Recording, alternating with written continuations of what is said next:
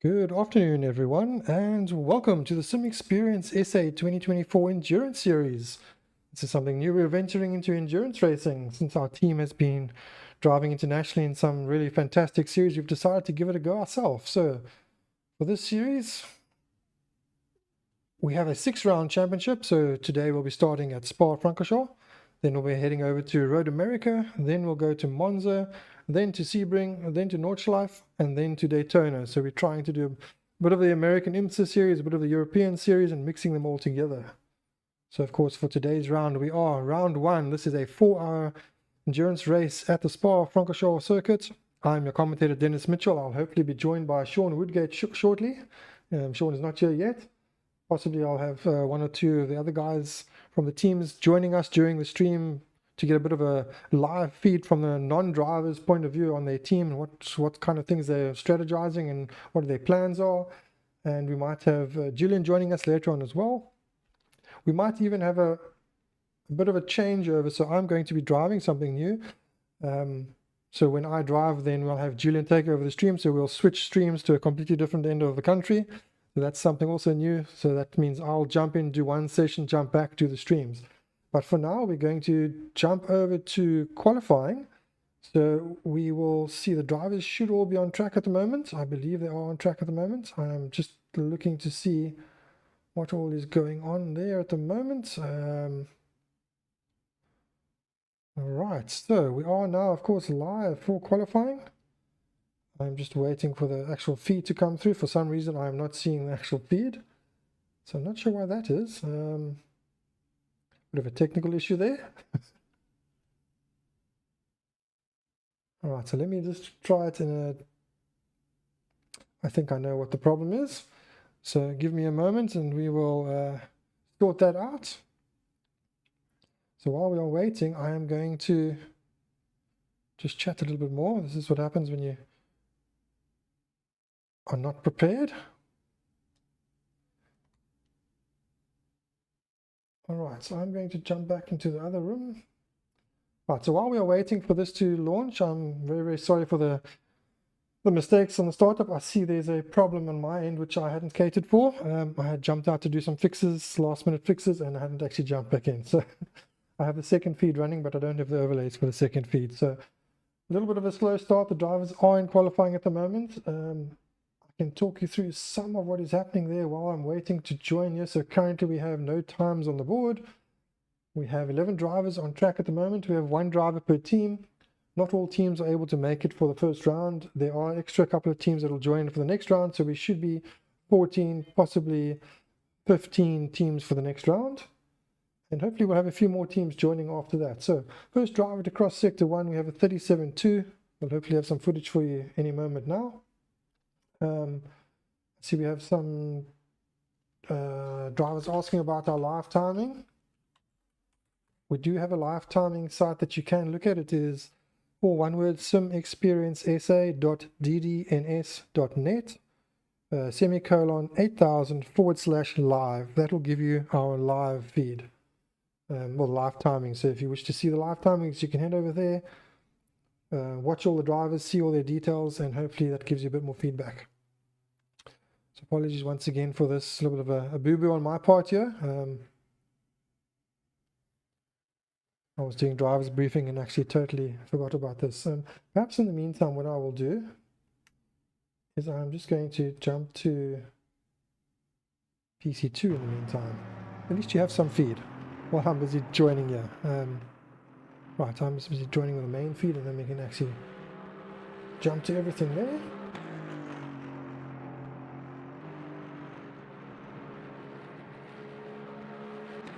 Like I said, this is something quite new for us, doing it the way we are doing it, and I seem to have been caught out by some of the things.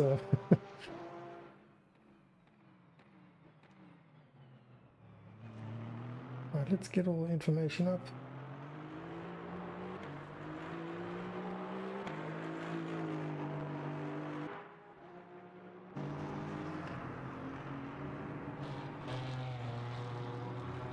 Right, we should have footage any moment now.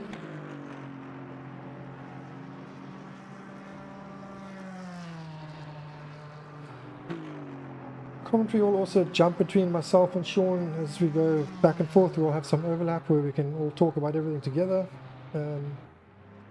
With this, unfortunately, not like a sprint race, we won't have as much banter. Try and save my voice. Alright, the main PC is almost connected, so we should have a feed any moment now. So teams that we have at the moment, while we are watching some of the footage, we have Full Throttle, we have NXT Sim Racing 1, we have NXT Sim Racing 2, the one is in a BMW, one is in a Mercedes. Full Throttle, they are in an Aston Martin. Team Shibba 1, they are in a BMW. Team Shibba 2, they are in a BMW. Sim Experience Global 1 is in a BMW. Sim Experience Global 2 is in Aston Martin. We have Team Iris, which for some reason their graphic is showing the Porsche graphic, so apologies for that. I'm not sure why that is happening. Baltic Esports, they are in the Porsche. We have Cool Runnings in a BMW. And I believe that is all the teams. Oh, RR Racing, they are in a BMW as well. So I think that should be everything. Right, we should now have the actual feed. Hopefully go live. And DaVinci decides to show over here. Right, so now we are showing the official qualifying feed. So this finally is the official qualifying. It is a 15-minute qualifying. We have about 8 minutes left to go. And our schedule coming up, of course, this is round 1 from Spa, 26th of May. Round 2 will be the 30th of June. Round 3 will be the 20th of July. Round 4, the 25th of August. Round 5, the 29th of September. And the final round will be the 20th of October. All going well. How's it, Julian? Welcome. Are we live? We are live, yes. Hi, everybody. Sorry, I thought we weren't not live. Yeah, we are indeed live, so welcome. Sean is not here yet, so you're welcome to join us. We can have a bit of a chat. We're just watching some of the drivers at the moment on track. Watching Jean-Louis Dutoit at the moment. He's on an out lap. I believe we do have some drivers on flying laps. I think Stanton Augustus is on a flying lap at the moment. He's indeed going through Sector 2 at the moment. His personal best in Sector 1 on a 37.3. Currently stands in second place on a 2:16.3. Fastest time so far by Yannick. He's done a 2:15.5. Alright, as we see the times coming in slowly across the board, the times will start to shift a bit. So provisional poll at the moment, Yannick, please. Hopefully I'm pronouncing that correctly. Stanton Augustus in second place and Roberto Fela in third place. I really don't know how to pronounce it. Apologies for that. Falo. Okay, is he Italian? Or is he Spanish? I think he's Italian. You know, we have some Italian drivers, we have some Spanish drivers, we have some German drivers. We're quite a mix of drivers, as well as our Namibian and South African drivers. So nice bunch in the field here. We have 12 drivers on circuit at the moment. So that is 12 teams effectively. It's a nice start for some eXperience Global, branching out and looking to do some more endurance racing. Indeed it is, yes. Right, now who was that? Was that Yannick? That was Yannick going past, I believe, Jean-Louis Dutoit. So Yannick on a good lap at the moment. And welcome to the... Yannick is running in front of, looks like, I don't know who that is, track position behind him. But car number 22, that is Chris Collison. Chris Collison, that's right. Yes, Chris Collison, yeah. So thank you to the YouTube comments. You can keep them coming. We have David A. Lupi in the comments. We have Marius van Wyk and Sumia Birkus. Thank you all for the comments. Right, and in the background we have the green BMW. That, I believe, is Jeffrey Rouse. But you have Jeffrey finally able to join, and actually join with his car. He was having a little bit of struggles earlier. As you see, Yannick has abandoned his lap. Not the greatest start to this lap for Jeffrey. But it is an out lap for Yannick, I think. Oh, all right. Okay, I actually thought it was a flying lap because I saw he got past the other car. Someone that is on a flying lap is Jaden Harrison for Cool Runnings. Jaden, of course, is a Jamaican driver, so quite cool that they're going with a Cool Runnings theme. And his co-driver is a South African, but driving, I believe, from the Caribbean at the moment. That is Monet Deploy.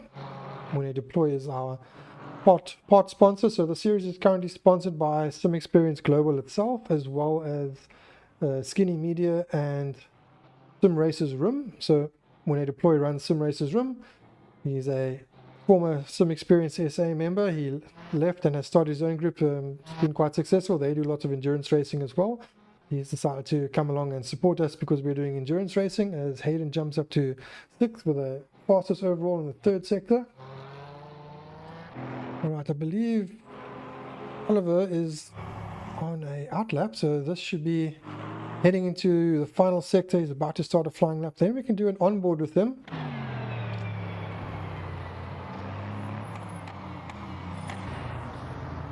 Right, let's go for that's the an beginning onboard. of his flying lap. Alright, so this is a flying lap at the famous Spa circuit. So heading into turn 1, it's a La Source. an extremely tight corner. You can go very, very tight, almost touch the wall, but if you actually do get too close, it will register as a cut. And of course you head down to the famous Eau Rouge circuit, Eau Rouge corner, which is effectively 3 corners. Go right over the curb here, avoid the curb too much on the inside there, cut a little bit here and drift wide, but not too wide to invalidate your lap, but wide enough that you gain good momentum and straight line all the way down the straight. That's very, very crucial. You should be heading roughly 265 kph as you hit the braking zone, which is just after the 100-meter board. Cut over the curb, there's a bit of paint there that you can lean on, not too much, otherwise you do get a slide like that. Get over to the left, lean on the paint on the right. That should gain you a little bit of extra time. As we see, most of the drivers currently running soft tires. We see our 5th place driver, Oliver, is running soft on the front, mediums on the rear. You are able to do that. But all other drivers are running soft front and rear. Right, this is quite a tricky corner. You turn in the blackboard on the right there, keep it nice and tight and get on the power and then drift wide. If you go too wide, it pulls you off the circuit, so not too wide.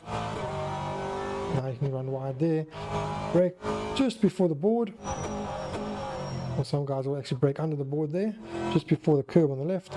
You can take a bit of curb on the left there, but not too much. You can lean on the curb on the outside here once again, not too much curb on the left. You can cut the curb on the right quite nicely there, and take the exit nice and wide. Not too much on the inside, that will rotate the car a bit too much. Nice and clean there by Oliver. And this is pretty much just straight line. There's 2 different lines here. You can go wide and cut back. Some guys keep it tighter there. Turn in nice and early, and then you can go flat out through here, no problem.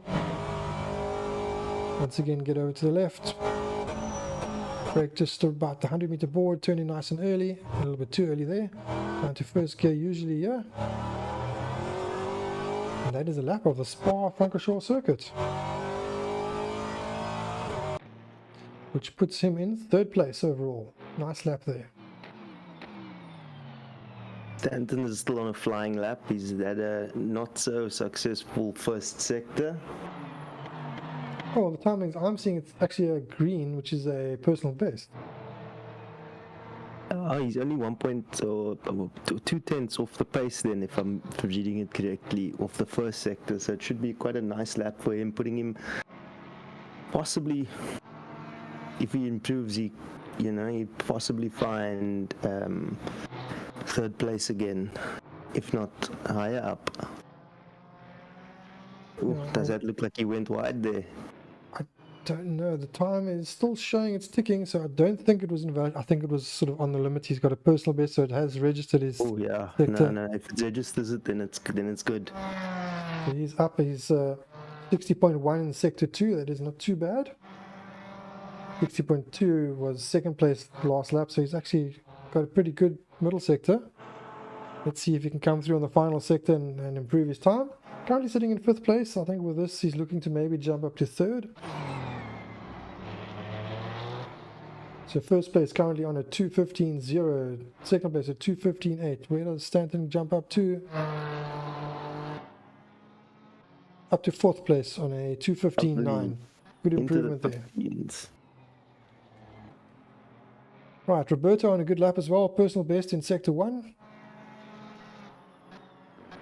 It's not showing or registering sector 2, so I'm going to assume that sector 2 was invalidated. So this lap probably won't count, as the checkered flag has come up for qualifying.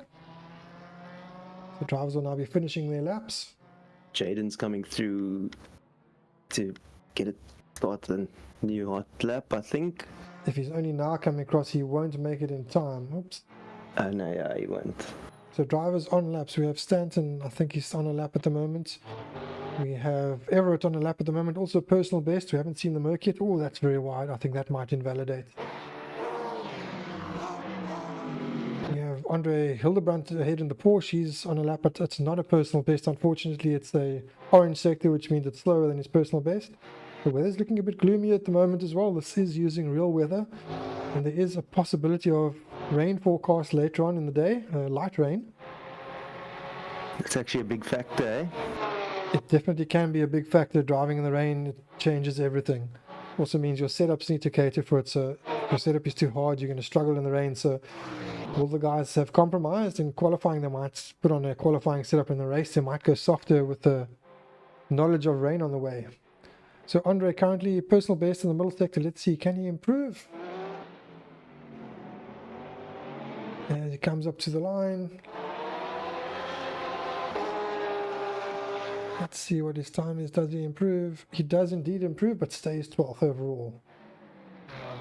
Jaden, unfortunately, spinning. Oh, he was fastest through the first sector and then didn't make it. And Chris Carlson does jump across the line now. Personal best, sector 1, sector 2. Jumps from 9th up to 7th. And I believe there's only one other driver on track, and that is Stanton. But I think Stanton is into the pits. So we're going to jump to a quick ad break, and we'll be back shortly for the start of the 4-hour race. So see you shortly. Stay tuned.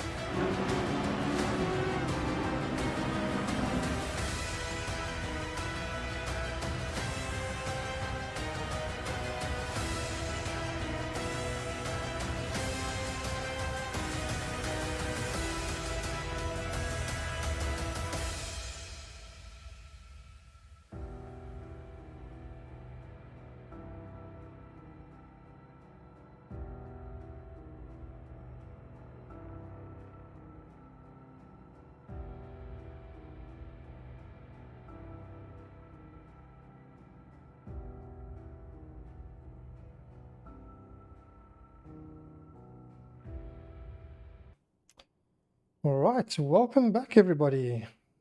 This, of course, is the eXperience SA 2024 Endurance Series. This is round one coming to you from Spa. It's a 4-hour race of Spa, 240 minutes, 4 hours. It's a 7-kilometer circuit or 4.3-mile circuit, of course, located at the famous Spa Francorchamps circuit in Belgium. The drivers will head out shortly on a formation lap, which will start in the next couple of seconds. While we're waiting for that to show up, just to show you our schedule for the championship. This, of course, is round one from Spa. Round two will be from Road America. Round three will be from Monza. Round four will be from Sebring. Round five, Nordschleife. And the final round will be at the Daytona International Circuit in the United States. All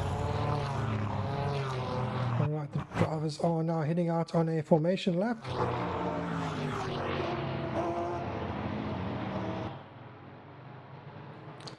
Alright, oops, that shouldn't be popping up. Apologies for that. Alright, as we watch the drivers heading around now on the formation lap. Thank you very much to all YouTube comments. Hopefully we can provide you some decent entertainment, have a good race.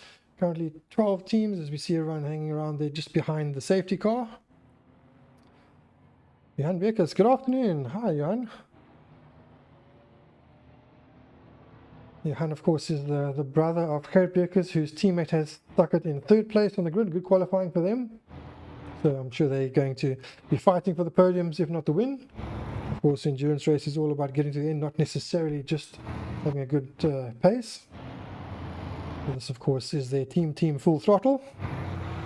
We have Yandre Dippenaar in the comments. Good afternoon, Yandre.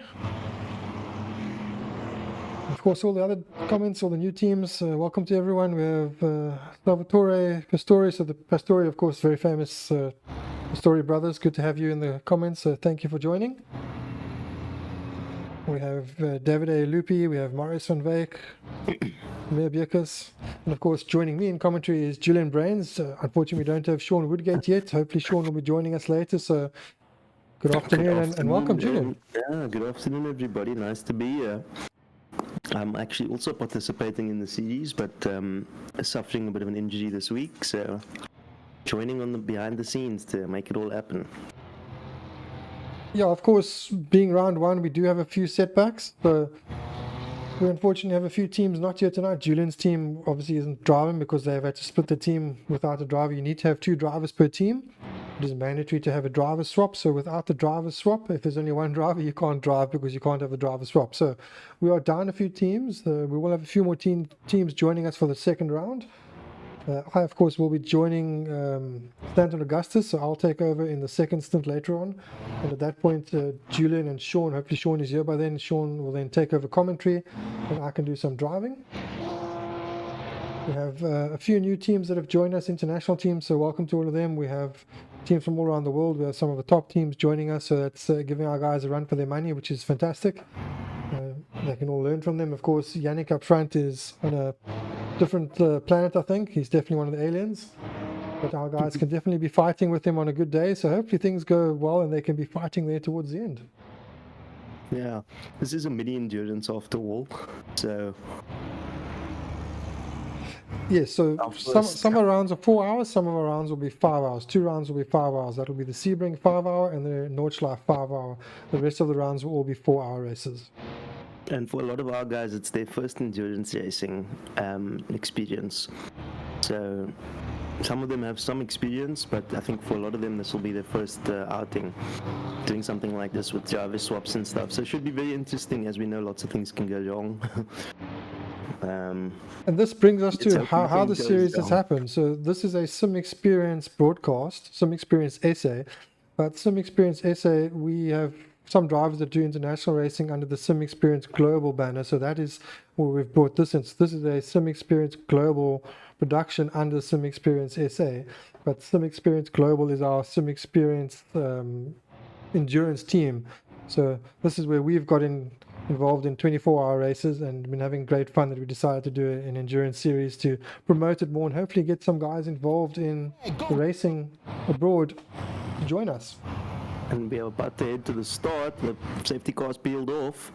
All right, so Yannick, we've got a driver's agreement. Everyone will head into turn one. After turn one, they will get going. So they will keep formation. Yannick will once he puts his foot down, the race is on. So we're still waiting for everyone. Officially, the race is underway, but it's a driver's agreement, a gentleman's agreement to hold position so that we don't have any issues. Right. Yannick will now put foot. Well, he's gonna wait for everybody to come around the corner. I think he's doing it very nicely, courteous. And he's deciding when he goes, which I think is gonna be just as the dip begins. Right, he's holding them long, probably waiting so that he doesn't get anyone driving up the inside into a rouge. Waiting to cross the bridge, maybe. Oh, what a nice patient start. And there he goes. The race has begun. Caught them a little off guard there. I thought they were all getting a bit passive. Yeah, nicely done there by Yannick, controlling the front nicely. A bit of a battle going on behind him for a second, though. So Jean de Toy quite close up right behind there. So we've got two international teams actually running off the front of the field here in Team Sheba and Team Iris. Right at the front, followed by Full Throttle, which is Jean-Jacques de Toy and Gerrit Beerkes, two of our local champions. So nice to know that our guys are right up there in P3 with another Team Iris followed in Team 4, and then our very own Stanton Augustus at some XP Global in P5. Yeah, so But yeah, nice controlled start. I think Yannick has probably got the pace to pull away slowly, but I think in second place, Franco's got his hands full with Jean-Andre right behind him there. Jean-Andre will be giving it all at the moment. They should be careful not to let Yannick get too far down the road though. But it seems like he does have the pace to just pull away from them. Just trying to get some Nobody views. seemed to warm up much tires at the beginning there, so we'd assume that they're all on cold tires still. But they all seem to be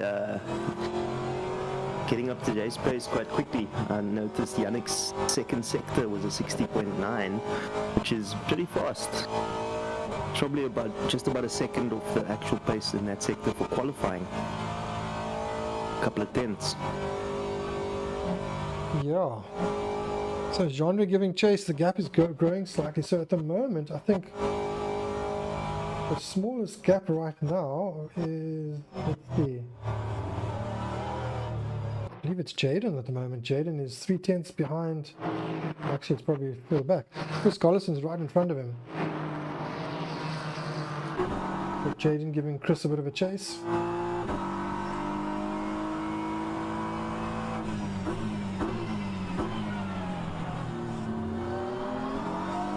So nice strength of field here, very nice level of competition that we're dealing with, because even guys like Chris Collison, who are fairly quick and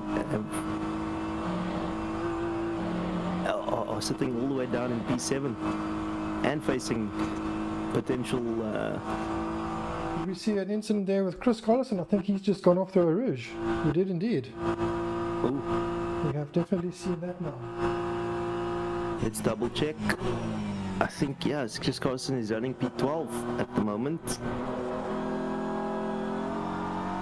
So must have had a bit of an unfortunate circumstance. But that's the beauty of endurance racing, you know. It's not all in lap one. Lots of things like this can happen. And actually, if you have little things that happen, it's better to happen earlier in the race than later. Yeah.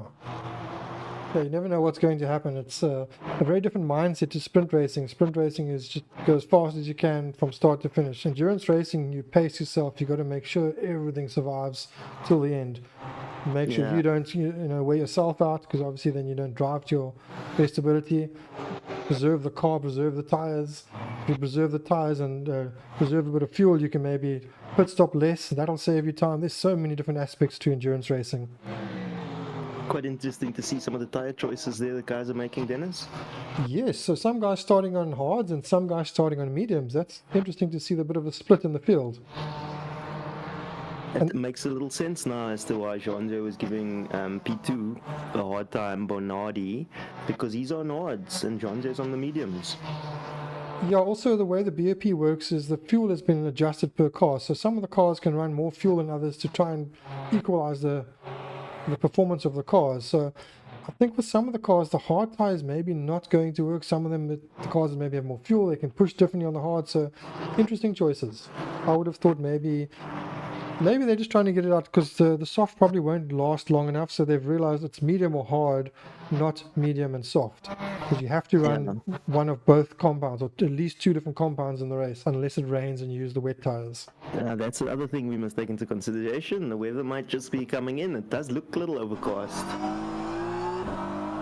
Yes. Certainly looks like some white skies, some whiteouts, and that the rain can be coming any minute. The prediction is actually that there is some weather coming in, Dennis. Yes, at the moment it is certainly looking like there's light rain predicted in hour or two's time for probably 2, possibly 3 hours. So we might see the rain come in just now. You can see it is a bit gloomy at the moment. Practice yesterday was quite sunny, but this is the real life weather at the moment from Spa. We're running the actual weather plugin, which gets it from the weather station there in Belgium at the Spa circuit. I think our P1 is now running. Yeah, he's still in P1, but they've got a penalty or something. They've just received a message about some sort of a penalty, and we did say that we would clear lap 1 penalties. Formation lap penalties, yes, not lap race, no. So what is that penalty for? Are you able to see? I'm not sure. It's longest line. Remove penalty. That's I can't. I'm uncertain. Yeah, well, I'd remove it. I think there's just some weird issue there. Longest line. I'm not too sure what that is. Okay.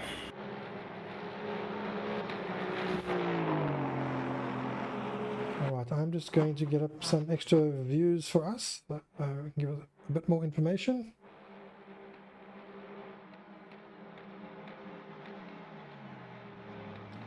Just trying to get everything working here. Okay, I'll keep you guys company in the meanwhile, as we're still following on board with Yannick, and from what we can see, he's just set a new personal best, a new best time.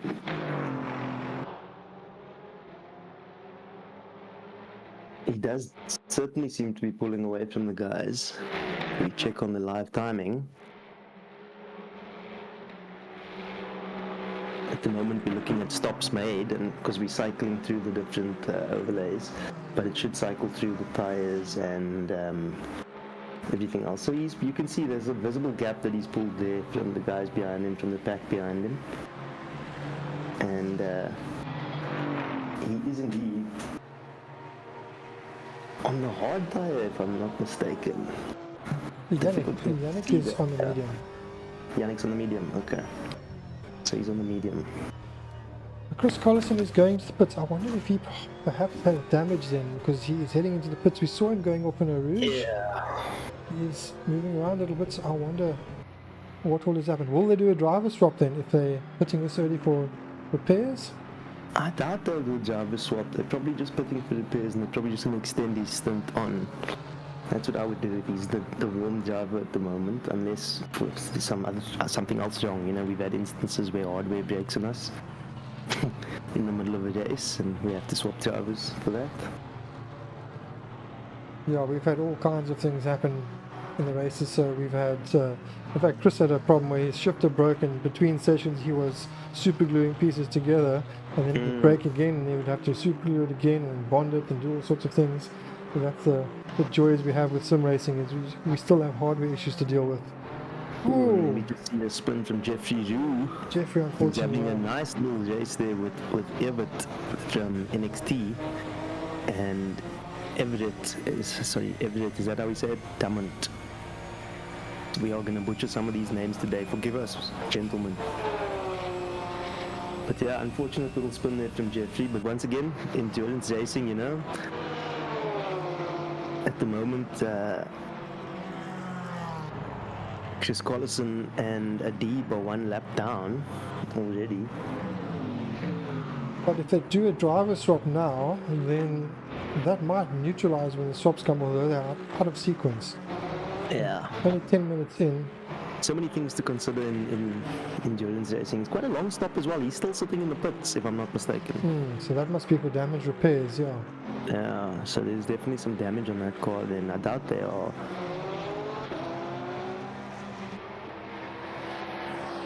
Showing in the towel, but still quite a fairly close field. I mean, the top 7 are within a pack, and then from P8 there's a bit of a split off all the way down to P11, and then some XP Global is a second team, which is obviously having a pit stop for damage. Maybe just check on them and see. And we have a change in position. We have Jean-Louis Du Toit up into second place. He got past Bernardi as well. Oh wow. So good move there. We didn't see it. It happened while we weren't paying attention.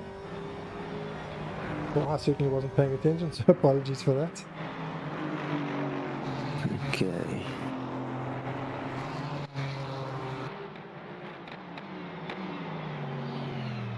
Right, so we have Oliver right behind as well. So he's right up behind the pack. Oops, so we go on board with Stanton. I meant to click on Oliver. I think we had a position drop there. What happened there? Sorry, I'm just sorting out penalties for guys still from lap 1. I missed that. Yeah, Chris Collison seems to still be stationary. That is very strange. Yeah, that is a very peculiar one, that. As we drive on board with Stanton Augustus, running in P5, Stanton is quite a seasoned endurance racer. He's actually, he's the person that brings endurance racing to some XP and has introduced us and sort of held our hands through a lot of this process. And Stanton has been driving for the Fach Auto Tech team, the esports team, of course, tied to the real world Fach Auto Porsche Cup team. And up ahead of them, they have this three-way battle going on here. So this is... That looks exciting. It is at second, third, and fourth. They're very nice and close here. First place pulling away slightly, but this is quite a nice battle. You see some sparks coming off the bottom there of Jean-Louis Du Toit's car going through Eau Rouge. Bit of a run here. Is he going to make a move on Francesco? I think he's kind of neutralized on the straight, pulling out just to play a bit of mind games. Make sure he's there in the mirrors. You know, for a lot of these endurance, like these real endurance guys, this actually looks like a sprint race to them. And somehow it feels a bit like a sprint race. at points, just for the way guys are driving.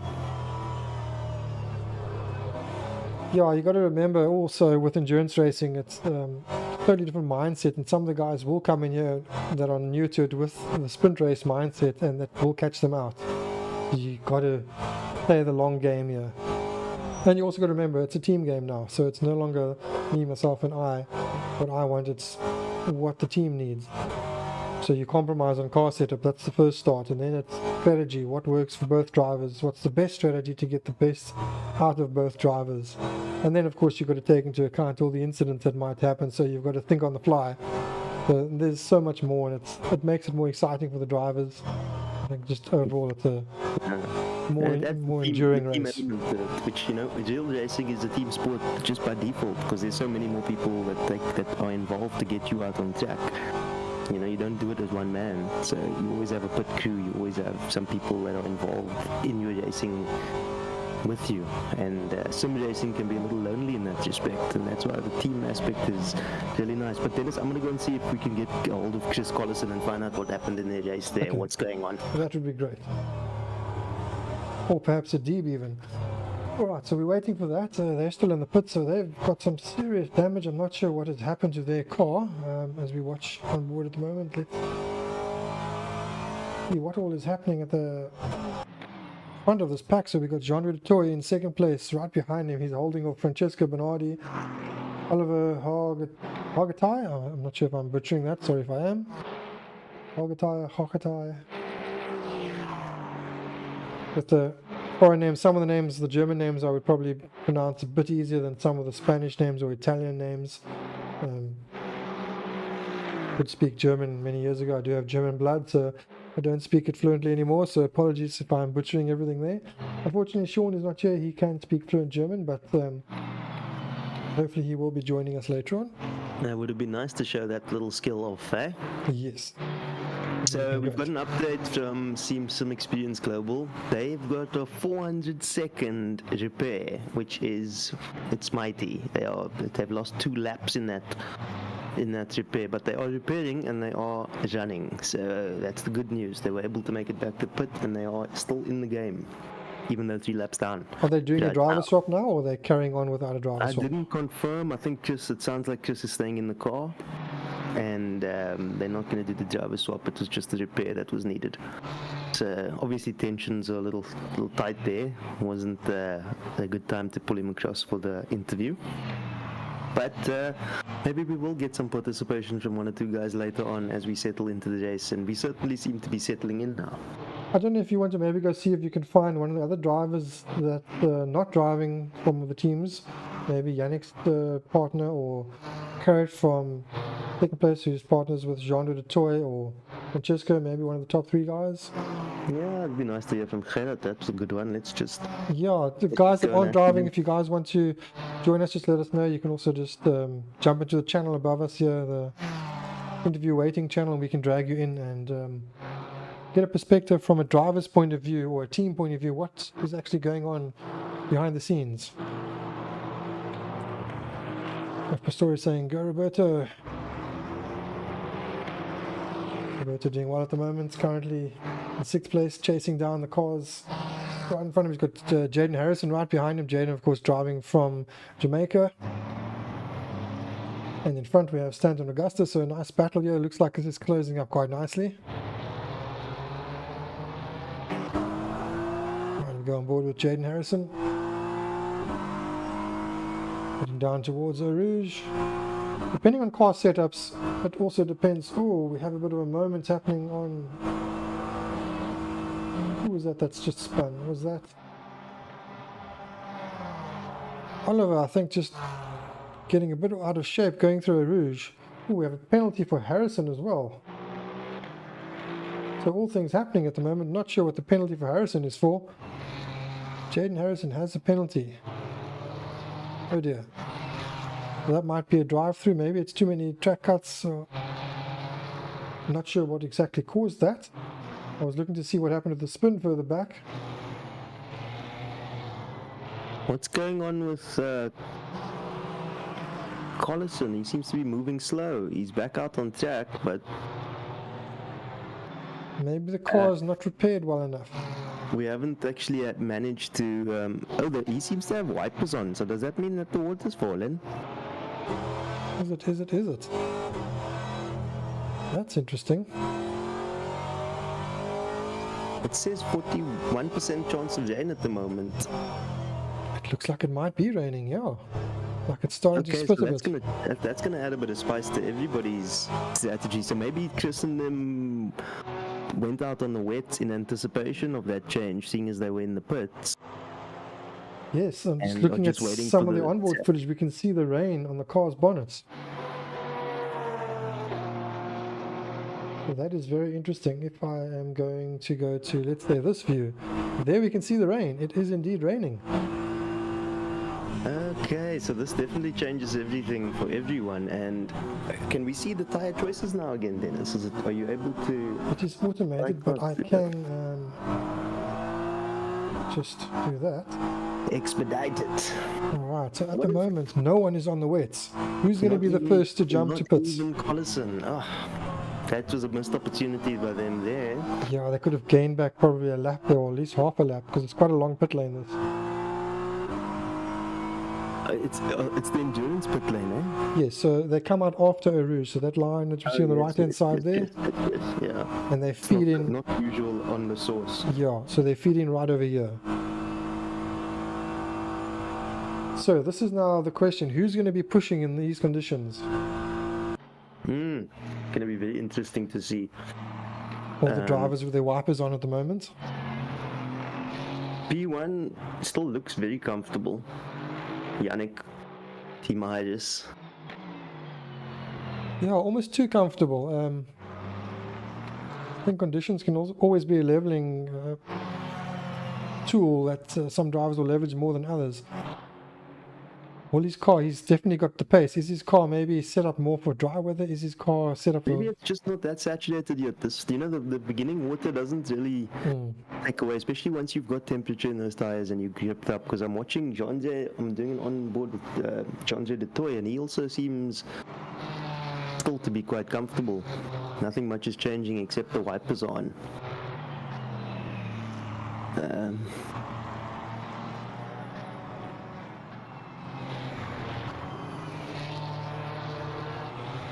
Yeah, so maybe it's just not too wet out there at the moment, 1%.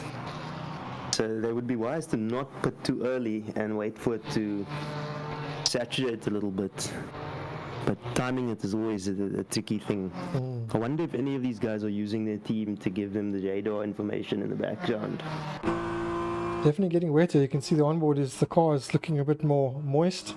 You see another comment from Stan Bezaden saying this is going to be interesting to see where it ends up. Yeah, thanks Stan. Good to have you here. Stan Bezaden, he was going to be racing with us and unfortunately lost his partner on the last minute there due to some work commitments. D Nash. So the gap between Roberto and Stanton looks like that's closed ever so slightly. It's down to 1.1 seconds as they come across the line, 1.2 seconds. So I think the conditions of the guys started to see the rain. Sometimes they back off just because you see it, and it's the same in real racing.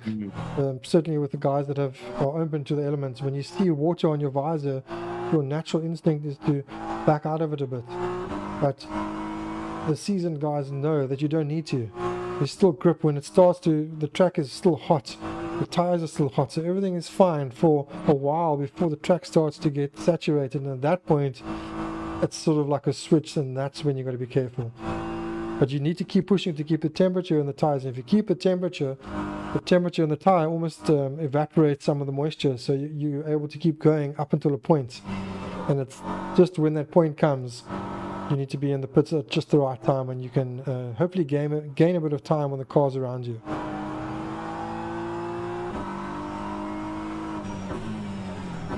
Well, we are almost 30 minutes into this race, and the rain is already here, so interesting off the bat, eh? At Spa, I guess we kind of, if you're using live weather from Spa, you're going to expect some form of rain. Some sort of weather, yeah.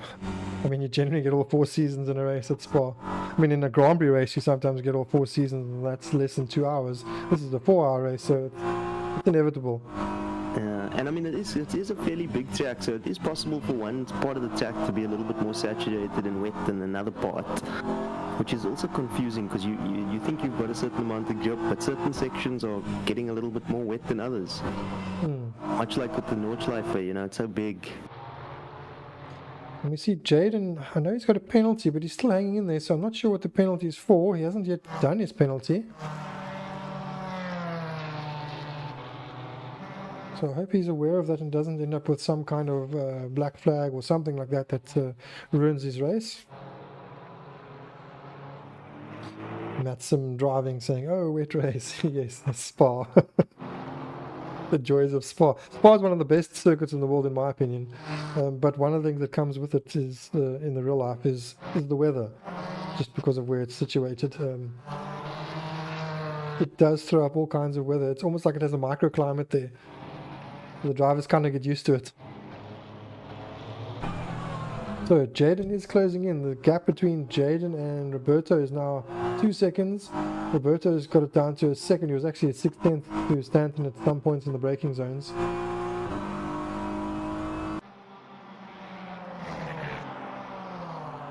Coming through a rouge in the wet. Always got to be a little bit of a tension in the driver. A rouge, depending on the setup. So also depending on how you set the car, because you can set the car for Spa in high wing or low wing configurations. You can kind of get away with it. So high wing works well in the middle sector, low wing works well in sector 1 and sector 2. But if you go low wing, you've got to be cautious through a rouge, especially when you've got full tanks. And now you've got the wet weather as well. That puts a little bit extra pressure on the tires as you're loading the tire up through a rouge. You've got to be very, very cautious. As we saw, Chris Collison already been off through a rouge. running slightly wide there for Stanton. So I think the track's probably starting to get a bit more slippery and the drivers are being caught out by it. Yeah, it's about to start getting interesting. I'm not sure if you're able to see what the grip levels are at the moment. Now live timing, it's showing I think 5% rain at the moment. So the track wetness is 0 to 5%, so we're sort of at that point where it's not really a problem. But I guess it's going to be just a little slick on the curbs maybe, so they need to be careful there.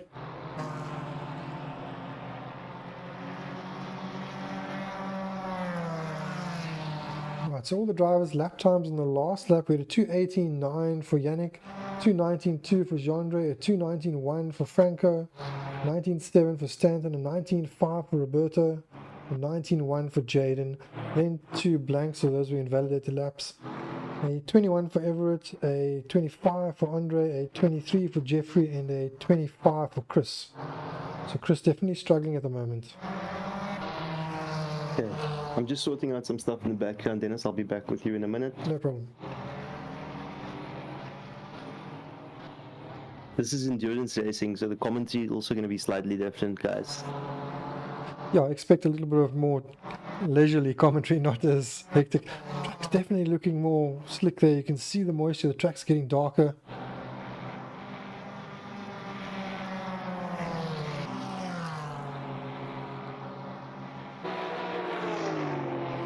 Chris Collison working his way back through the pack.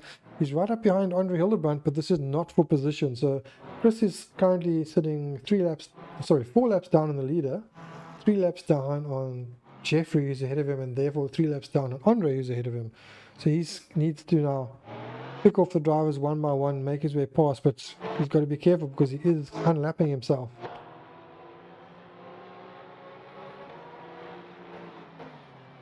So a little bit of caution will have to be applied there by Chris.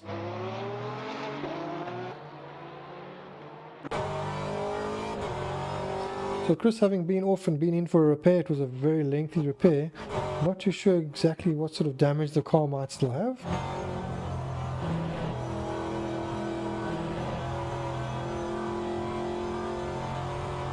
So Chris currently driving in Julian's place, so Julian wasn't able to drive today, so Chris has stepped into full lap speed. As a result, their team is backed up because Chris's teammate wasn't able to make it, so that would be DJ. So next round we will have Chris and DJ in their team. We will have Julian and Adib driving this car, so Adib will jump in after Chris. So Julian will jump in there, so we'll have that extra car on track thanks to that. We'll have Picky and we'll have Niels joining in their car as well, so it's another 2 teams minimum. And I believe there is another team joining, I just can't think who it was, so we should be up to 15 teams at the next round and possibly more. Track looking really, really greasy at the moment.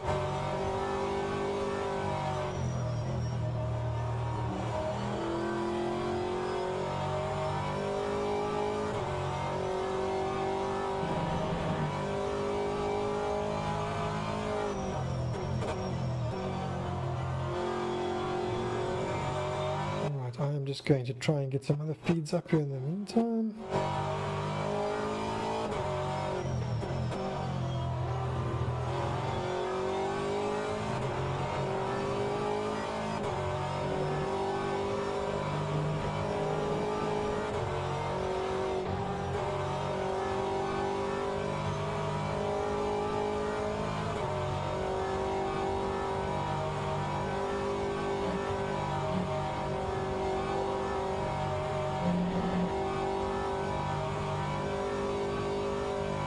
Background, I'm just changing over to the other feed so we can just explore other camera options as well. Oh dear, we have a problem there with Chris Collison, I believe, has had an incident. That seems to have cleared. I think himself and Andre had a bit of a coming together.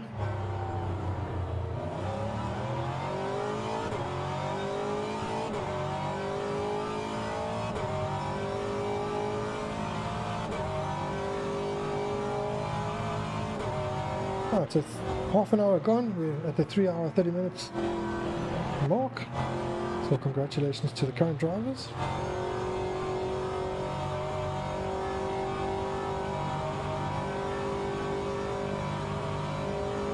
We will most likely change over to Julian's feed in the next 10 to 15 minutes so that I can jump into the car and get ready to drive. So I will at that point send the feed to Julian, he will take over, I will stop feeding it from here. So that is a trick that we have that we can use to our advantage today.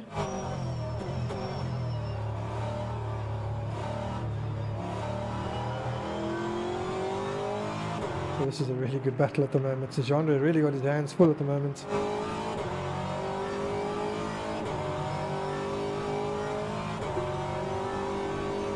Look at the rain coming down.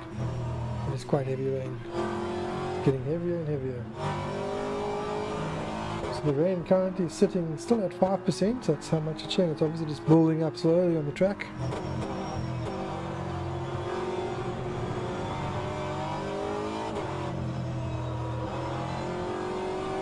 Not looking that slippery at the moment.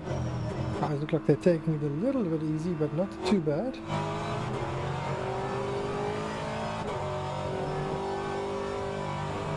That's Roberto chasing down Stanton Augustus.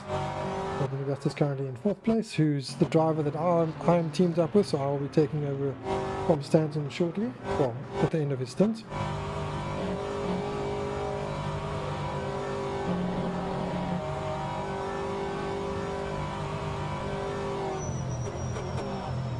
Ooh, bit of a slide there for Roberto. I guess the track is maybe starting to just have a little bit less grip. As the tyres are wearing and you get on the throttle a bit hard, it might snap on you a little bit, so you've got to be cautious. So a couple of battles going on at the moment. So we've got a battle for 2nd at the moment, we've got a battle for 4th at the moment. So that's good to see. Some of the rest of the drivers sort of spread out slightly. We've got Jaden 7 seconds back, that's probably our next biggest one. Andre Hildebrand 7 seconds back from Jeffrey.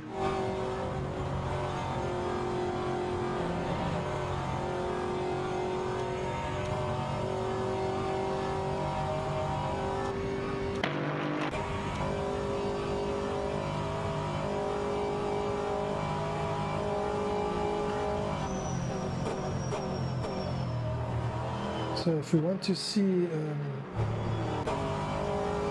what it's like for the drivers in these conditions, we can jump to an onboard feed. What are the conditions currently, Dennis? It's still raining, it's still showing 5% rain as you see the sliding there. This is what the onboard looks like. Oh, 5% rain, it's actually quite a bit, eh? I don't know that it's enough to totally transform a track. It'll take a while for this to be an issue. It's definitely light, so they're still definitely doing okay out on their regular tyres. Yeah, I'm saying we're getting double feedback. All right, let me have a look at that. I'm going to see if I can sort that out. As we go on board with Francesco Bernardi in P3. Lost the position to John J. DeToy. But we should be nearing the end of everybody's first stint now soon, I would imagine. We are on lap. What lap are we on? Trying to figure this all out from the live timing. Commentary is not normally what I do.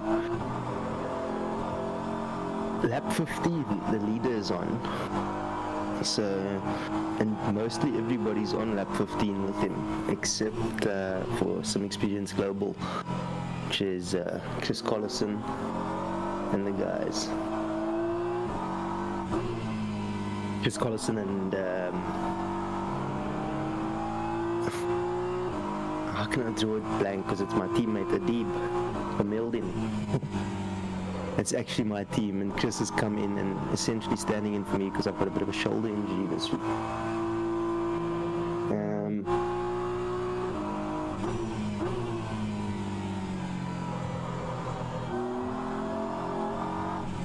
The light rain definitely makes you more tentative when you're out there on track.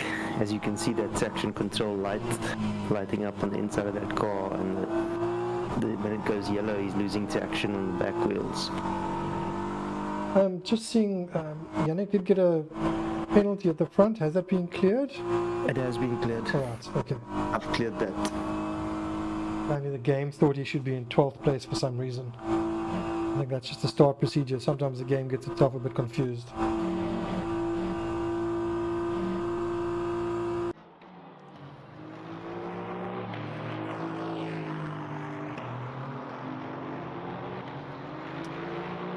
Johan said it's better now. Okay, so what I've done is I've turned off the sound from the other PC. I think that's maybe what was coming through, which it shouldn't be actually.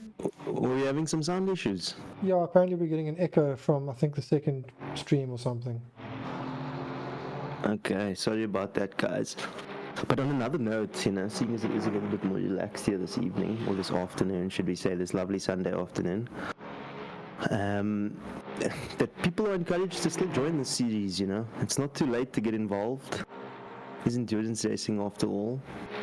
The idea is to have shorter endurance races to try and get everybody affiliated with it. And luckily we've got some participation from some real veterans here.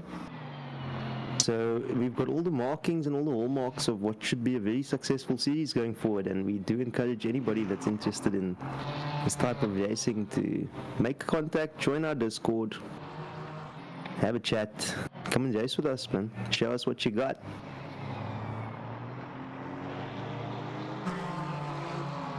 We follow P3 around still. Right, I'm going to just jump to another vehicle. Shiba.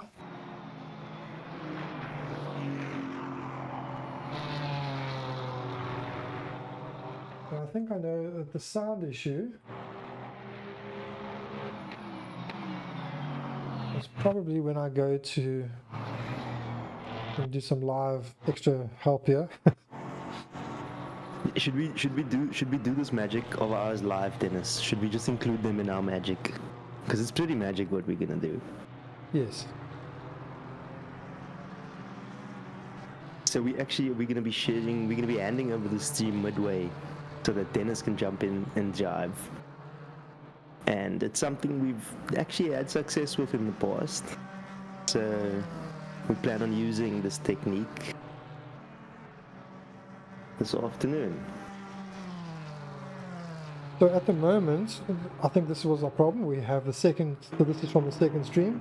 This footage at the moment, when I was showing this, it was also getting the sound. I think that's the issue that Johanna was talking about then. It's better now. So Okay. I think that's the issue, is it's when I'm on this feed, he's getting the feedback from the main feed. Ooh, you catch that? There's a bit of a hunt down happening here behind Stanton Augustus. There we go, you're on it now. And who is that following him? It's Roberta. Roberta, I follow. Sounds like he follows, but he got a little wild there for a second behind Stanton. He was getting really close. And it seems like Stanton's putting his foot down a bit, had a nice run through a Rouge, pulling a bit of space to him. Stanton's one of those drivers, you know, like when he needs to turn the heat up, he can. Beautiful moisture. Look how wet the car's looking. Yeah, no, definitely.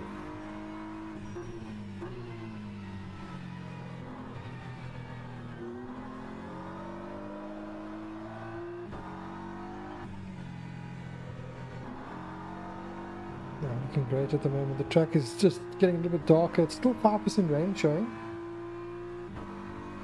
Do we expect it to be dark by the time the race ends?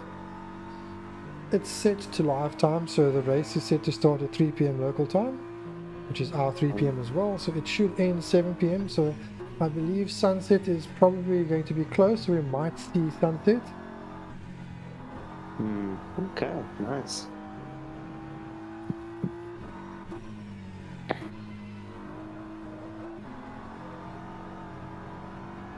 Right, so track conditions at the moment are still 5% rain, it's dropping 5%. Track temperature is currently 17 degrees. Sorry, ambient temperature is 17 degrees. Track temperature 41. If the track was 17, we would have a problem. 5% rain, and the wetness is still between 0 to 5%. So the track is not that wet, even though the rain is dropping. I think it's dropping slow enough that it's not building up much on the track.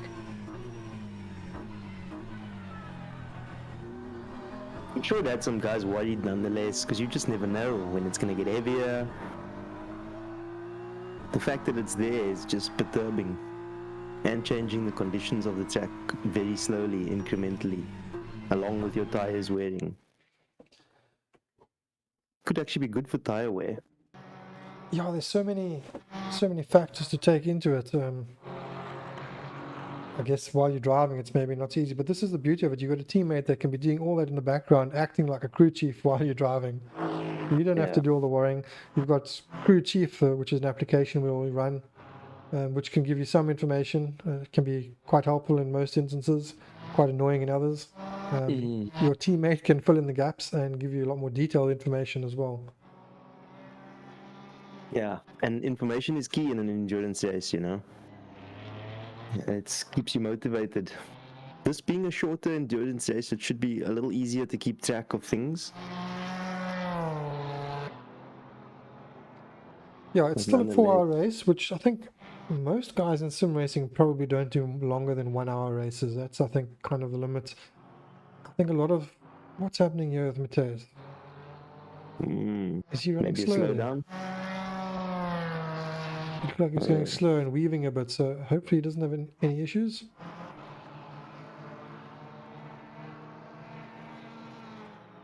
Very, very peculiar. He had a very slow first sector, yeah. So 5 seconds off his pace. Looks like he's up the pace again, so maybe he just had a bit of a moment and was recovering from it, and we didn't see the moment, just saw the aftermath of it.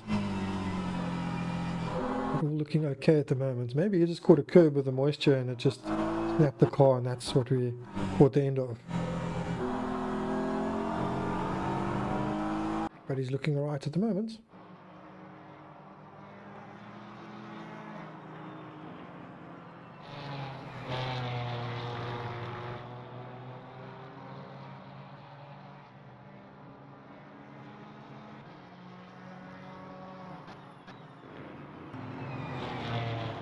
So just looking at the two different feeds, we've got second place on the right hand side, second and third place. That gap has actually grown ever so slightly.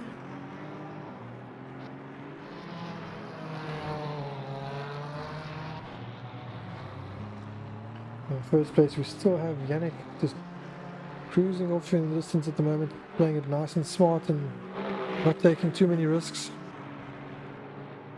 Nice and smooth the way he's driving.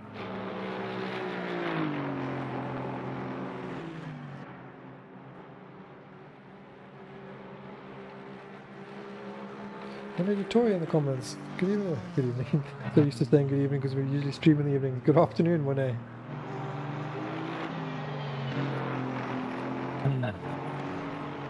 Well, Mateus... sorry, my bad. Sorry, I had to mute myself then, and all you heard was apples and bananas in the background.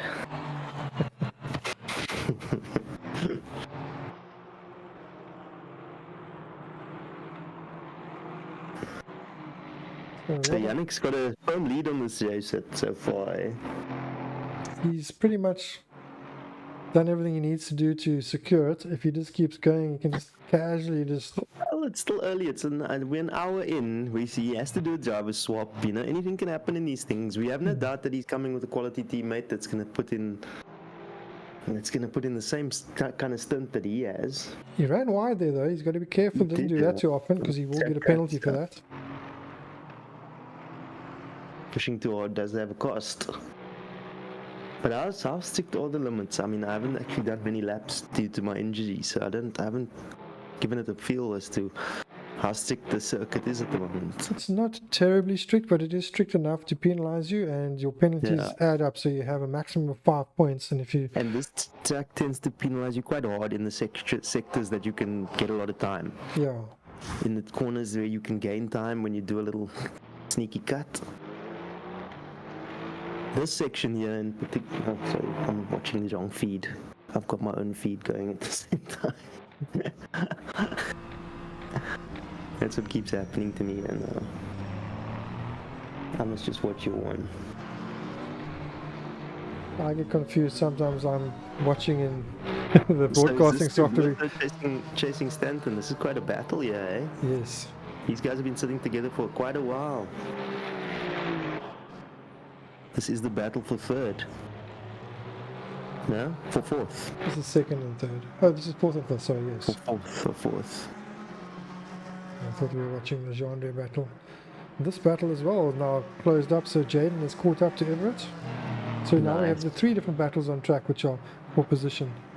You can see the headlights are on as well, so it's definitely getting darker out there. Jaden having a look. Jaden's then making the move. And there he goes. And move it off. Ooh, they've both run off I track wonder there. if they're going to get a cut for that. I think Jaden gets one. I don't know about Everett. Jaden gets his penalty there. Ooh. Ooh, running a little deep. Ooh, and he's going in. Looks like he's going to go and serve that penalty immediately. And he does. So yeah, that is interesting. The price of pace, eh? Price of cutting.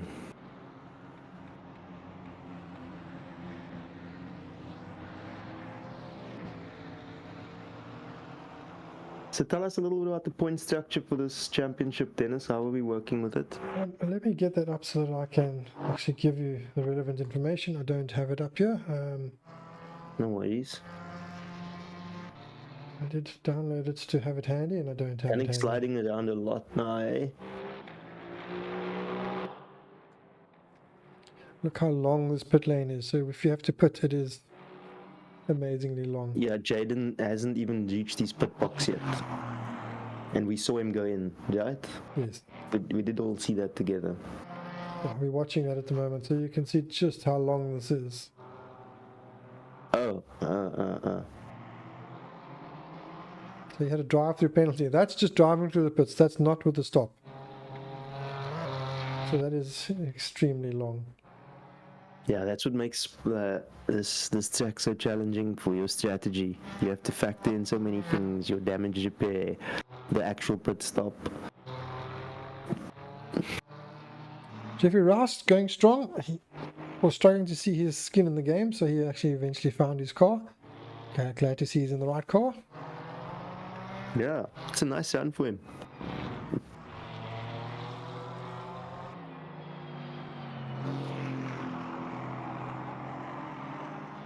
Right, just looking at the regulations. Let me see what I can find for the points.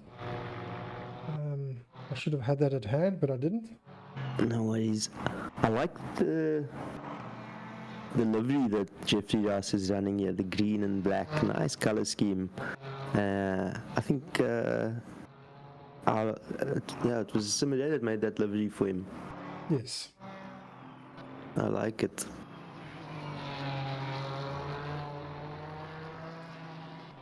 Alright, just going through the different things here.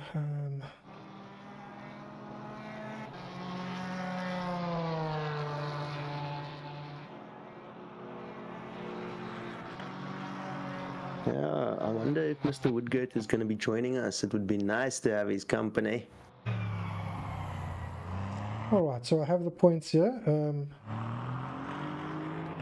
The points we have: for first place you get 25 points, for second place 18 points, for third place 15, fourth place is 12 points, fifth place is 10 points, sixth place 8 points, seventh place 6 points, eighth place 4 points, ninth place 2 points, and 10th place 1 point, plus an extra point will be awarded for pole position and for fastest lap. So the top 10 get points: 25 for first and 1 point for 10th, point for pole and a point for fastest lap. Quite a few drivers in the pits at the moment. Doubt any of them will be fitting wet tires though. So your car's in the pits at the moment, Dennis? Yes. I guess You're not supposed to be jumping into that car. I guess I'll be doing the next stint, not this one.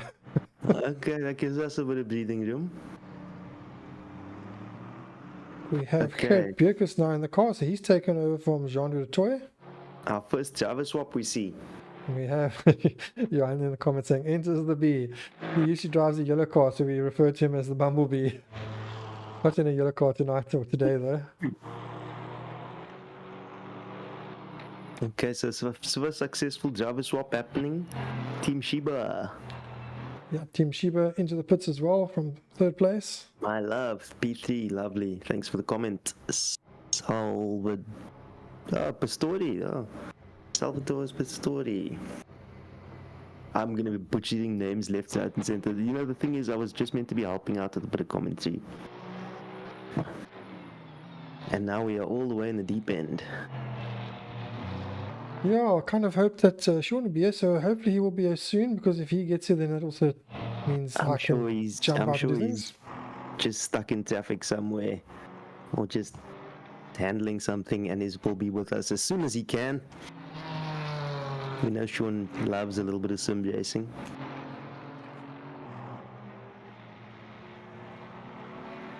And a lot of guys making the pit stops right now, Dennis. The pit strategy is completely underway. The first stints have ended. I'm sure you was chatting there with your teammate as to what you to do.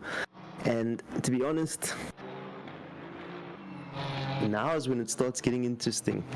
I don't know if anybody's going to change for wet tires. It doesn't look like anybody has changed for wet tires. Still have the tire info up as they come out of the pits.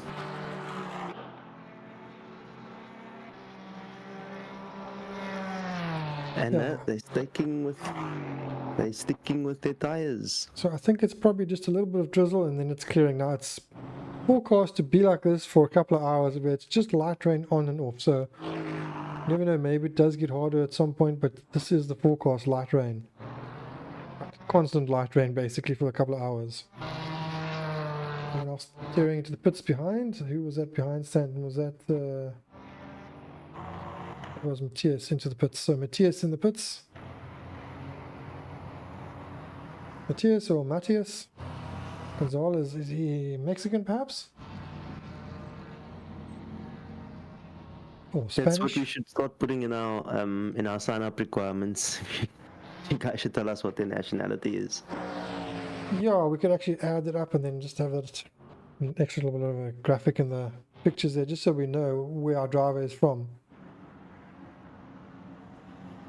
A lot of these drivers we don't really know, because they come from all different series around the world. We know our regulars and we know some of the international drivers, but there are some like Matthias who we don't know. So welcome to all of them, but we don't know their origins, so apologies if we get things all wrong.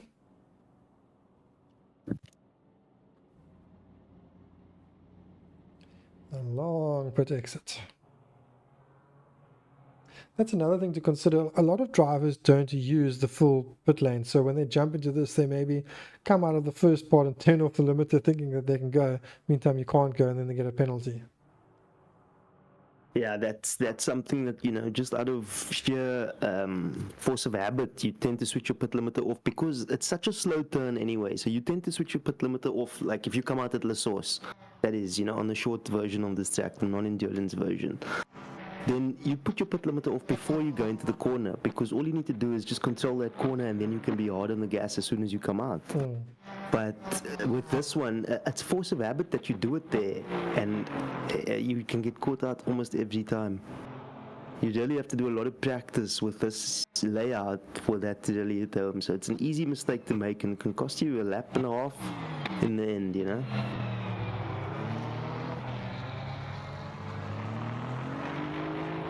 A comment there regarding the tires. Why did they change from hard to mediums? Probably because there is a rule that says you have to run two different, if it's a dry race, you have to run two different dry compounds. Softs just won't work. So they'll run the hards once and then stick to mediums. The mediums will do a stint, no problem. The medium is kind of the preferred tire. You get the best grip while having the right duration of tire wear. A hard tire will last. Harder just gives you a little bit less performance, and the soft tire will give you more performance, but it'll go dead before the session is over, before your stint is over. So that's probably the reason for all that. We have Maurice van Wyk now coming out of the pits. So Maurice has jumped in from Andre Hildebrand. Successful driver swap there. Maurice is also a seasoned endurance racer. The Deltic esports team has been around for a long time. I actually drove for them probably over 10 years ago, 12 years ago roughly. More actually. We drove in endurance racing for one of the top series. Did quite successfully there. And Maurice has run that team ever since. And before I was there, he he's driven for the team, he's run the team, so good to see him driving with us still. Andre Hildebrand was his teammate for this event, or for this series. I wonder if we can grab Andre. He's just jumped out of the car, isn't he? Yes, he'd be a great guy to bring in right now. Yeah, let's see if we can get him. So while you go and try and find him, I will just talk. Oh, Marius van Wyk has just got a penalty as well. Ah, So possibly a speeding penalty either when Andre came in, he sped, or maybe when Marius left. well, let's see if we can find out. I wanted to get him while he was still in the pits so that I don't break his concentration. But maybe on the straight quickly. Yeah, Oh, good, shit. good time to go Maybe- and grab Andre, yeah. Alright, so while you're going to go find Andre, I'm going to jump on board with Marius, since we're going to be chatting with them. Perhaps we can chat to some of our international drivers. I'm not too sure how good all your English is, but I did hear some of the guys speaking English all right. Unfortunately, we don't have Sean here. He could speak the German to the German drivers. Guys that speak other languages, we will have to stick with English.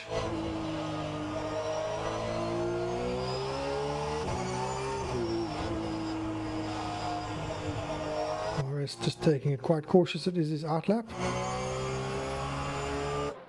Wondering if he'll come straight into the pits.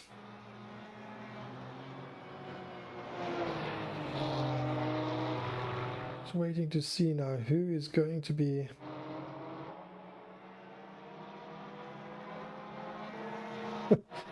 Let's see what one of the drivers that jumped in is. Their name is your name. I think that's Monet Deploy. Because Jaden Harris was in the car and Monet has taken over. I think Monet has not got his name showing up correctly. He's now coming out on track.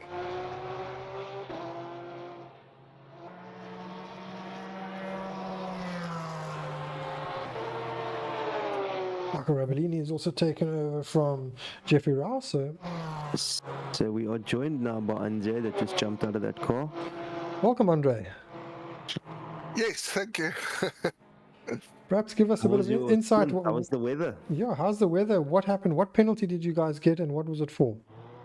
The penalty we just got now was because Marius wasn't aware that it was the extended pit Exactly exit. what we were talking about just before that. It's so easy to And make that yeah, mistake he didn't realize it was skating. He took it off the pit limiter. just and before then- the turn, as we do. Yeah, so he wasn't aware, which I was aware of because I did the qualifying, but he didn't drive that part. Is that now a stop-go penalty or a drive-through penalty? Yeah, stop go as far as I know. Okay, so that's quite a heavy penalty for that. Yeah, 10-second Yeah. stop-go penalty with this extended pit lane is quite a penalty. Yep. So how was the stint going so far? We saw the rain came down. I guess the track, the grip isn't too bad. All the drivers have put dry weather tires back on, and it looks like it has stopped raining as well. Yes, it was wet, but it wasn't. It was actually quite acceptable to drive. It wasn't too bad. It wasn't too bad. And strategy-wise, what sort of lengths are you getting per stint, roughly? Sorry, which length? Your driver stint, so you've just stepped out of the I car? came in because I damaged the car. So how is your fuel and your tires? Are you able to go longer? Well, we probably can do a 50-minute stint at the most, at the best, with our fuel at the moment, the consumption. So you'll do probably 4 stints then throughout the race, because obviously you Probably won't quite, five. yeah. Probably 5 stints. I calculated the 5th one would probably be a 40-minute. If we went as according to plan, but obviously with the damage to the car and that, I buggered things up a bit. Yeah, Oh, so it's all that the kind of things that happen in endurance racing, man, and everybody goes through it. As we can see, we still have Chris Collison running dead last, and that's not the usual spot for him. Yes, and he must have said thank you, Andre, for you up now. Well, I noticed you guys are actually on the same lap now. You guys are Yes, both 3 yeah. laps down, so you guys are on the same lap. And Yeah, I had over 200 seconds of repairs, so it was quite long. yeah, but I mean, it's quite an intense stint, the first stint to do. So well done, Andre. Very well done. Hat off to you. You brought the car home at least, you know. Well, almost. Always touch and go in this kind of weather, yeah. Yeah, it was fun actually. Well, you're not done yet, so maybe we should leave you back to your teammate there. I'm sure he can use your assistance. But thanks for joining us. And 3 hours to go. 3 hours to go. You're about to be passed by 5th place there. There goes 5th place. Anyway, thanks, guys.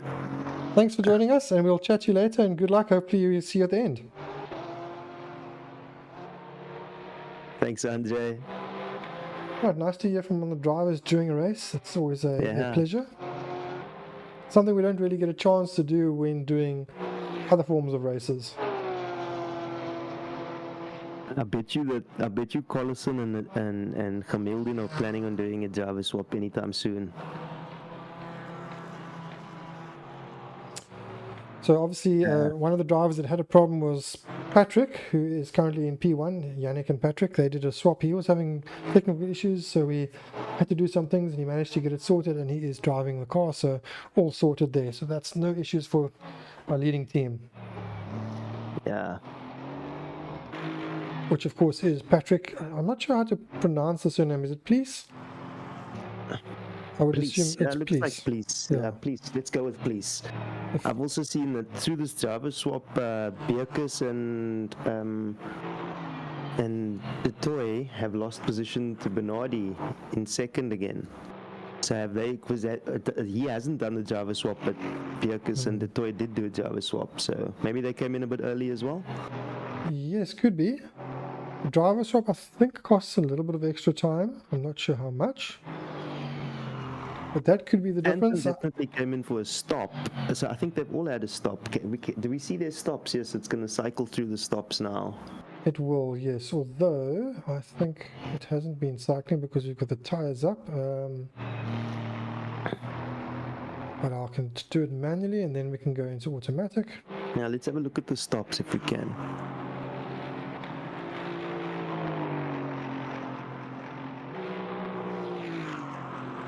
Right, so number of stops.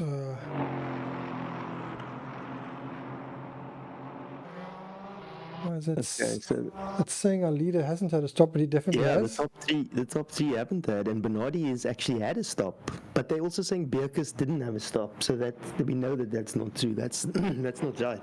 Yeah, so something there is not quite the way it should be.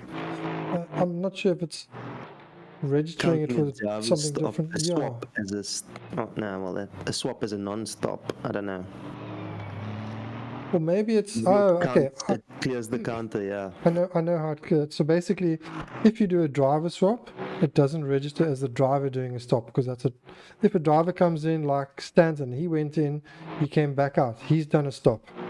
If I jumped in the car, it wouldn't register as him doing a stop because I'm now in the car and it's a driver swap. So okay, it gets a bit confusing. And still we are confused. Yes, because it still shows that he hasn't had a stop, and we've seen him, and so that's quite odd. Yeah. So yeah, Beerkus nor Augustus, and we know that those are the two different instances. So we think that information is just not accurate. Yes. So we're all kind of just scratching our heads at the moment. Okay. Good old rFactor.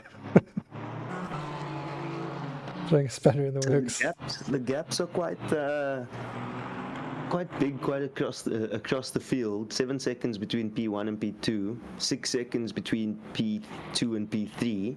So Beerkus is 6 seconds behind P2. Our first Sim XP team representatives in this race. Well, they're not racing Sim XP, but anyway, our local guys.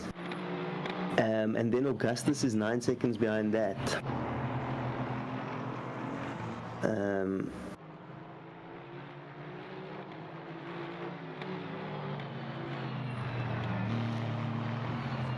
We could actually show the mid-race results. Let me do that. So just after an hour in, we have Patrick Please currently in first place. Now that's Team Iris grip level, and then in second place we have Team Shiba 2, We have Full Throttle in 3rd place. We have Sim Experience Global 1 in 4th place. In 5th place, Team Iris. In 6th place, NXT Sim Racing. We have Sim Racing 2 in, sorry, I'm trying to read this, it's quite a small print here. It is Cool Runnings below, sorry, Matthias is in NXT Sim Racing 1. We have Cool Runnings in 8th, we have Team Shiba 1 in 9th, and we have RR Racing in 10th place. And in 11th place we have, I believe that will be Altec Esports, and in 12th place it's Sim Experience Global 2.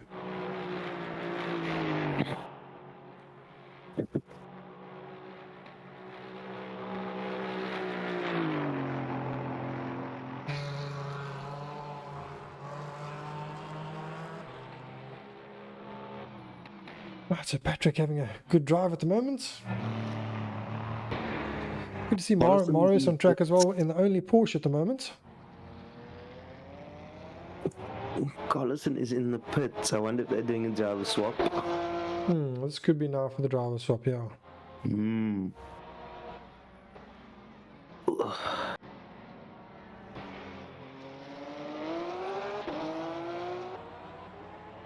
Ooh, somebody's standing dead still. Ooh. Who is that? Who is that? It's not Patrick, so that would be Oliver. Oliver, no, your name it says. Oliver Hart. What has happened to Oliver? Team Iris. He's revving, he doesn't seem to have gears. He's got revs, he's got throttle, we can see his inputs, but he's in neutral. There we go, he's in gear. Alright. And he's moving. Something's wrong though. Possibly hardware issues as well. Seems to be It doesn't struggling. look like he's accelerating, it looks like he's rolling. Maybe he's run out of fuel. Oh. That's you. The odd time to run out of fuel. Unless they just didn't put fuel in, they didn't notice. That's happened to us before. It's happened to me before. Oh, he's pitted. He's definitely had an issue. Alright, that's a shame. That's an escape to pits. So that's our first DNF there. Team Iris, unfortunate. Yeah, it looks like he just ran out of fuel. Or unless he had some kind of mechanical issue. Hardware issues, you can't rule those out. But I don't see guys using a stick shift or something to do this. And it looked like he had gears, but he couldn't find drive. So that does look like a fuel issue. Okay, very unfortunate there, guys. A third of the way through the race.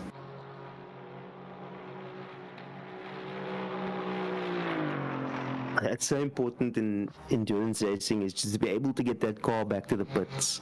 You can have accidents, you can have missteps, but getting it back to the pits is essential. And we have done a driver swap with Gemildin and Collison. So we've got another new driver in the car. Gemildin warming himself up there. Getting into the swing of things. So now we know that everybody's the same again, because, well, in the sense that they actually they seem to have lost 2 laps there to Marius and Andre Hildebrand. So more technical issues, it would seem, for the second SimXP team. We know what that can be like, and they've actually got a bit of endurance experience. We wouldn't have expected it, but you know, I suppose being involved in all the organizing can also distract from the driving sometimes. Yeah. It's a dilemma you face, my friend, which you're shortly gonna have to drive. Yes, I need to jump in the car. I was supposed to be in the car and I hadn't actually worked out exactly when to jump in. So yeah, no, I think we should think about doing that any minute now. Yes. Right, so just looking I'm gonna at have to find somebody to come and keep me company here, because I don't know. drag in some of the drivers. You can drag in Stanton once I'm in the car. Yeah, no, I think Stanton will be fair game. Some good comments from him as to the surprise of me not jumping in the car when I should have. Yeah. Shame he's holding down the fort there for you guys. Stanton doing a great job in 4th place at the moment. So I'm standing by for you when you're ready. I'm just looking at the gaps throughout the field at the moment. The gaps seem to have grown quite a lot since all the pit stops. We had 3 different groups fighting it out for position within a second or 2 of each other. That has spread quite a lot. We have, what's that, Marco Rabellini out in front, the leader coming up to Marco Rabellini in a moment. I love that shot of Rouge where they go passing through with the sparks flying.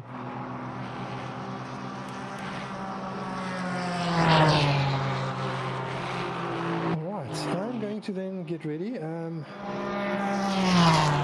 Maybe you can just take over the feed from now then. Yes.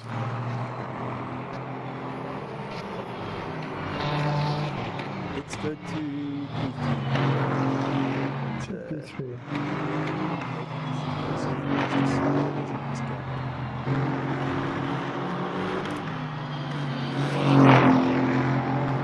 Go to the leader then, because the leader's about to pass. The leader's doing some lapping. You know what?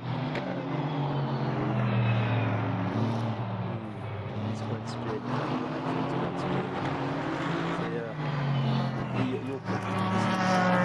I'll leave it on P1, and then you take over from here. Let me know when you're ready to take the feed. You start streaming and I'll stop streaming, and then that will be me getting ready to jump in the car. Okay, so we're doing a live handover of this team. So what we're going to do here is I'm going to give up the feed. I think it's pretty cool. I'm just taking YouTube into thinking it's the same thing. Julian will take over the feed. I will then jump out of the channel that I'm in now, so that I can jump into the channel with Standard and talk to him while driving. I need to also jump out. Like Jesse's room or this green car is catching. Oh no, they just got crossed, so they're just hanging in the draft. That's what happened. Yeah, it's Marco Rabellini in the car at the moment. A bit of a slide there by him coming out of the final turn. Okay, so I'm standing by for you. I've got it, and I'm sending Okay. it. So now it's the moment of truth. Okay, so you're streaming. I'm going to click stop streaming.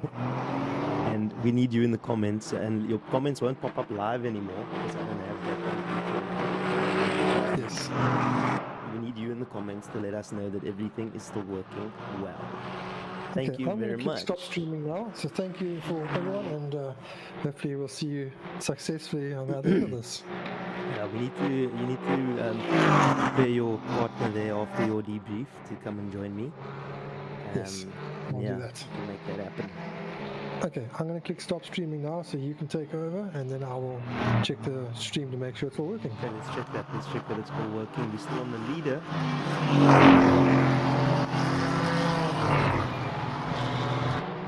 Amazing how nervous you can get about steam and stuff. It's just gonna work. That's what it's about, guys. Excitement.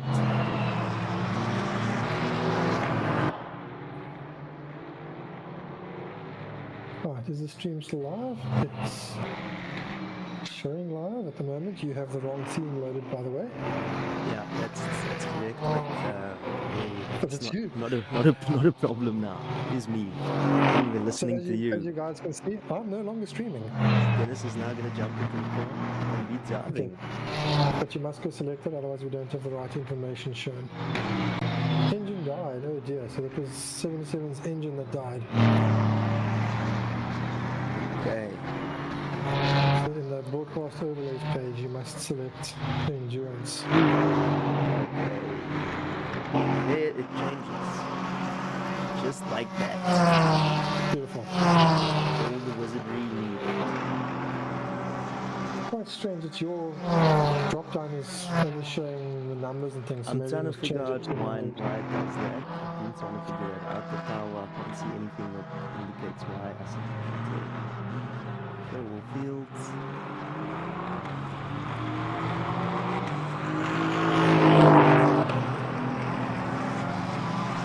So yeah, there we have it, guys. The stream continues. Hopefully Stanton will join us in a minute. Forgive me for doing this close Dennis. I'm trying to find the comments as well. Whoa! Whoa! What happened there? Is that Jeffrey just making way for somebody to come through? Yeah. Almost losing it in the process. Real touch and go. Okay, so I'm going to it's in the hands of Julian at the moment, so he can handle everything. You've got the names and everything looking good at the moment. It's just the audio. You can maybe select the car badges as well because you've got the number there. It's a minor thing, so everyone can see who's in what car. Yeah, everybody's relying on our stream as well, so our guys can let us know. Okay, there we go. Just turning the engine noises down a little bit for you there, Chris, so that's more clear for you. Hopefully that works. And just to let you know, the bottom box on the bottom left, you've got the Monza and the Sebring ones in there. You can remove those.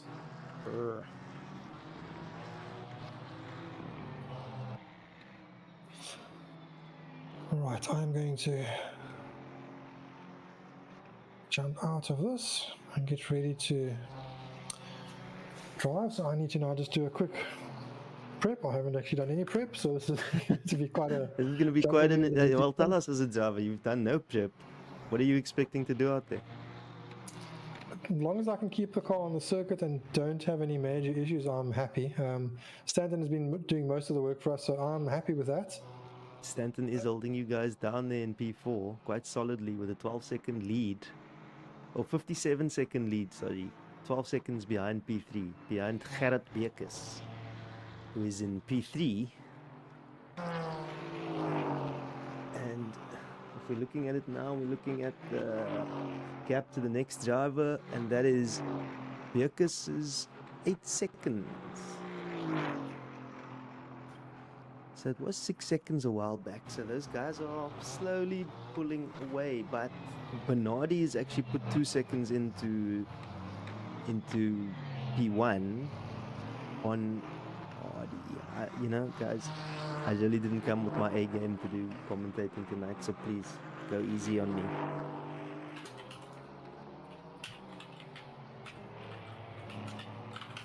It looks like Sean is out at the moment.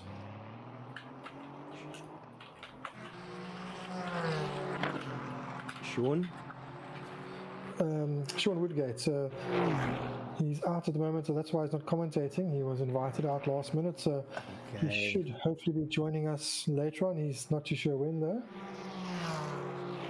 Okay, well, we'll look forward to being joined by Sean when we can.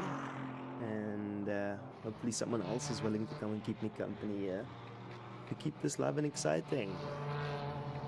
Yeah, maybe you can go find Jean-Louis Dutoy. I can maybe send him to... Yeah, I'm actually going to go off and see if I can find someone for you. That's it. I think that's a good plan. I'm But I think leave let's you, slowly move through the field and just have a look at who's where. Let's start all the way at the back. Okay, we've got a DNF at the back. So the last driver in the field at the moment is Gemeldine. I'm going to P12. get some drivers for you. I'll And be he back in a looks to moment. be unlapping himself there. Because we know Gemeldine's got some fair pace. So he's going to be making a move here shortly on... who is in the car for this team? Who is this just ahead of them?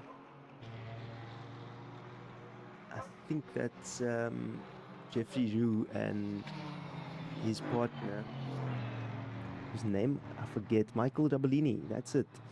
Okay, so Gemeldine's actually 2 laps behind Giabellini, so he's gonna have to make the pass, and he's likely gonna get blue flags. Looking at that pace differential, it's not gonna be an easy pass. And he's going to get a blue flag. It's always tricky when you're a few laps behind as to how you're going to claw your way back into this race. This is my teammate. Actually, this is the car I should be driving in if it weren't for an injury. And yes, we're trying to host the race and drive in the race all at once. And it's crazy, but we are trying.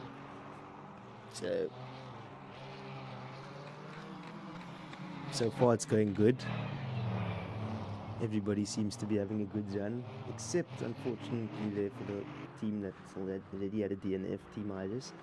So as we said, coming from the back of the race, oh, did I just miss all that action there, looking at some data in the background? Ooh, what on earth happened there?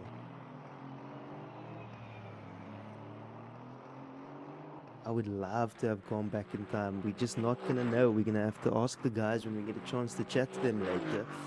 But there was definitely some contact. Maybe somebody lost it, and doesn't look like it was Gemildin, because he probably would have given the place or held off. Held off on making the pass if it was in error. So there we go. Gemildin and Collison running P11. And then earlier we spoke to Andre Hildebrand and his teammate Marius van Wyk. Well, in a solid P10. Also 3 laps off the leader. Gemildin's 5 laps off the leader. And then just further up from that, I think is the driver we saw just had an incident with Gemildin, which is Michael Rabellini. He's in P9. He's actually 3 laps off the leader as well. So him and Van Wyk are on the same lap. Him and Marius and those guys, Team Daltec, I think it is. They're on the same lap. And then I think my system's registering this as your name, but I think this is Jaden and his team. For whatever reason, you know, the wonderful bugs within rFactor that we love so much. Max Verstappen loves them so much. Not just us guys. I think this is Jaden's running here in P8. The Cool Runnings team. So either Monet Deploy or Jason. I can't tell you for certain now who that is. But they're running in P8. Let's see if we can find out what their gap is. I don't know why they're... Hello everyone, I'm back and we are joined by Yannick as well. So we have our number 1 team driver who's jumped out of the car for Patrick. So Julian, perhaps you'd like to ask a few questions for Yannick. How's it, Yannick? Hello, hi. It's good. And for you too? Not too bad, not too bad. A little bit of a frantic start here for us, you know. This is the first endurance race we're hosting, so... But nonetheless, it's gone off to a lovely start, and you certainly had a lovely start. No challenges, it would seem. Yeah, it was a good start. A bit confusion if it was not double file at the start, but yeah, I took the opportunity that everyone queued up behind me and tried to extend a little bit of a gap. You seem to you seem to have caught them quite unaware there. You know, you were taking your time and they all respected it, and then you caught them off guard. You managed to put that little gap in almost from the beginning. Yeah, it was important because I didn't realize that I drove on safety car mix for the first 2 laps. Oh shucks, you drove those first 2 laps on the safety car mixture. Yeah. But then I was settling into my normal rhythm with normal mix, and I was able to extend the stint for 2 laps or 1 lap more than planned. And now Patrick is in the car doing a solid job, consistent, and managing the gap. Francesco is a little bit faster at the moment, I think. The BMW is very good in the second part of the laps. In the second sector, we do have a little bit of understeer there. Especially in the later parts. Was a 1:19.5, and the guys behind you are about 2/10 up on that. Yeah, right. We suffer a little bit of understeer because it's a new car for us. Never drove this car. Okay. Before, but we wanted a new challenge and decided that the Aston is the right car. Yeah, you don't want to repeat everything as you know, because normally we do, or I know the BMW very good, and it's a very good car. Also with BOP, it's a very good car. But yeah, I wanted to mix it up a little bit and see what we can do with the Aston here. And tell us, what were you guys expecting in the way of weather, and what you guys received? Did it line up, or was it less than you expected? It's sometimes rains a little bit, but it's not enough to make the track really wet. It's just enough to keep you thinking about when it does get wet, but it's dry. It's too less rain to really affect you, but I think we saw some rain coming in the latter part of the race, so gonna be interesting there, I guess. So how do you guys monitor the weather? What sort of tools are you using to keep abreast of what's happening with this weather? We use the tool that has been sent into the Discord by the officials to see where the weather will go, because it's the data the server will receive as well. So no, with you. And obviously, Patrick keeps an eye when he's not driving on the weather radar he has, and that's all we can do, I think, to protect us from sudden rain showers. And what does your guys' stint plan look like going forward? Are you just gonna go 1-1 and just keep on doing one stint, and finish the race off like that? I think Patrick is doing a double now, maybe, I don't know. And then you finishing it off, bringing it home. I think that's the plan for now. Yeah. Okay, not to give too much of your strategy away, you know, this may or may not be true. Everybody's got access to the stream, so let's not give too much of your game plan away. But yeah, you guys are looking very strong out there at the moment. If all goes your way, there's some guys are gonna have to do a lot of work to come and catch you. Yeah, hopefully they don't, but let's see what happens.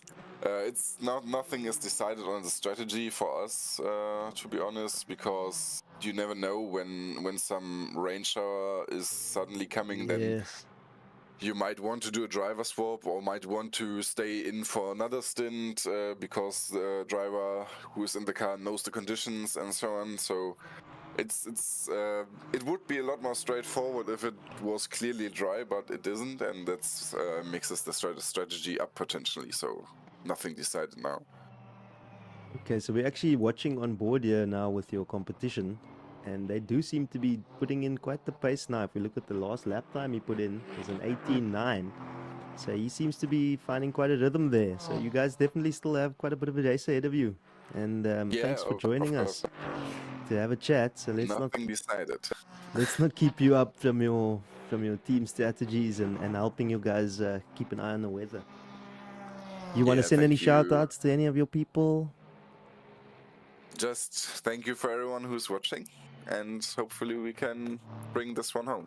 But it's a long way to go. Good luck. Well, almost halfway there. 30 minutes from being halfway there. Have a good one, Yannick. Thank you. Cheers, bye. Bye. So yes, guys, that was our race leader that just joined us. Well, he started the race and he is in the leading team, as we heard. And they seem to be quite relaxed, driving a car that they're unfamiliar with, but still putting in a performance, a noteworthy performance.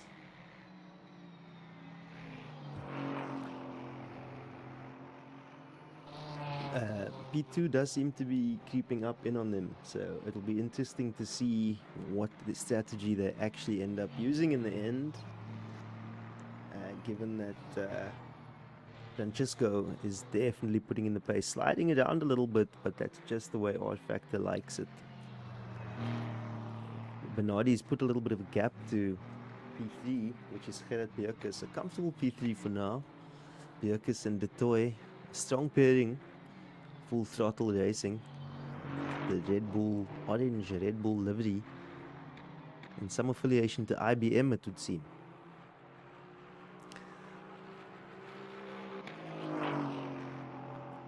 I think it's time to go and look a little bit more through the midfield. We've seen the back, we've seen the front. We were still making our way up from Rabolini, and let's go and have a look at our P7 runners. Team Shiba, Roberta Ayafalo. He was actually running just behind Stanton Augustus earlier. Forgive me, but is now running in P7 with a few spaces between them. Stanton's all the way up in P4. So not quite sure what happened there. And if we just look at the kind of lap times that they're putting in, they've definitely got some pace. I mean, they're running in the 1:19.8s. It's not bad for race pace, depending on the life of the tires. Car seems to be a little bit twitchy for them. But then again, we don't know how many laps in they are. Let's see if we can change that. Let's see if we can see.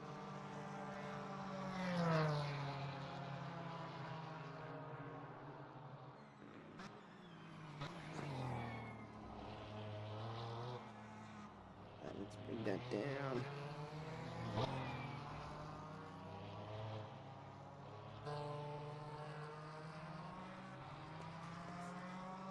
changing up some of the info. This is the first time I'm actually sort of doing this.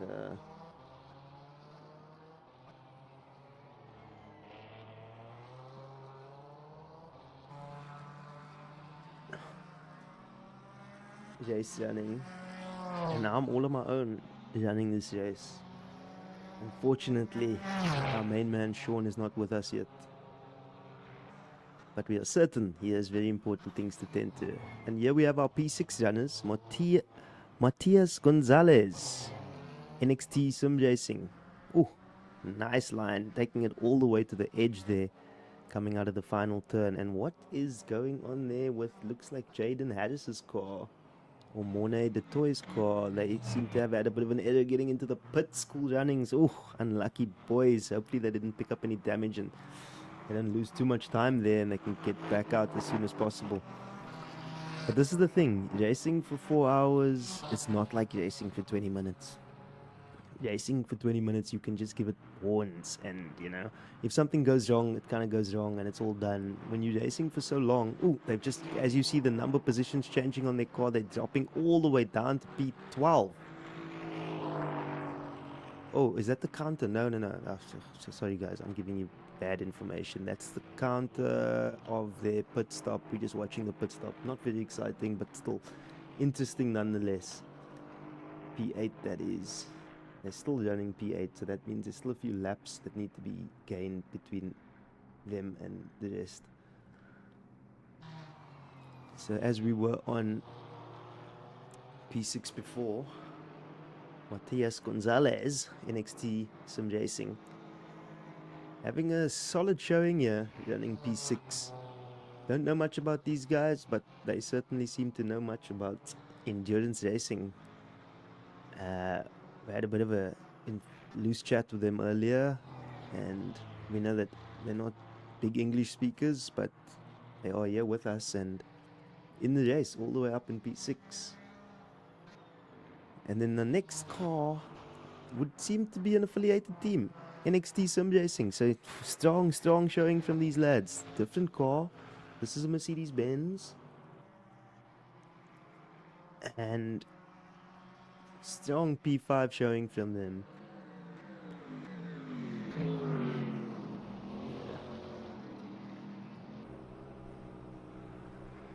Nice, using all the track. You know, as it gets dark, the lights are starting to switch on.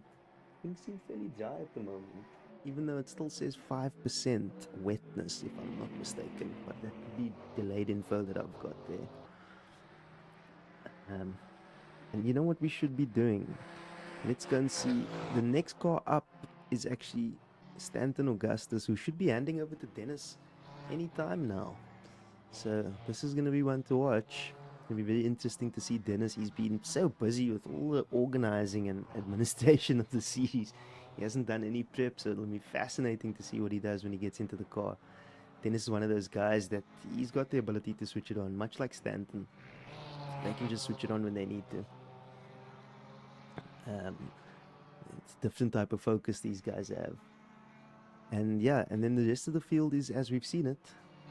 We're going to come back to Augustus in a minute because we think he's going to be doing a pit stop, but we've got Birkus running in P3.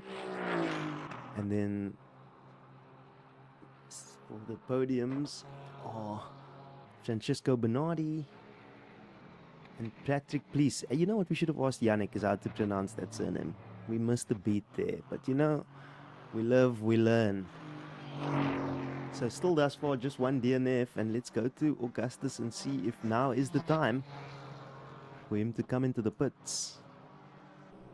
If he will. This driver swap is indeed going to happen now.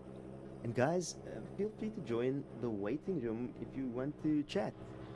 If you'd like to be a part of this. And anybody can, including you, Samajay. You can join the Discord and you can join the chat and tell us what you think thus far of this endurance race. So I'm gonna entertain. I mean, this is different style commentary. We have to be a. Right, Stanton didn't go into the pits. Stanton's still out, so that means that Dennis is still preparing.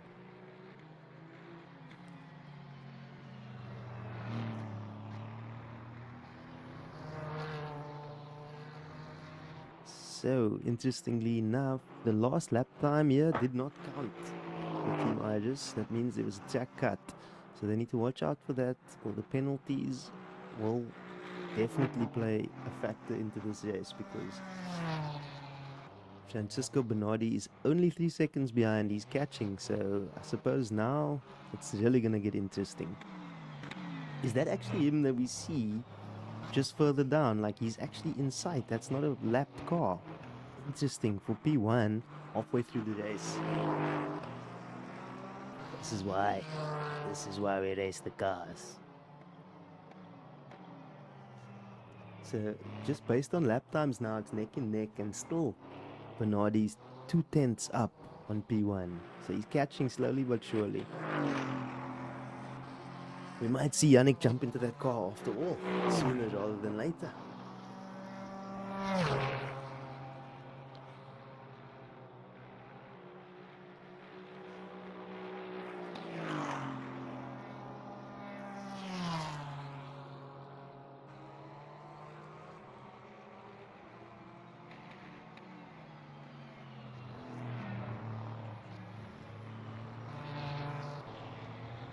Yeah, I got your comments now, guys. I got your comments, because they're no longer popping up, because obviously we swapped the stream and I don't have it set up to do that, and I will next time. Yes, Yandre, we do know that you are the only one with a sequential shifter, Papa. Even GT3s.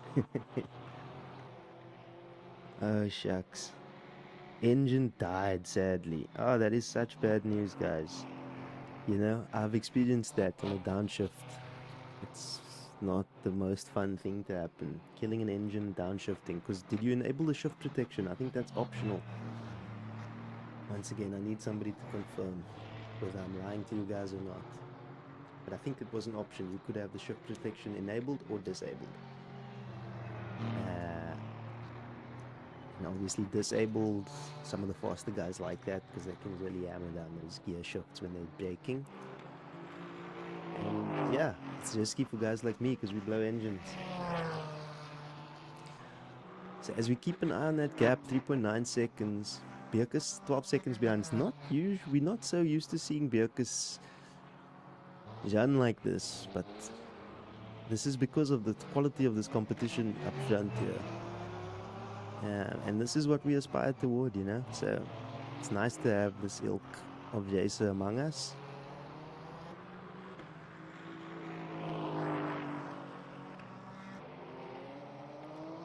But the battle for P1 is certainly one to watch. Bjerke is actually coming into the pits now. So strategy is definitely going to play a major factor in this race in the old end. And things can go a mirage of ways. Ooh. Luckily in rFactor, unlike ACC, there isn't a penalty for missing your mark like that. I don't think. So it doesn't run longer. It's just good. But yeah, I wonder if these two are going to be doing a driver swap. It'll be interesting to see. We'll keep an eye on that.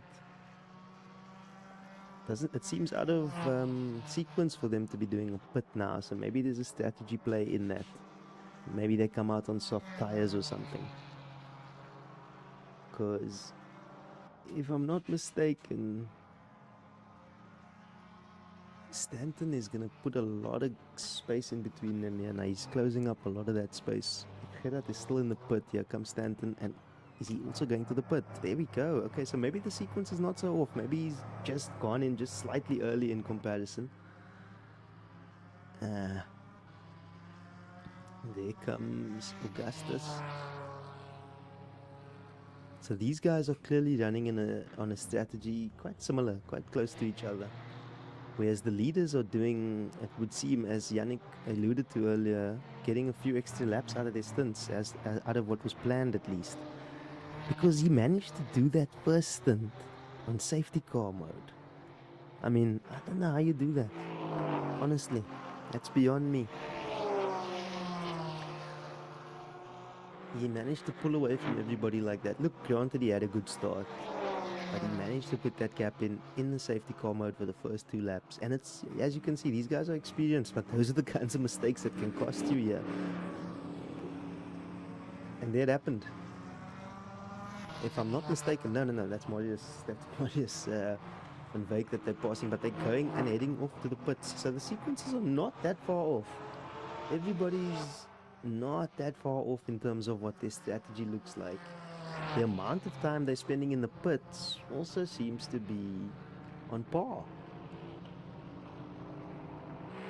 But the leaders are out for another lap, so they seem to still be maintaining and able to extend these stints on everybody else's stint, which obviously stands in their favor as they make a just even further gap on that massive lead that they already have.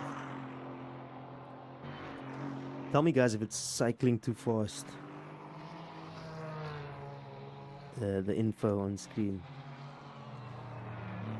We've got a lot of foreign participation in our stream this evening. Go Team Shiba, GTI Italia, Fortilio Perfoy. I hope I got that right. We try. Okay, so strategy-wise, it's all working in the favor now. P1 was being caught. Team Iris was being caught. I think it's Team Iris. I can be lying to you now.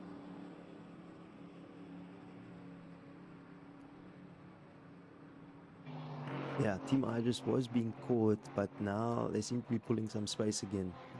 They likely are going to come in and put this lap now. That would make sense. P2 still in the pits, making their way out now.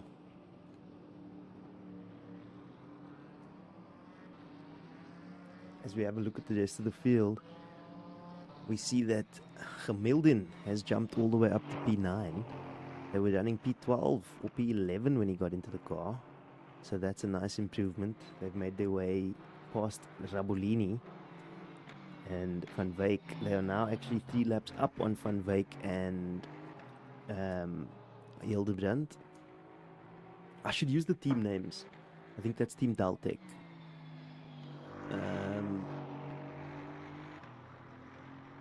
So they're having a good little recovery drive here. And then let's check on our guys that jumped into the pits unexpectedly earlier, which is Team Cool Runnings, which is Monet Deploy and Jaden Harris. Very strong team. A lot of experience among these guys. Still a good showing in P8. Obviously, have had some technical issues along the way. So there looks like the battle will be between, as we make our way to the end, the battle is likely to be between them and Collison and Gemildin. And that's my prediction for now. Can be wrong. But, yeah.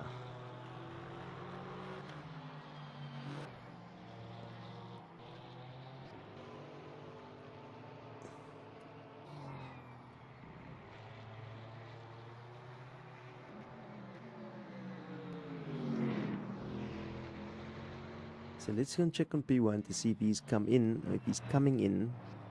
He's... Where on earth is he on the track now? So yeah, he's actually extending his stint quite a bit more than what was expected.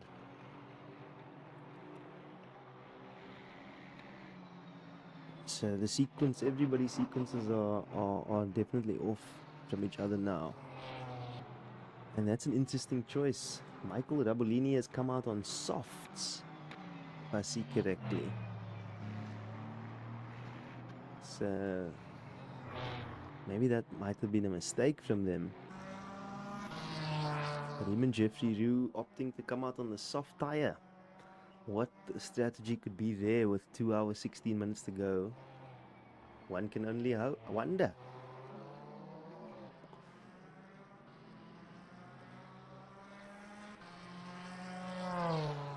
RR Racing. Yeah, let's go with the team names. I should be good. And hopefully Sean will be here soon. He'll be so much better than me. He actually does this.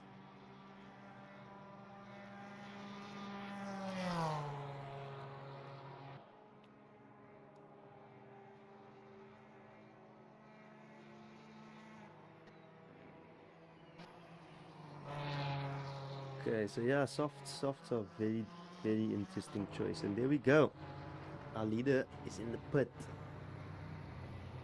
I think he managed to extend another whole 2 laps on everybody else's stint there. If they are pitting, if their first pits, which I think I recall, they were all in sync. Everybody's first pits were sort of synced up, bar 1 or 2 laps. And it seems that P1 has managed to extend that even further. So let's see where about P2 is currently running.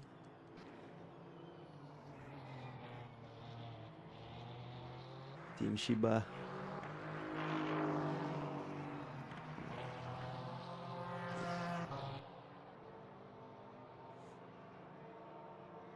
It is a super long pit stop. It's the endurance layout pit stop, so hard to tell. I think it's actually, they're going to make it clean. They're going to still pull out in P1.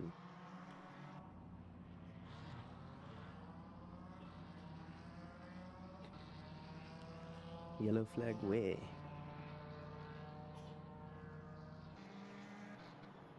Stanton is still in the car as well. We haven't seen Stanton change driver, and there we go. Still quite a long pit stop to happen, so... But I don't know, I can't tell if there's a lap difference here. I think it's a whole lap difference here.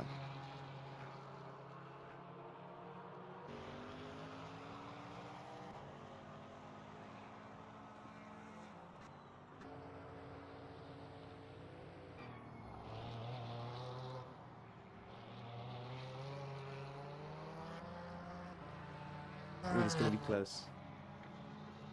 But they must be on the same lap.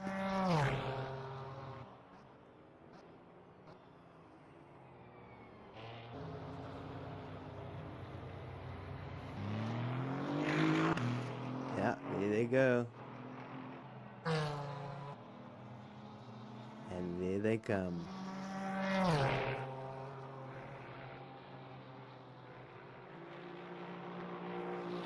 So wait now. This is the gap to leader.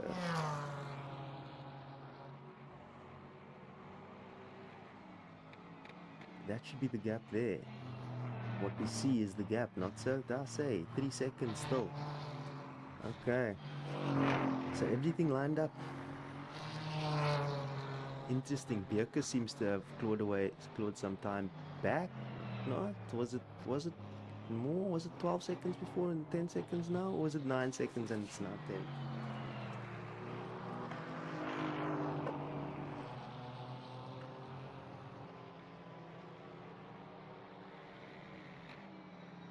Yeah, so this battle for P1 is really tight. Team Iris, Team Shiba are really having a go at each other here.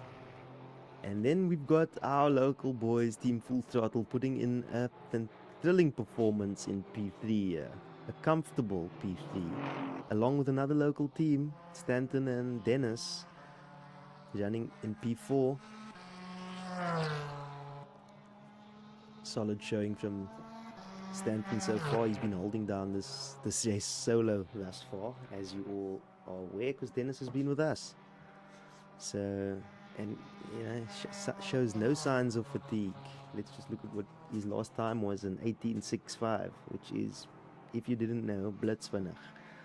Gerard is also running 18.2s at the moment, but P2 is running 17.6s. So there's a little bit of disparity between pace there. Those guys are pulling away in front. On fresh, they've all got fresh tires now, so this is their pace really.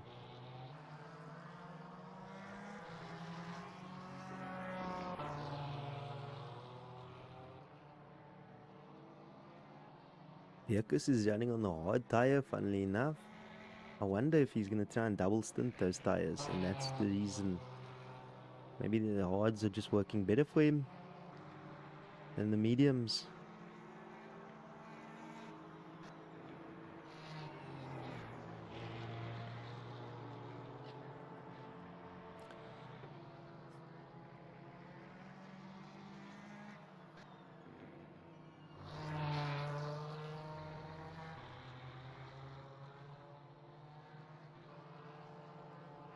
Jabolini is back in the pits, no? No, not in the pits. But they're still running that soft tire. So maybe they're just finding the soft tires working better for them, getting through their stints better. Where are all our big battles at the moment? I mean, P1 and P2 are certainly nothing to sneeze at. They can see each other. Halfway through the race, there's 3 seconds between them. 2 hours to go. So we make our way down to the 2-hour countdown.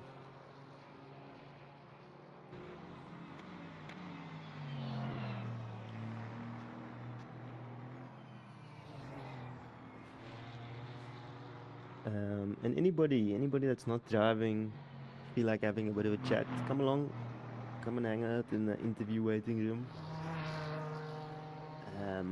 And yeah, come and give me your thoughts on this race.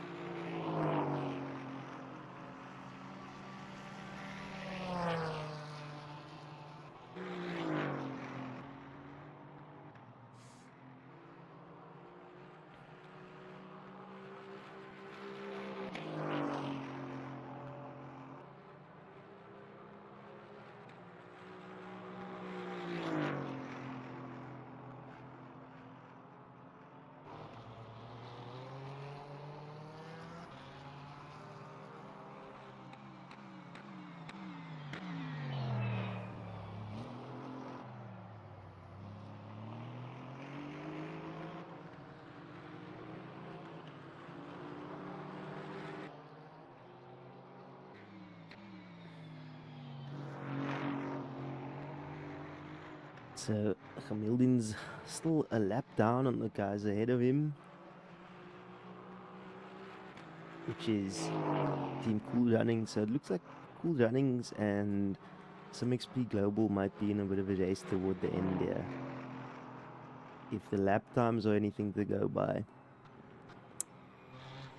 they're about 2 seconds faster on the last lap, and about a second off for the best. So it looks like we've got a little bit of pace in this team here, and they might still make their way up to snag 1 or 2 positions before the end of this race. And Team Cool Runnings is actually in the pit as we speak, so they might be doing a driver swap. I'm not sure who the driver is here now, because of this complicated rFactor setup. And then the other team, Shiba car, Andrew Zappini in P7. It's 1 lap behind the leader, putting in some monster times.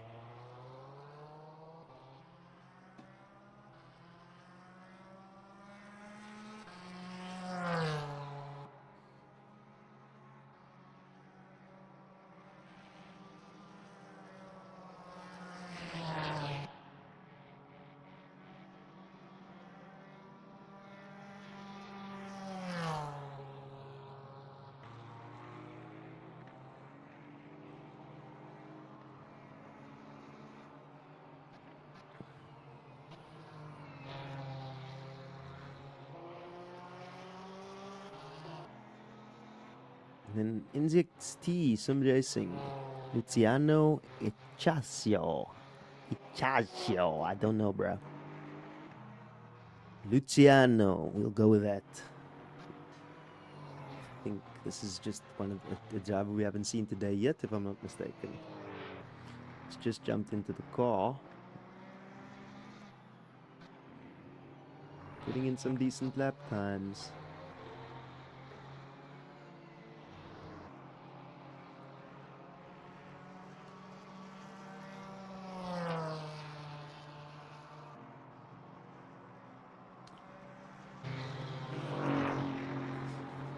Go and check what's happening down to the leaders as they run into a bit of traffic.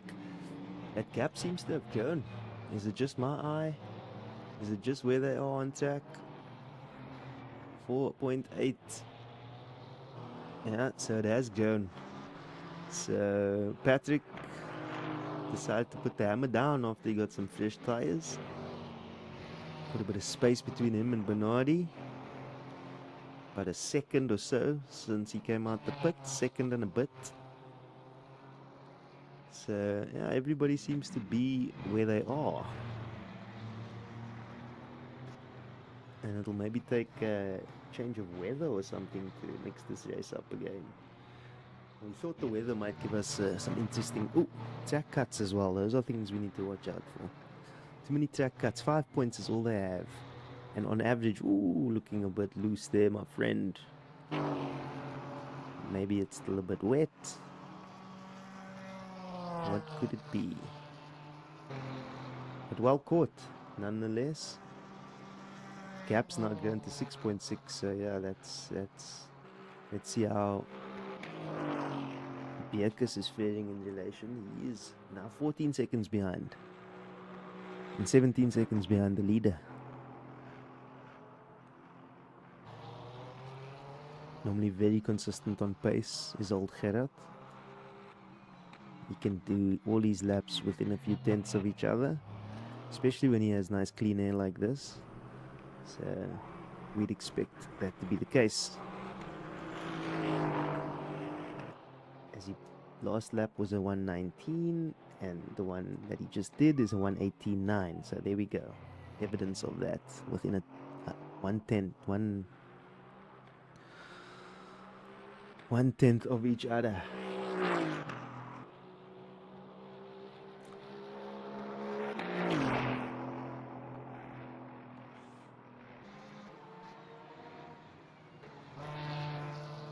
And it seems that Augustus is in a comfortable fourth for now. That's Marius van Wyk running behind him. Marius is running all the way down in P11.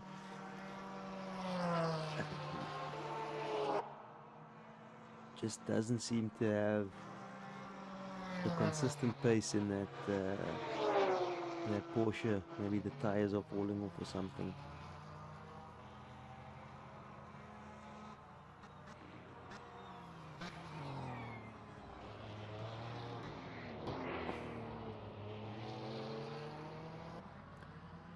And Hamilton is in the pits. That is strange. Did we not just see this turnover not too long ago? Are these guys? See, their wipers are on, but it says 0% rain. Or maybe it's actually starting to rain. Let's have a look. Let's see if we can suss if there is any rain out there. Well, wipers are on. So it looks like the water's coming back. And maybe this race could get more interesting after all. Definitely a bit of feathering of the throttles there. It is a tricky corner to come through even when it's dry, so a little bit of water on the horizon. Best to be a bit cautious.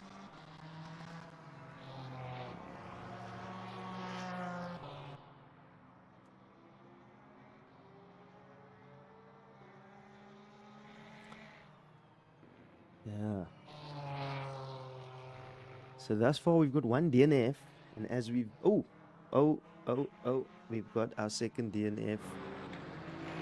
Team Cool Runnings has retired. That is unfortunate. I'm not sure what the reasoning behind that is.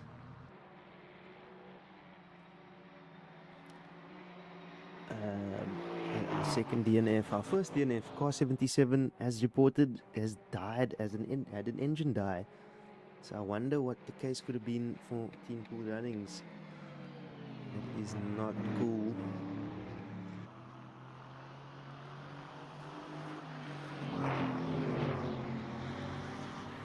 Rabolini still has soft tires, so that is legit their strategy. So if the leaders put lapping what is B now, sorry,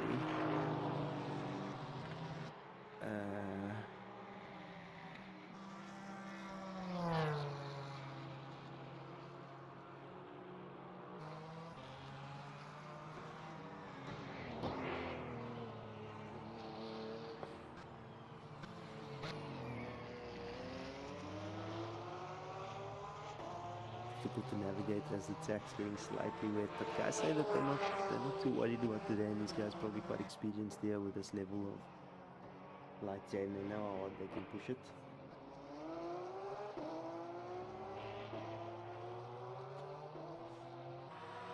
I'm still trying to figure out what NXT team that was. Where is the second NXT team?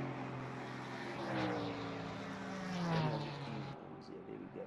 It's Santiago. So was that Santiago that he just passed? Yeah, that's it. That's Santiago Gonzalez. The P1 pass. So that means that P1 has just lapped P5. That's very interesting. And the pace difference is not that stark. Last lap he did a 19, and P5 did a, okay, he did do a 21. So maybe they've, for whatever reason, just going a bit slower for the weather's sake, maybe.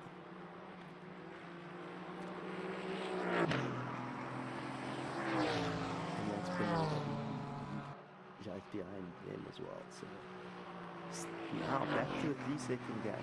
So he seemed to have, no, yeah, he seemed to have closed up that gap from 4.8 down to 3.3 again.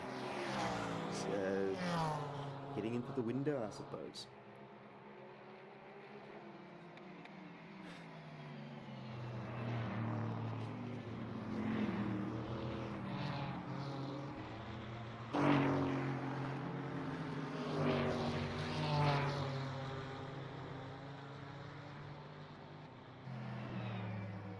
Guys, please confirm that the sound and everything is good, that you can hear what's going on.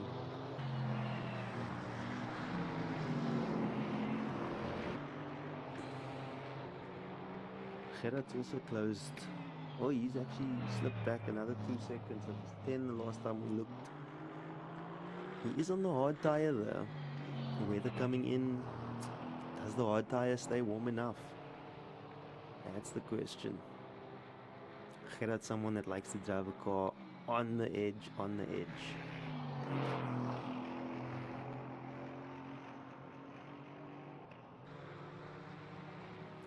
So I don't see him coming in for tires anytime soon.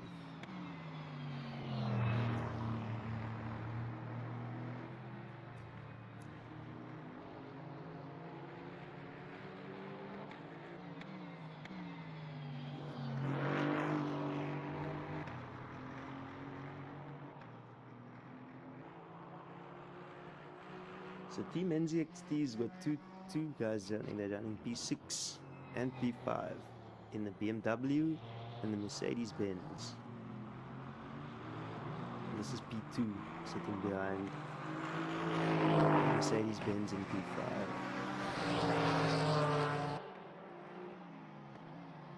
I think what would be interesting to see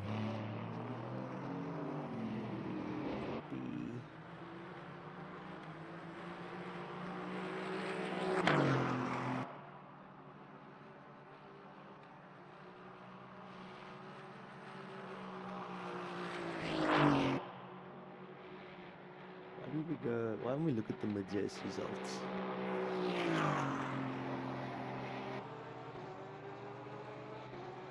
Here we go. So the first 3 drivers are all on the same lap. So the gaps we see are the gaps that are there. Standing before some experienced own team is 1 lap down. And from there,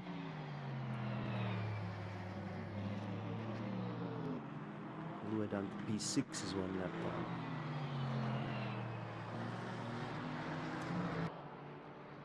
So that should just give us an idea of where everybody's standing right now.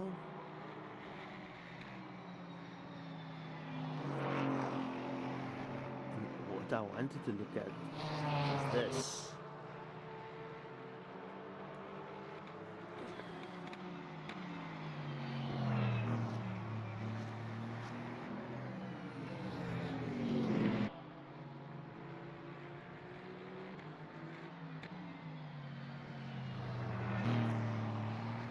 And still Stanton's in the car, so Dennis is still not in the car.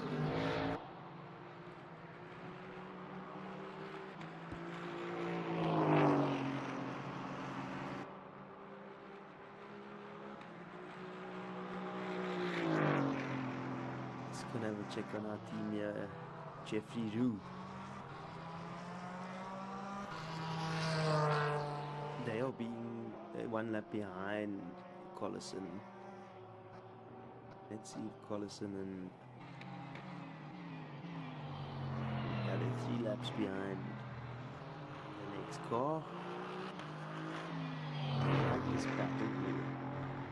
1v1 battle.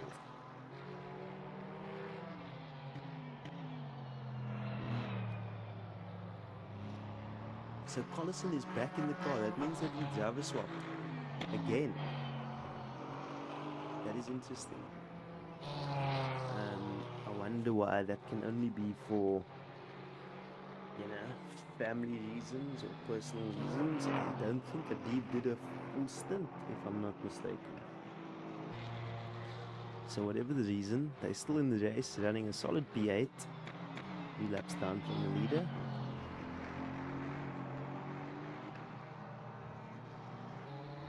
Maybe we should go and find from Melvin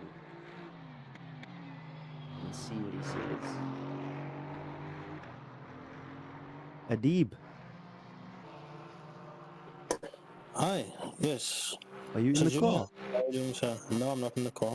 What happened there with your stint? Was it a short stint? No. I finished my stint. I ran my fuel. Okay. So everything's going according to plan there with you guys. Everything's It going just- according. it just We seems a managed to pick up some spots. Yeah. Yeah. You guys are looking pretty strong there, clawing your way back from the back there. We are Clawing our live, way by the back way. in. You Oh, are live. okay. So say hi to the viewers, send a shout out Hi to your there. family. Hi there, everyone. Thank you guys for watching. Continue Okay. supporting. So yeah, you guys are making a play from the back there, you all the way back from P12. Yeah, Chris just took over not too long ago. Hmm. So, yeah, it's going good so far. We'll see what we can still dig Sal- out in this race. Yeah. Salvage from this race. Yeah, well, good luck, man. Let me not keep you up. Your audio has got a bit of a crackle on it as well. So I'll throw you back there to your team, my man. All the best. Good luck. Well, our team, should I say. We are on the same Yeah. team. I'm Yeah, just but I- injured and doing this tonight. All the best for you, sir. Thank you, boy. Alright, cheers, man. Yeah, so there you had it, straight from one of the drivers. He actually did do the full stint, so that's just the case when you're fighting back from the back of the field. It's just hard work. I mean, they've got 5 laps between them and the next car, which is Andrea Zampini for Team Shiba. I love these Team Shiba liveries, I must say. They look so nice.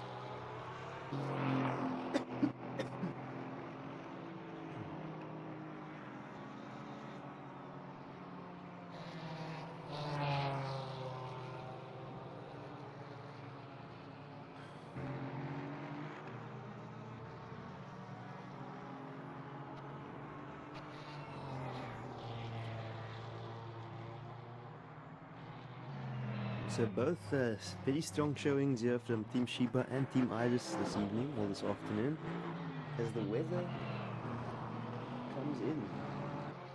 And it still only seems to be at about 5%. So, ooh, somebody's sliding at the back there. That's Dod. Yes. Bonardi. I mean, is it so difficult? Really? Is it so difficult? I don't know. Francesco Bonardi, it's a pretty straightforward name. I should just be able to say it. But if you know how many screens I'm looking at right now, guys, it's ridiculous. And please say something in the chat. Tell us that you're there. Are you with us? How many people are even watching this? There's 18 of you watching and nobody can say anything. And hello will be nice.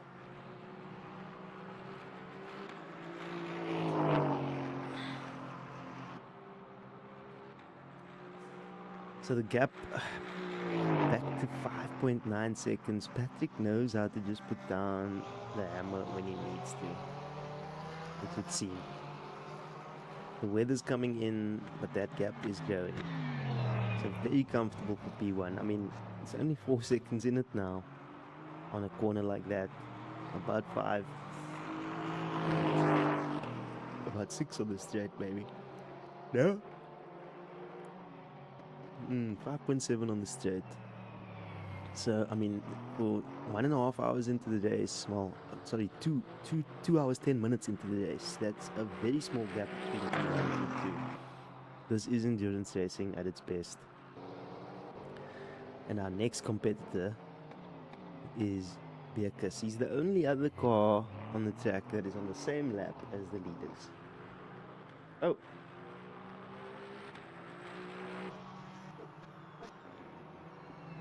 Yeah. Stanton is only 1 lap behind.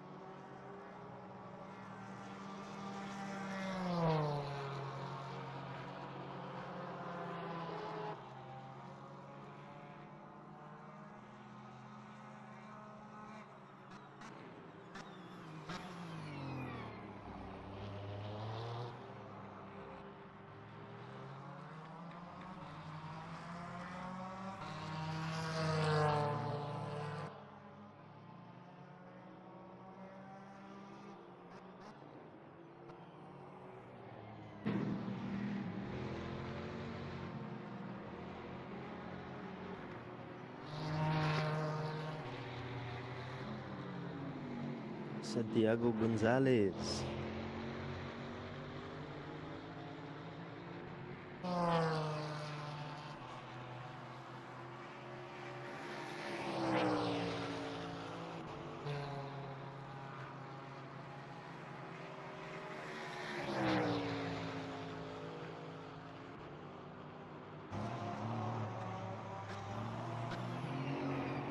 I'm wondering if guys are getting track cuts there. Probably not, because a lot of people are doing it.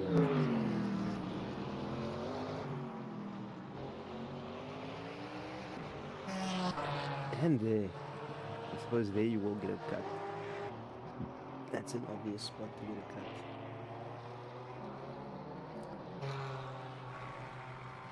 So, right at the back of our field, but still in the race, importantly so. Not lost, because they are in the race. Unlike Team Iris and Cool Runnings, who have failed to finish the race, which is an important part of endurance racing. Very strange line from Warriors to take there. I'm not sure why he would be doing that. Top Tech Esports obviously having some trouble with their car there. But they are still running in P10 in this race. Jeffrey Roux all the way up in P9. Back in the car now after his teammate was in the car for a while.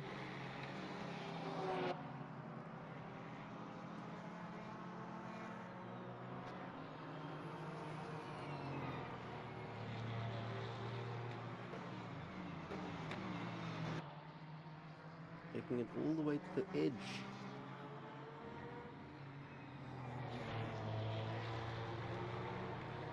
And in the weather conditions, their lap times seem to be quite good. The rain's affecting everybody, and everybody's lap times have dropped off into the 19s, and Jeffrey's in the low 20s, so they're right up there. Even Chris Collison at the moment in the low 20s, and we know he's a man with pace in the dry. So the weather, everybody being a little bit cautious, and I would imagine through here, definitely have to be. Funny, we've been at Spa, we haven't watched much of a Rouge today. So interesting. 2 hours 15 minutes into the race, and probably one of the only times we've seen someone come through a Rouge.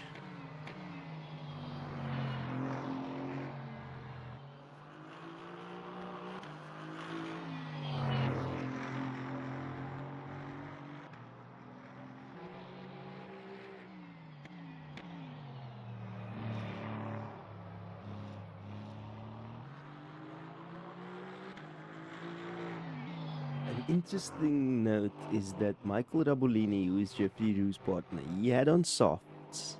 And I thought, why would these guys go out on softs? But maybe they like the softs in the wet weather. Maybe they last longer. Maybe they're getting more out of them. Because their lap times are on par with everybody else's. Actually falling off just a little bit there. That just might be fatigue kicking in. Long races, it takes a bit of getting used to. But Jeffrey's come out on the softs as well. As we see, he's had a just unlucky spin there. Unlucky Jeffrey.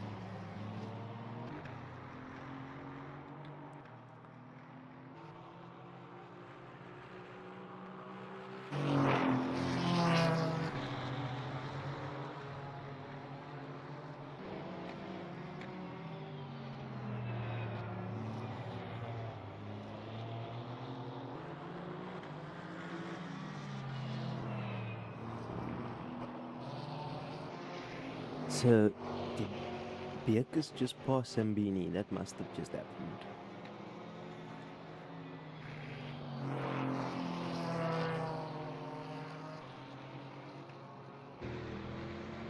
Yeah, definitely. Sambini either came out, yeah.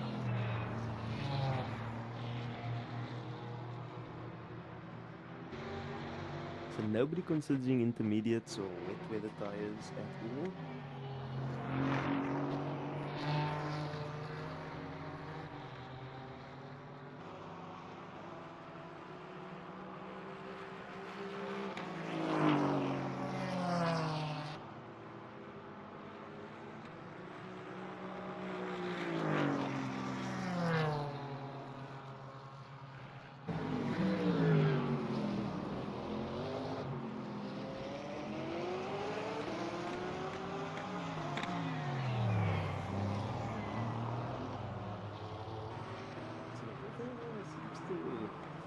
Still be coming.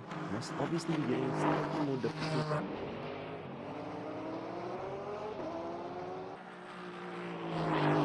So that's not the Team Shiba car in position with Gerard. This is the Team Shiba car for second position, who's looking to be catching up with Jeffrey Rue. And that is P1 in Patrick that we see up front here.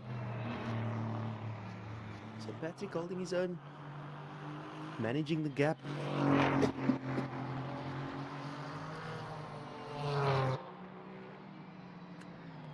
A comfortable 5 seconds to Bin Laden now. And I think I'm going to leave it here for 2 seconds while I take a quick comfort break, guys. I'll be back.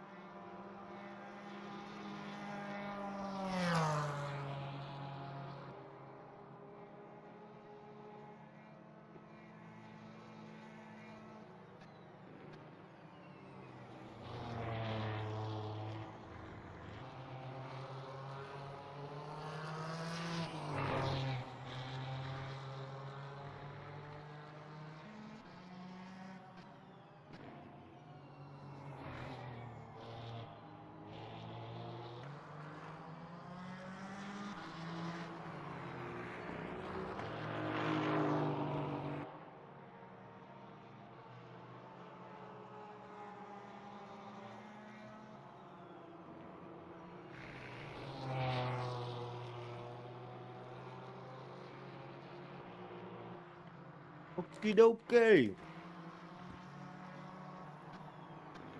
I'm back. And we're just about to hit the 2.5 hour mark on this race.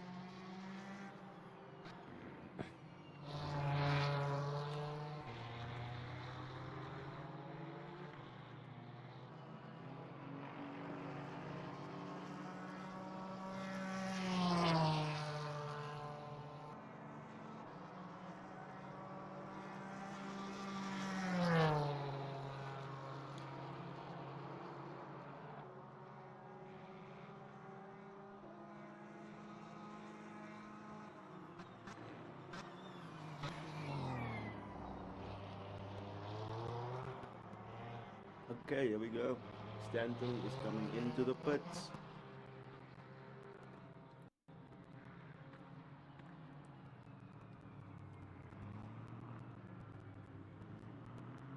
So now we should see Dennis jump into the car.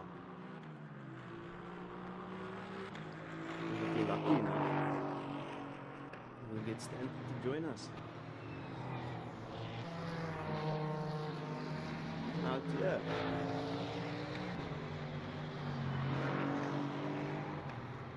So everything is still as we left it.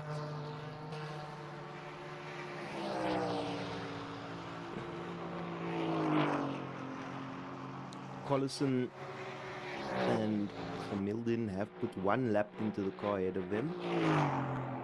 So they put 3 laps down to the guys ahead of them. It was 4 earlier, if I'm not mistaken. So they are making a slow crawl back from their earlier, whatever happened to them in Eau Rouge incident.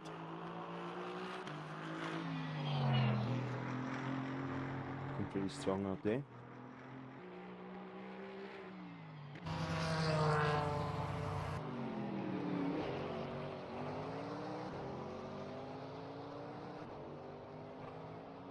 Team Shiba's second car, going in PC7, Andre Zampini. So if I'm not mistaken, Simide is saying that some of these guys are taking the long haul with no driver swaps. And I think that is the case for Bernardi, because I don't think we've seen Francesco do a driver swap. He's the only one that's been in that car.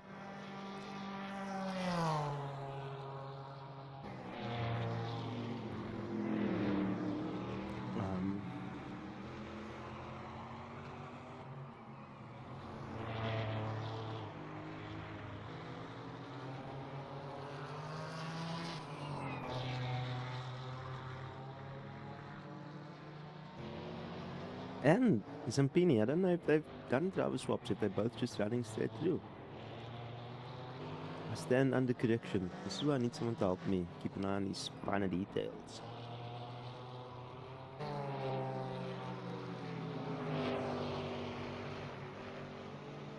And we do have Dennis Mitchell in the car. So they're coming out of the pits now. Wipers on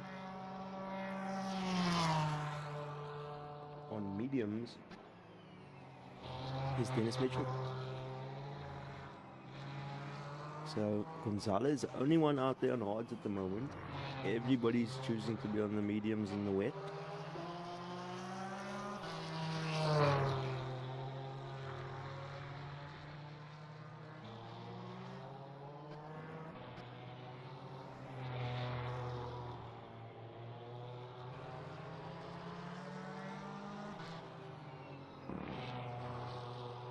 So Mitchell drops down to P6. Stanton was running P4, but that can just be a...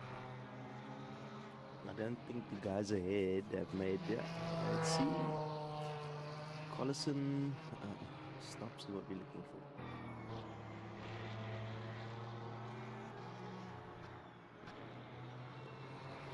This number was actually inaccurate earlier, but let's see what it's doing now.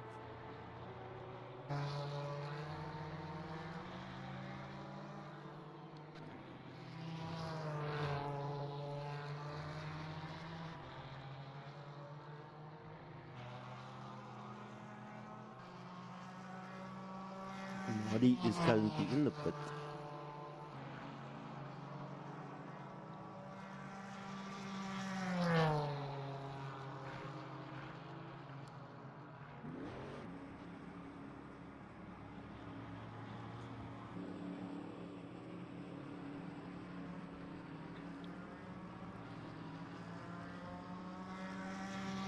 Santiago staying out on odds, it would seem.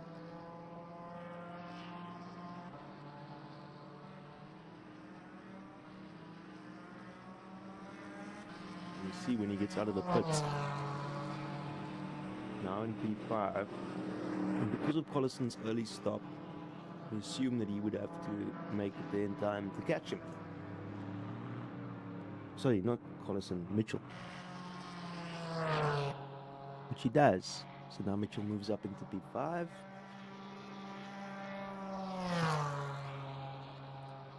And what is the gap?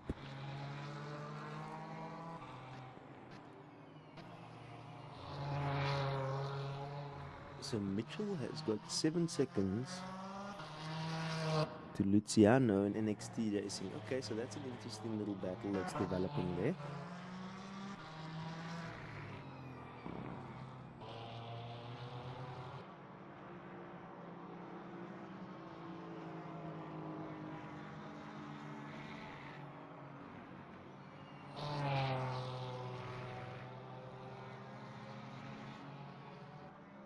So there we've got a driver swap for our P2 car, Castellani, sorry, is in the car. Matteo Castellani.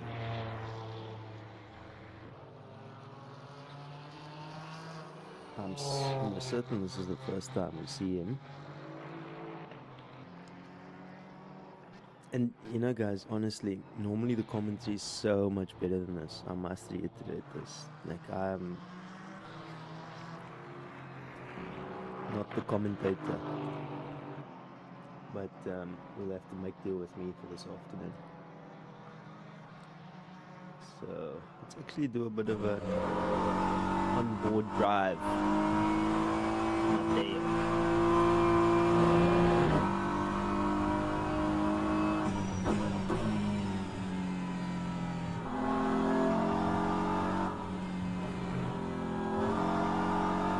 And we've had another driver swap for PT. Tonje Dutoye jumping into the car for Team Full Throttle.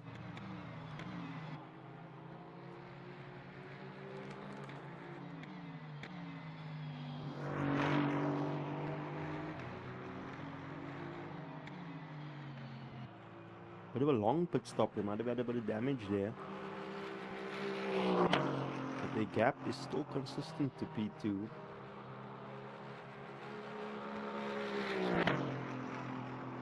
At about 12 seconds.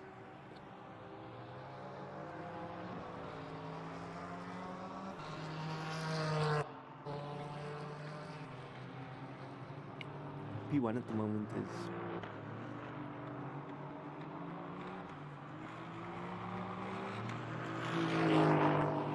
all the way at the start of the track already, because they are running extra laps. They're not pitting when everybody else pits, so they are still to pit again. So I assume in the next few minutes we'll see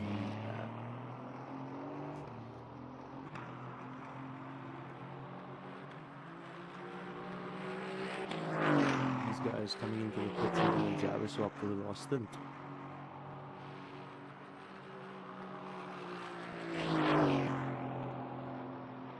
So almost an hour to go in this mini and 4 hours endurance of Spa, hosted by eXperience Global. Well, SimXP in conjunction with SimXP Global. And do feel free to join our community. We are on Discord. We're still operating in the SimXP Discord, which has historically been focused on South African racing, South African circuits, South African racetracks, and leagues. But as we venture out into the world of endurance racing, we think that there's definitely a need for more endurance racing in rFactor 2 and other platforms. And a void we hope to pull some of.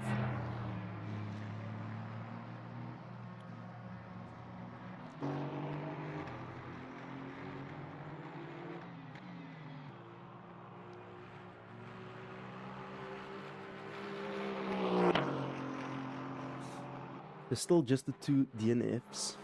Andre Hildebrand's back in the car in the Porsche for Indeltec Esports. They also had quite a long stop, so might have had quite a bit of damage on that car as well.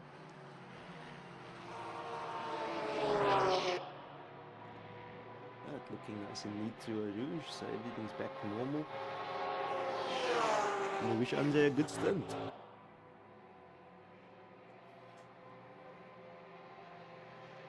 He's gonna get lapped here by Santiago. Sliding it down a bit.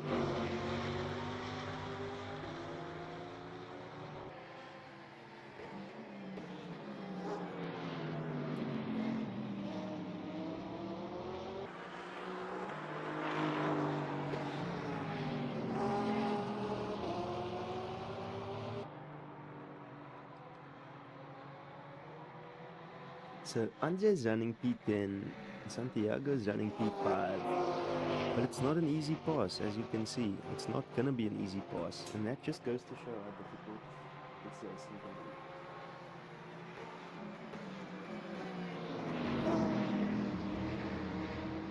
be. Gracious wife is bringing me snacks during this long.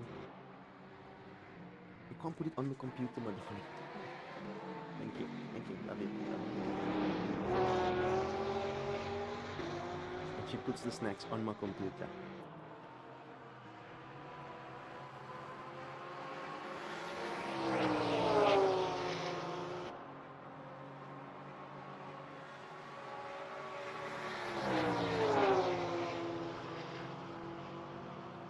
So what do you guys think of this endurance racing stuff? Should we do more of it? Is it a format for you? The viewers now, this is who we asking first. The racers, we know they're gonna love it.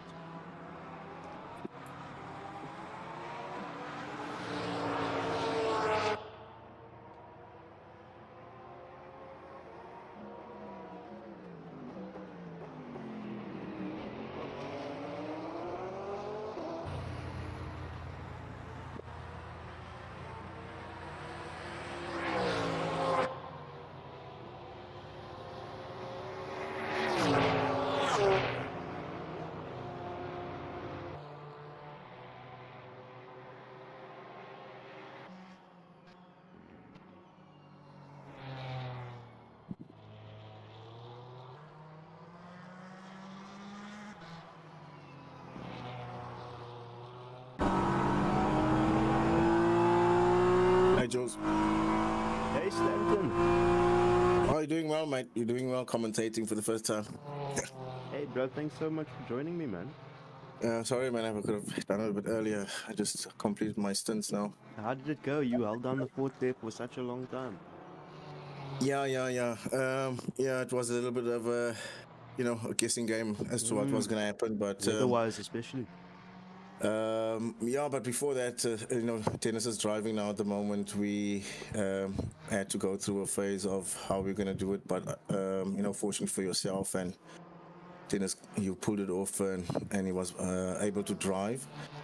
And, a little bit nervy moments at the start there. But, quite the race, my race so far is okay. We're in a good position, not too bad. It's a little bit of a stalemate though.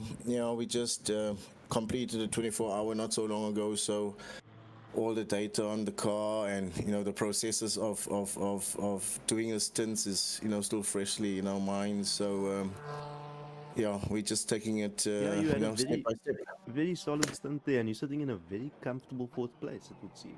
It looked like Yeah. you there might have been confusion with the driver swap. I wasn't sure what was going on, where you were actually landing. But now that Dennis is settled, he settled back into Q4.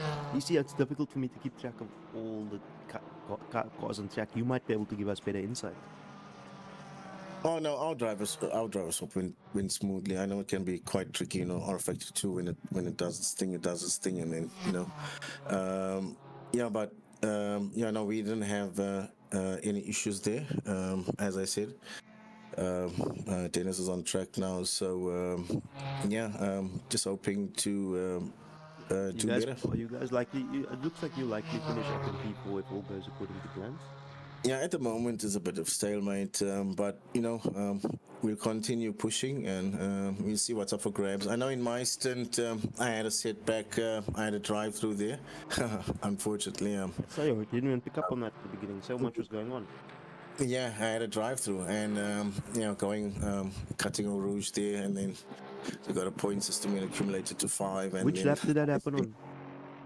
Oh, mate, I was not too sure. I think that was in my second stint, if I'm correct.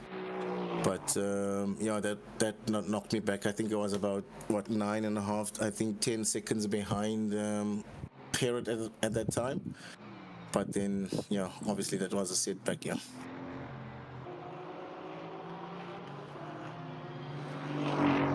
And otherwise, what are your thoughts on this race so far? It's all going very well in terms of good sportsmanship and good racing. Yes, and we're so grateful for having the guys out here today. I know the field is a bit small, but looking into the future, we're looking to expand really, and we're so grateful for the international guys also that could be here. A few of them we know very well. We've competed with them in other leagues. I'm very grateful that they are here, and let's just hope this is the beginning, and numbers can increase. We'll try our best to organize an event where everybody is quite happy with the organization and the way how things are going. I think that's priority, to make sure that the participants are happy and they're glad to be here. So we'll push it from there. Yeah, man, I think it's been wildly successful thus far. It's a pity we didn't have Sean. Sean's unable to join us and has been unable to join us this evening. It's possibly just the timing of the race, because it's an earlier race. And in hindsight, maybe we should have scheduled it a little later in the afternoon. Yeah, it is a bit unfortunately, Sean Woodgate being an experienced commentator. As you alliterated earlier, is that not the usual commentator Dennis and Sean are. But as we say this, these are all the teething phases that we going through. It's our first major event really, and as I said, we're looking to really improve in certain areas, and we'll most probably need the help of the community, where we can improve and so forth. Hi to Matty Gonzalez on YouTube. Thanks for joining us. Castellani is he's moving this car quite sideways, eh? The gap at the moment 6.7, so that's basically wider than it's been. Patrick is now really putting the hammer down, and Castellani is doing a bit of slipping, and likewise is Patrick doing a bit of slipping and sliding.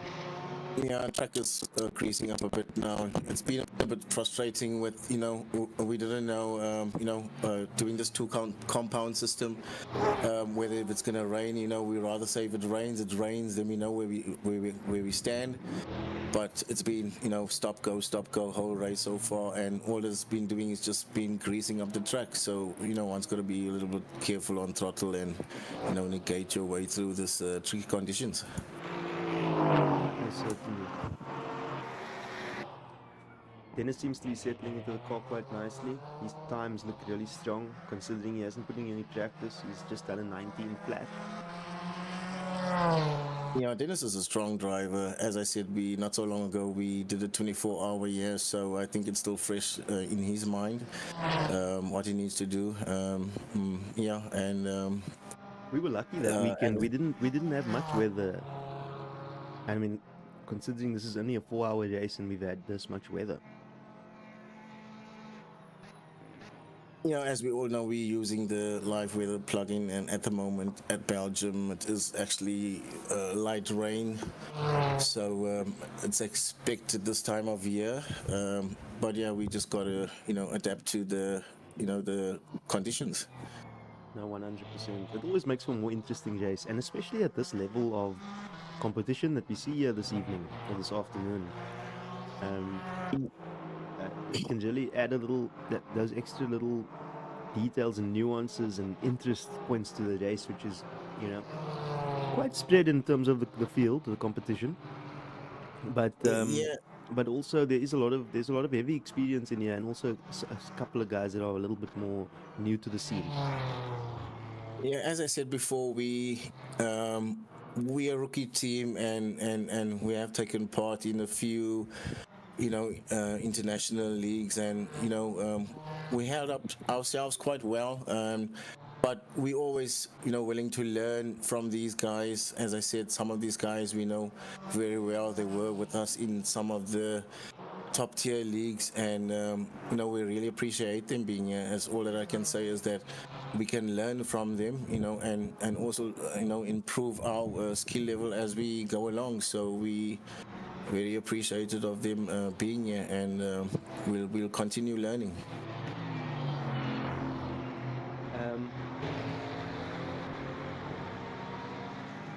So it obviously isn't even a consideration for most to change tires here at all, despite the rain. It's not wet enough to warrant wet tires, eh? Yeah, what I know so far is that the race hasn't been declared wet, so I think the two compound system still stands for now. So most probably looking at strategy wise, most probably I think for us would be, I don't know, it looks like a splash and dash at the end. I don't know for the others, I don't know what they're doing really. We're just really concentrating on our own race. That's all you can really do in endurance, eh? Is race your race and do the best Yeah, you and can.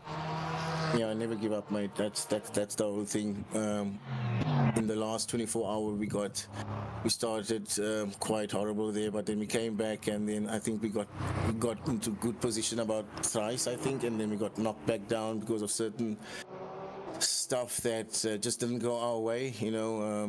But yeah, that's endurance racing, and I mean, yes, it's good to have the pace, but also the patience and you know, the determination to really see it through to the end. Evert, sorry, we've just got a comment here. He says we need more cars on the grid to make it more exciting. You are 100% right, sir. We need more cars on the grid, and the idea is just to make it as accessible to people as possible. A bit of endurance racing, for now at least, and see what kind of interest we can muster up. I wanted to say to you, Stanton, Jean-Jay and Gerard have put in quite a good showing here, and they've maintained their position, eh? So it must have been just one or two things that didn't go their way that have led to this 12-second deficit. And I mean, they're only 20 seconds off the leader, which is really good performance considering the ilk of the guys ahead. Yeah, look, Jean-Ray and Gerard are a very strong combination. I couldn't Like really Afrikaans see on Afrikaans becomes this. almost Dutch. Yeah, I couldn't really see the start of their race, but it looked like they gained a position at the start there, and I think they're holding up quite well. As I said, we dropped from them, and I mean, we are really just picking up the pieces now, and really hoping to see it through the end. So yeah, I'm just trying to change the info here. So the stops are not registering as we expected them to, because Patrick is still registering as 0 stops. I suppose because they haven't changed driver back since then, so he hasn't made a stop since he got into the car. Speaking of which, he seems to keep going and keep going. I don't know when he's coming in. It must be for the last hour that they're changing drivers, but their cycle is like different to everybody else's. The leaders. Yeah, I think when you in a certain position on track with a certain amount of time ahead or behind, it will force you into some type of strategy unless you really stick to that. At the moment we are.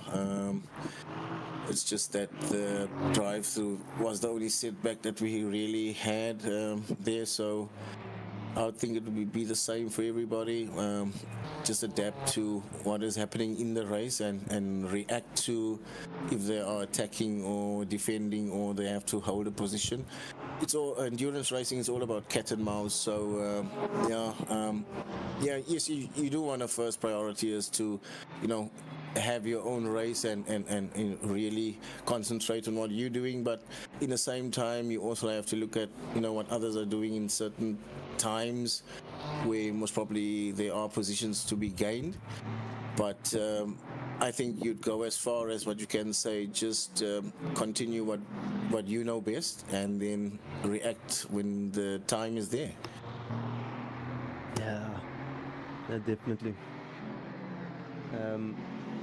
Also, I just wanted to say that Team NXT is also having very strong race, very consistent, sitting behind each other in 5th and 6th position.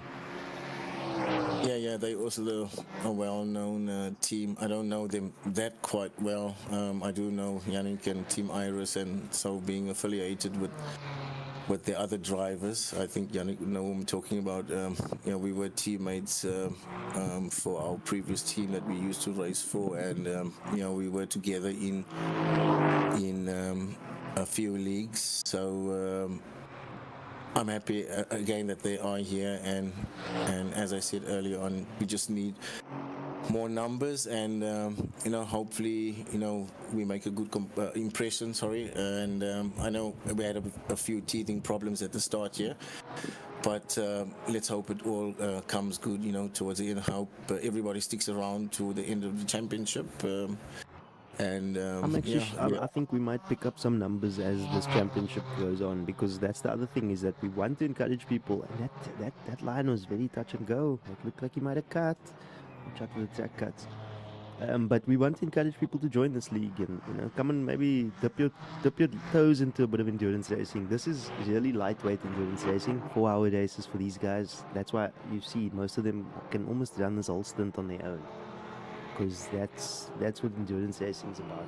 Often much longer races.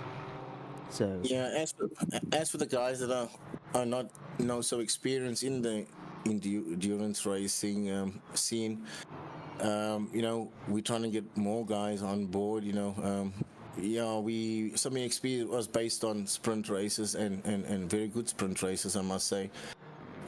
We have introduced this, and we did say it doesn't matter what your pace is, if you're willing to learn and really show the commitment, to really endure in this type of discipline, then you're more than welcome. And we've got a good community around us, that's always willing to give a hand where we need, but we need to make an impression, and I hope that more guys would join soon. I'm sure we'll see some more numbers. And then, endurance racing obviously comes with its own complexity. This is a very sort of straightforward version here. There's one class, GT3, and it's a 4-hour race. And, often endurance races can have multiple classes. And there can be multiple races within races and multiple things to navigate on track besides just your race. Tell us a little bit about your experience with that, Stanton. Yeah, okay, we've got a GT3 series, endurance series going, yeah. Me, myself, I am quite familiar with the prototypes. I have been for a few seasons now, and I would say there's a different, it's a kettle of fish, especially when the faster cars do come through. But when I started off, I also had to learn about being predictable. I think that's the most important thing is when it comes to that, and with certain rules that race control or race admin would have, is that it's quite an experience and a good experience. It makes it a team sport because it's sim racing can be quite a solo endeavor, racing in general. But I suppose racing not so much, because when you're out on track, we were talking about this earlier, you've always got your team, you've got your pit crew, you've got people that are assisting you to be out on track. You must have some people to assist you, otherwise you wouldn't be there, and that makes it a team sport. Whereas sim racing can be a lot more solo endeavor. Look at Jeffrey Rue, or Michael Rabellini hanging on there and following the lines of, I'm sure this is... No, it's behind Dennis. No. It's behind Mateo. No? No, man. I'm not confused. It was Dennis, yeah. Is it Dennis that is behind? Yeah, that's correct. Oh, okay. Sorry, I was confused there. I thought that was one of the Team Shiba cars. I don't know how I made that mistake. Maybe in a different light, I saw an orange car. Yeah, so those are the types of things that can be introduced into endurance racing and make it, a bag of fun for a lot more people. So yeah, we encourage a lot of people to get involved and try it out. GT3s tend to be quite an accessible sort of place to start. Not to start really in sim racing, but they are quite a popular class in sim racing. Let's put it that way. So therefore, this is maybe a nice place to come and dip your toes. Lots of guys are familiar with GT3s as well. So sign up. It's not too late. We have said that there was a bit of a closing window on getting skins in, and obviously we'll have to manage when you can actually participate in your skin because of loading skins in. And there we see Michael Jabolini coming off in the background there, instantly. finding a bit of Yeah, I grass, think- but he's recovered and keeping it on track. And really, that's what endurance racing is all about. You'd be surprised. I mean, where did these guys start? I can't even remember now what the starting order was. But in a bigger field, you'll see guys like that can just keep the car going. They'll do better than some guys that might be quick, but more inclined to put it off here and there. And then our other teammate Hamildin is back in the car as well. And they seem to be holding down a solid 8th place. I expected them to go up against Team Pool Runnings. I don't know if that was in the discussion, but Team Pool Runnings had some complications. Unfortunately, things didn't go their way there at the start there, but they are managing to, claw it back. And as I said, this is the attitude that you must have. They could have so easily retired the car, but they just stuck in there and are now reaping rewards. So I mean, kudos for them. they're still 3 laps. They're still 3 laps behind the next Team Shiba, the Team Shiba B, let's call it, Andre Zampini. So, that's not something that they're necessarily going to close too quickly. I think 3 laps to next car. I think they would have been up there. No, they definitely would have been up there. Yeah. We're not sure exactly what happened at the beginning. There's been quite a few things we've actually missed here on the stream, just because I think there's been a lot of complications with the stream this evening. Obviously, we don't have Sean. That was a big loss to us. So we've just been, doing the best we can out here. And thanks for joining us. Huh? Yeah, I've got to run now. I'm still gonna do a splash and dash, and Dennis will come back. Oh yeah, you have to splash and dash, and then we get Dennis back. Oh. Yeah, Well, good luck, Dennis will man. come back Thanks for joining finish us, off. and No, thanks no, for your thanks for input. having- Thanks for telling us a little bit about your experience out on track there. Always a pleasure, Julian. Okay, see you, man. Stanton. Ciao, ciao.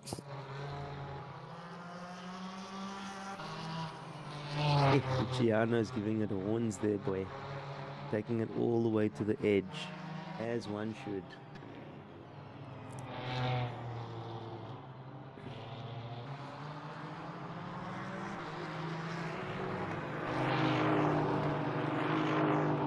Now that's how to do it. That's how to not cut there. You see how close that was to those lines? That view just showed it to us now. Brilliant.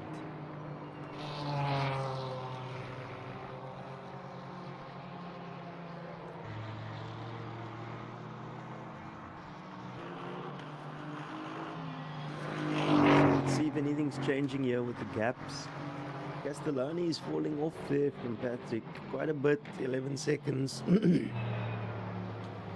Toys maintained the gap between him and Castellani.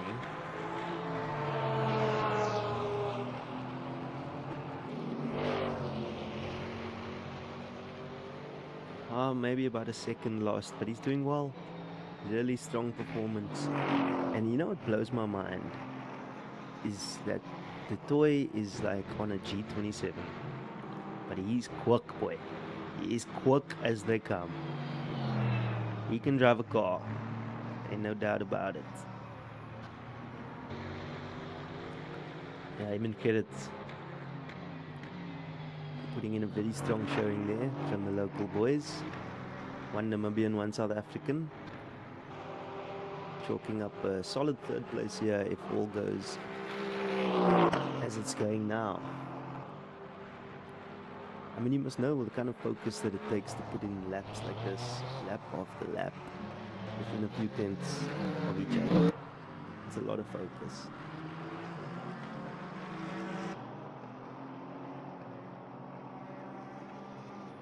So Castellani now 11 seconds behind the leader that we're seeing now, and that's striking purple livery.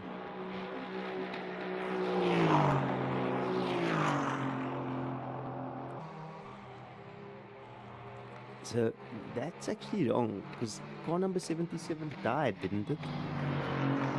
Yeah, the leader should be car number 56, but it says 77 on the front hood and it says 56 on the side.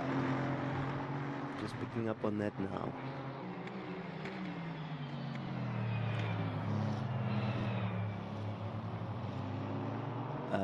My voice is just on the left channel, yeah, because I'm using Shman. Ash, I need to fix that.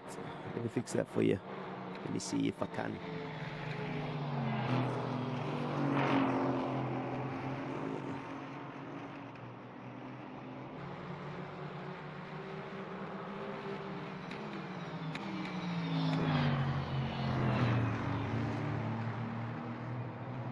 I don't think I can.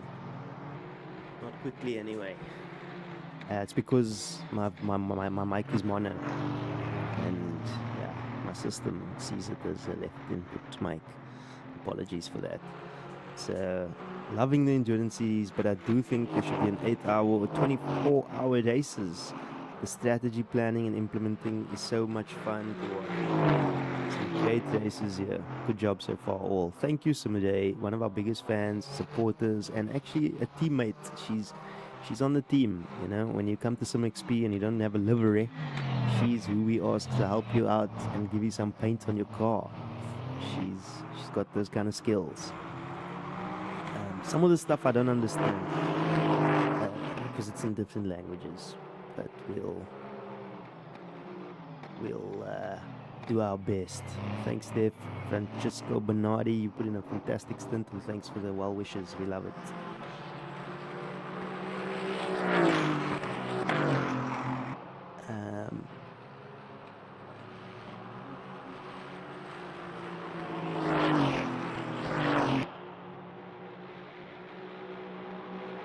Yeah, that's the truth. I think Gerard in particular is quite hard on his tires. That's why he's on hards always.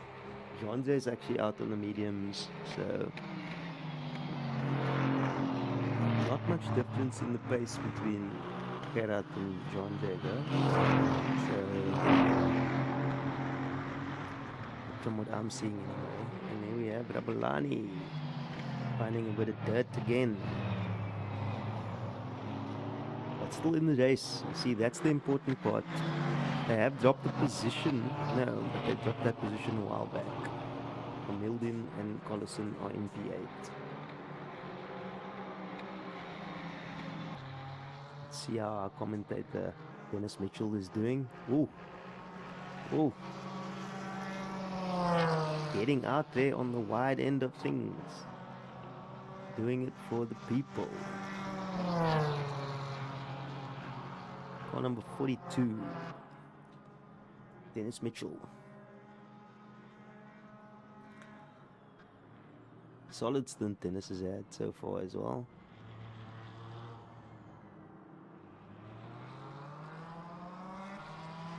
He's actually closed that gap by about 20 odd seconds. Or has he? See on the live timings, yeah, you see the gap to leader 115. So the gap to leader stayed the same.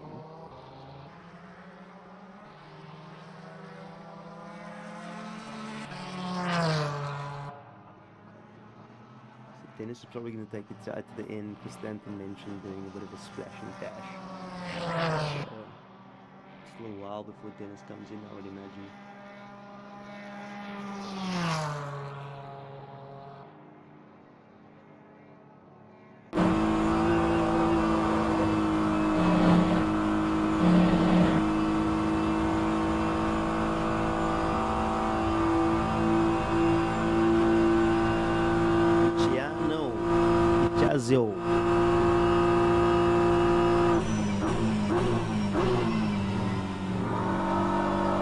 Will the last pit stop strategy come into play? Okay, let's see what from Milden and Collison chirping here on the YouTube comments. So that must feel like they're strong, like they've got some sort of play. Something up their sleeves. We know Gemilden's got pace. And who's that in front of him? Is that the leader?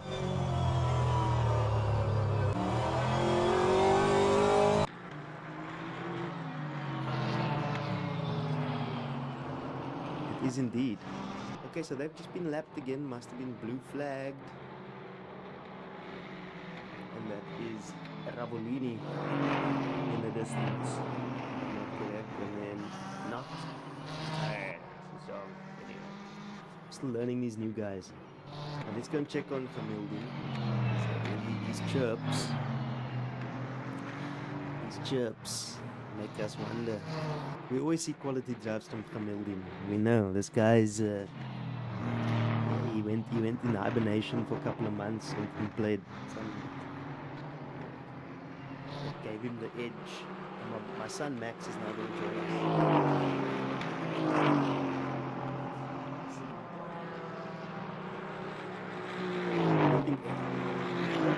Max. Hey, watching the racing. So yeah, let's see if there's anything doing here with Milden and Collison, because there's still one more stop to go, and I think a lot of people have to hit the splash and dash. Look at that pace, look at that pace to try and stick with the leader there. And he's not just driving away. Milden's doing well. Oh, commentator's curse. Okay, I'm gonna leave Milden. Let's go and watch. Let's see how Andre's doing. Let's see Andre's actually, he's clawed back quite a bit. He's within a lap of Rambolini. Thanks, boy. Sorry. Max, my son, Max, is pulling on the mic. Future racer, future sim racer here. Just like Andre Hildebrand, who we're watching now. So let's have a look at the field from the back to the front. So we've actually got two DNFs. So we've got Team Iris with Oliver Hargitai. I'll do better. Hargitai. Sounds like he's Japanese. In 12th position with a DNF. They had an engine failure. Very unfortunate. We've got experience with such things. And we've got two runnings. Also, not sure why they've left us. But in 10th position we have, as we're watching now, Andre Hildebrand. And then in 9th, Michael Rabolini. We've seen quite a bit. These guys have been struggling along here in the softs, but they're in the race. That's the important bit. Happens to them. Michael Rabolini and Jeffrey Gross.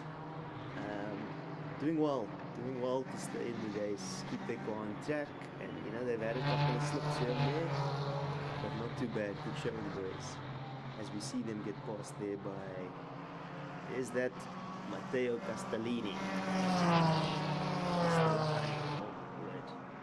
It doesn't help that I'm quite dyslexic, and reading and writing are not my strengths.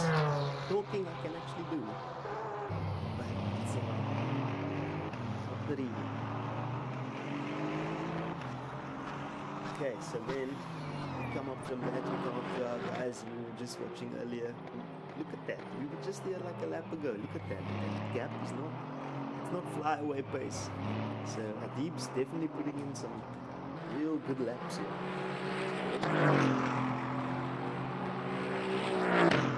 Funny though, because Adib just did a 220 and Patrick did a 2 second difference between them. So maybe there was a bit of something slide happening there in the wet. 2 seconds is a lot first.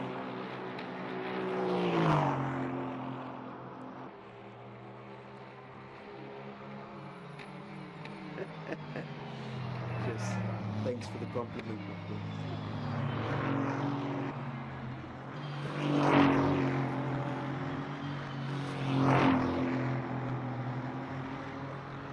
Okay, yes you can.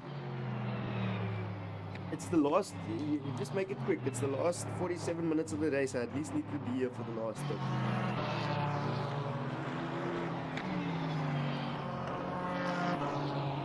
There's 47 minutes left of the race.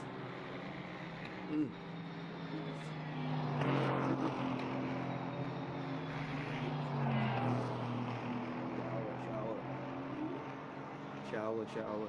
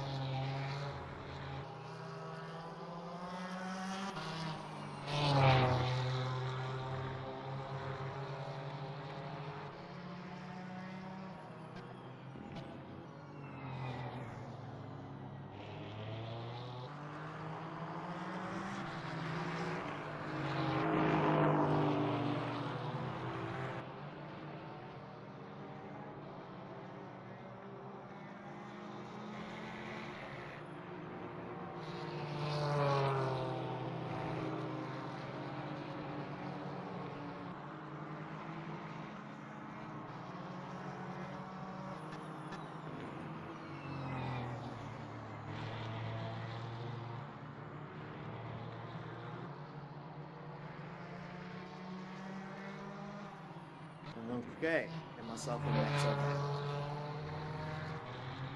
Better than ever. So yeah, last 44 minutes. We should see Dennis back anytime soon. As soon as he jumps out of that car, he'll be with us in the commentary. But until then, let's just go and have a look at the number of stops everybody has made. So this is so weird. Oh, here comes Mitchell actually. Look at that. Look at that. We spoke it into existence. So Patrick is still registering as making 0 stops, and I imagine he has to hand over now for the last little splash and dash. I wonder what kind of fuel they've got.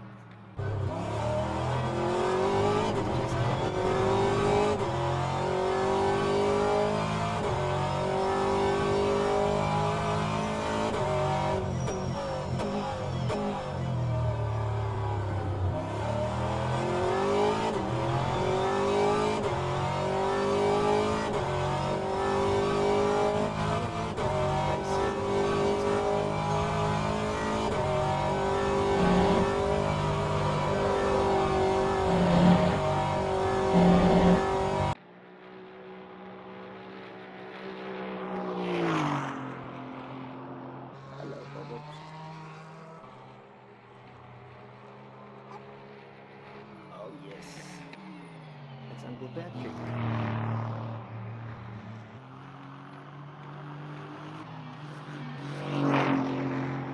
Showing blinding pace. So Dennis Mitchell and Stanton should be doing a swap, and there it happened before our eyes. Stanton's back in the car. They've dropped down to feedback. I think that aligned with all the stops, it means that Santiago is going to have to make a stop soon as well.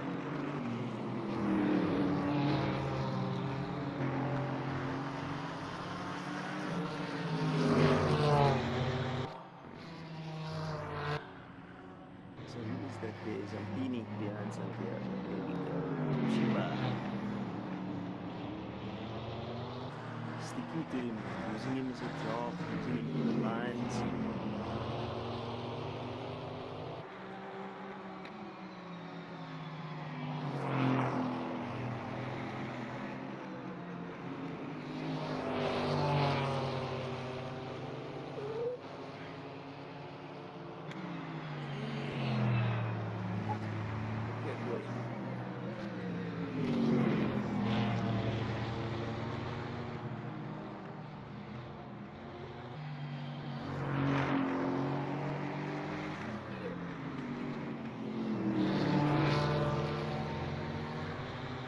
See how some of the local guys are.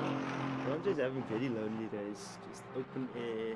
He's putting in the threes like that's the same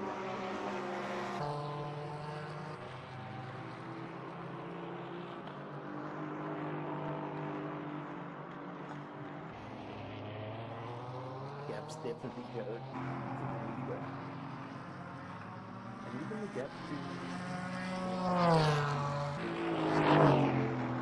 difficult to keep track with long gaze commentary, I suppose. Skill.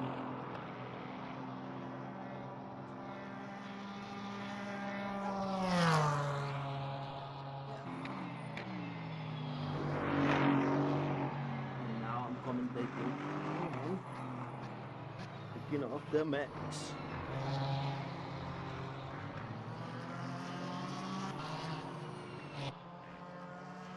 And if anybody feels like joining me, please come hang out in the interview waiting room. Or I'll be forced to just drag you back in here. So come and join me.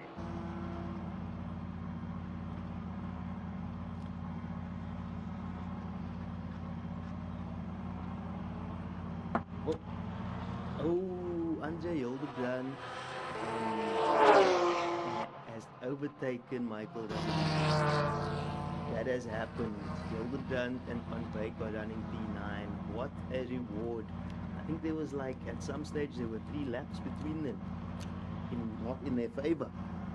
managed to throw their way back and make the go of it. Gabellini now jumping into the pits. Again, wonder what compound these guys are going to come out on when they come out, because they've been dropping these softs. And funny enough, Hildebrand and Van Wyk went with the same strategy. They put softs on. Maybe the wet weather works for the softs, for the guys that are not on this fiery pace of these aliens up ahead. You know? And that's another important thing in endurance racing.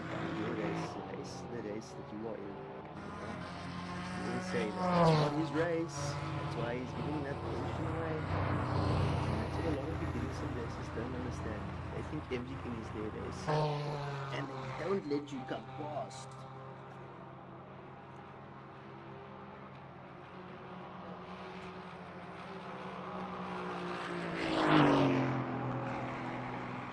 So we're watching a pit stop now, but I am babysitting as well. Hey, and there we go, Castelletti is in. So okay, this is actually when it's going to get tricky. Last 30 minutes, we're going to see a whole bunch of strategy majorities take place. So let's see what this the toy can do with this full throttle boys.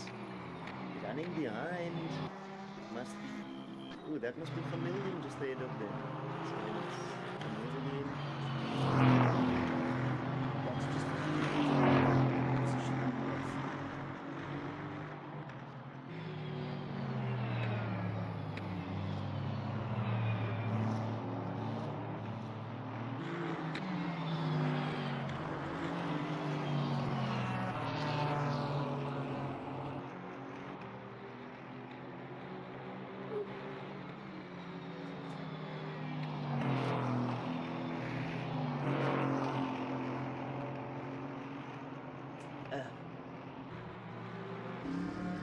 It's still in the pits. That is so interesting.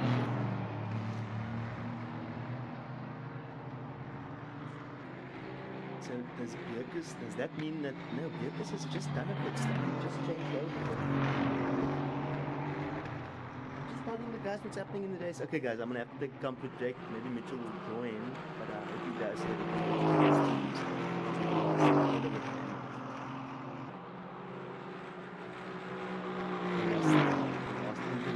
last 30 minutes to go here. Really exciting race we have all the way till the end.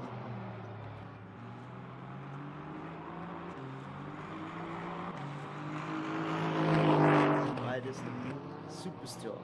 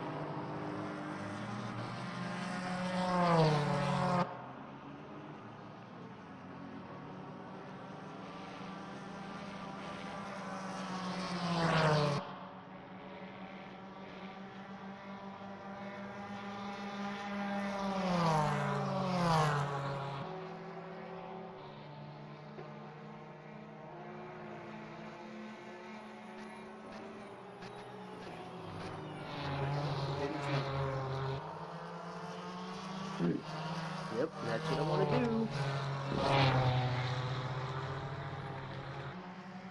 Yeah, the pit counter is like wrong. I understand that. I don't understand it. We've been trying to make sense of it. But I think it's got to do with the person, how many stops that person has made. So I think when Patrick stops, we'll see a count because he hasn't stopped.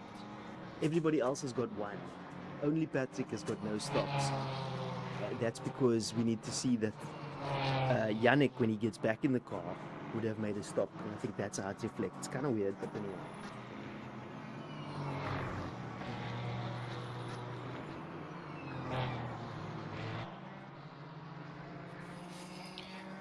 Hello, I'm back. Oh, welcome.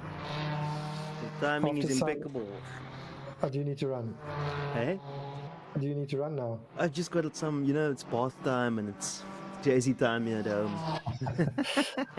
I'm just busy jumping on here again. No, busy do it. waiting for Take them your to time, take your do the time. shuffle.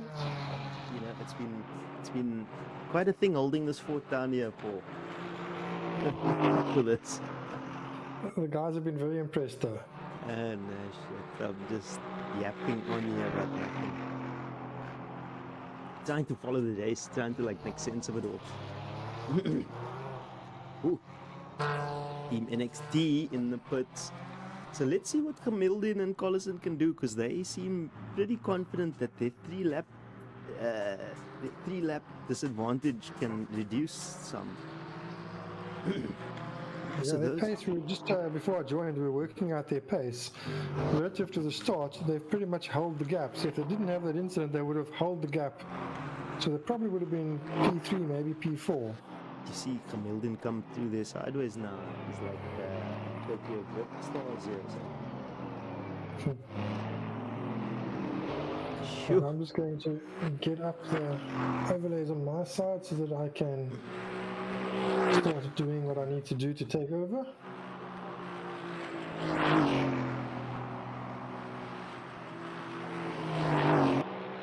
I wonder if there's anybody else that's willing to have a shot with us.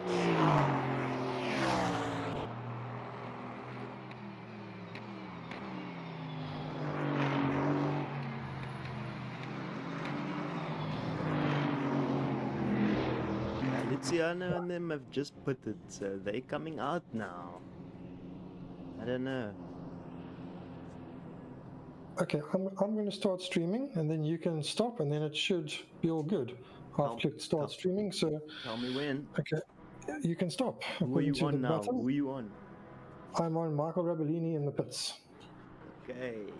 And It should continue, and I can see it's yours already. Nice. Oh, no. It's just starting to buffer now. It might be because we changed over. There we go. That's now yours. The flags are moving again. Nice. As long as we're seeing, it's now Jeffrey going on the pit, so they've just done a switch. Yep. That is what we're seeing. And I've stopped. Oh, no, I'm not seeing that at the moment. Yep, it's back with you. Right. For some reason my feed here, I think, is just a little bit delayed. So how was the stint? It was actually good fun. No major issues. I just sort of took it quite casual, really. I see we have a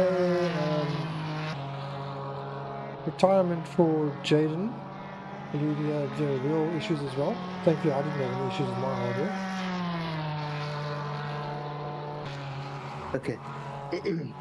I'll be back now, Dennis. You just catch us up on what it was like out there. Yeah, so thanks, Julian.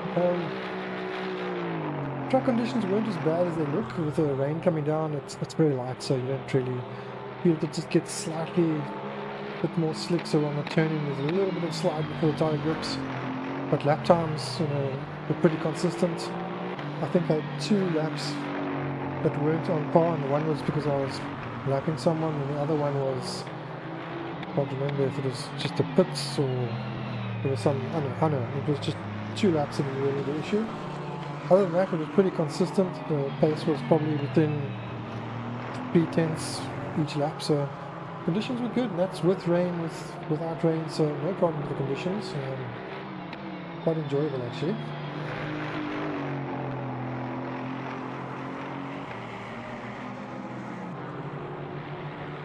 Just putting up the comments that we've missed, since obviously I wasn't during the stream, we weren't getting in these comments, so I'm just going to pop them up briefly.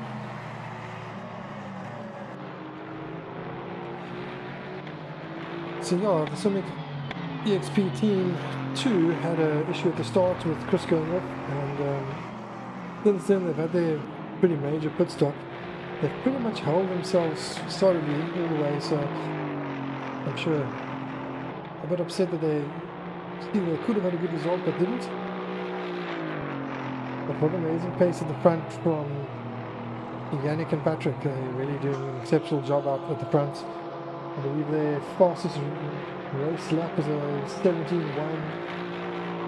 Matt here in P2 has actually done a 17.0, so actually managing to get the fastest lap of the race.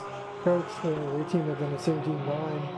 Stanton and myself will be doing a 17.7. So top 4 drivers all in the 17s. We have 5th place 18, low 18. 6th place a 17 as well. 7th place a 17 as well. 8th place at 18.0. So the pace is there. Good pace throughout the field actually. Unfortunately 2 DNFs, bit of a bummer. I believe one of them having hardware issues, so that's unfortunately caused that issue. I'm not too sure what happened with engine issue with Oliver. If it was just these cars don't have the shift protection enabled, so maybe it was just shifting down too hard. But yeah, pretty good. The field's been quite competitive actually. We have Andre Hildebrand in 9th, so great position for Andre and Morris. They've done really exceptionally well to get up to 9th. They're on the points, as has Jeffrey Rouse, Jeffrey and Michael Rabellini. Fantastic drive by them. So just under half an hour to go, so 3.5 hours done. We've got our leader. It's showing the leaders in the pits. Maybe my feed is a little bit behind here. I think that's probably the case. Maybe I should jump to my second feed just briefly.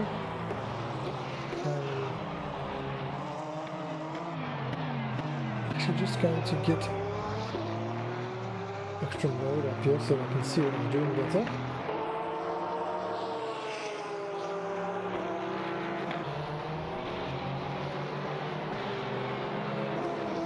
Alright, we're on the second feed briefly while I sort out what's happening on the main feed.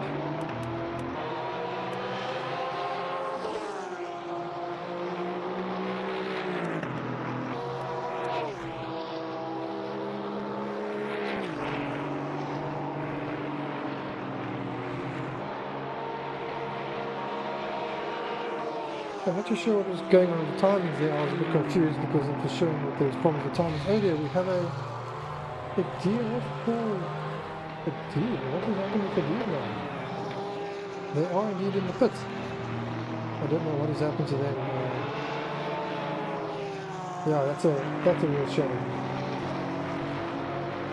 So in P2 we have Matteo at the moment, holding the fort in P2, doing a great job.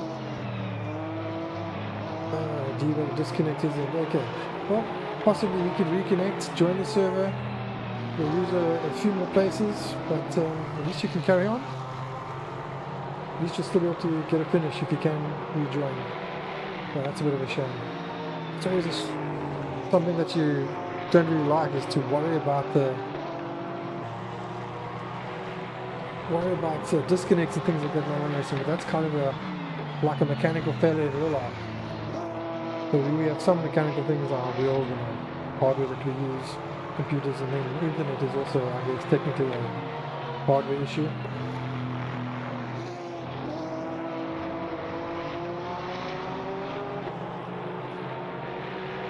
Right, let's jump back to the main feed. Right, so Yannick's still out in front. In second place, we have Matteo, doing a solid job.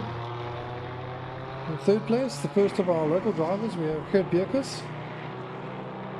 Doing well at the moment, driving on the medium tyres. We see a lot of drivers currently on the soft tyres doing that final stint at the end, because the fuel is about 4.5 stints basically. So this is now that last half stint where they stick on the soft tyres, a little bit less fuel, and they go for it.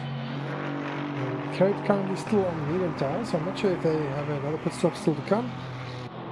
We'll keep an eye on that. That is P2. And then of course, Stanton Augustus, my teammate, in fourth place, doing a solid job at the moment. Nice and consistent there from Stanton. In P5 we have Santiago. Nice to see the Merc in the race. Merc's, I think, one of the most amazing sounding cars, that sort of deep roaring sound that it has. When I was in the pits to do my driver's swap, as I got in the car, he came past and straight away knew it was him. It's a very distinctive sound. In fact, if we were to go on board, you will hear it.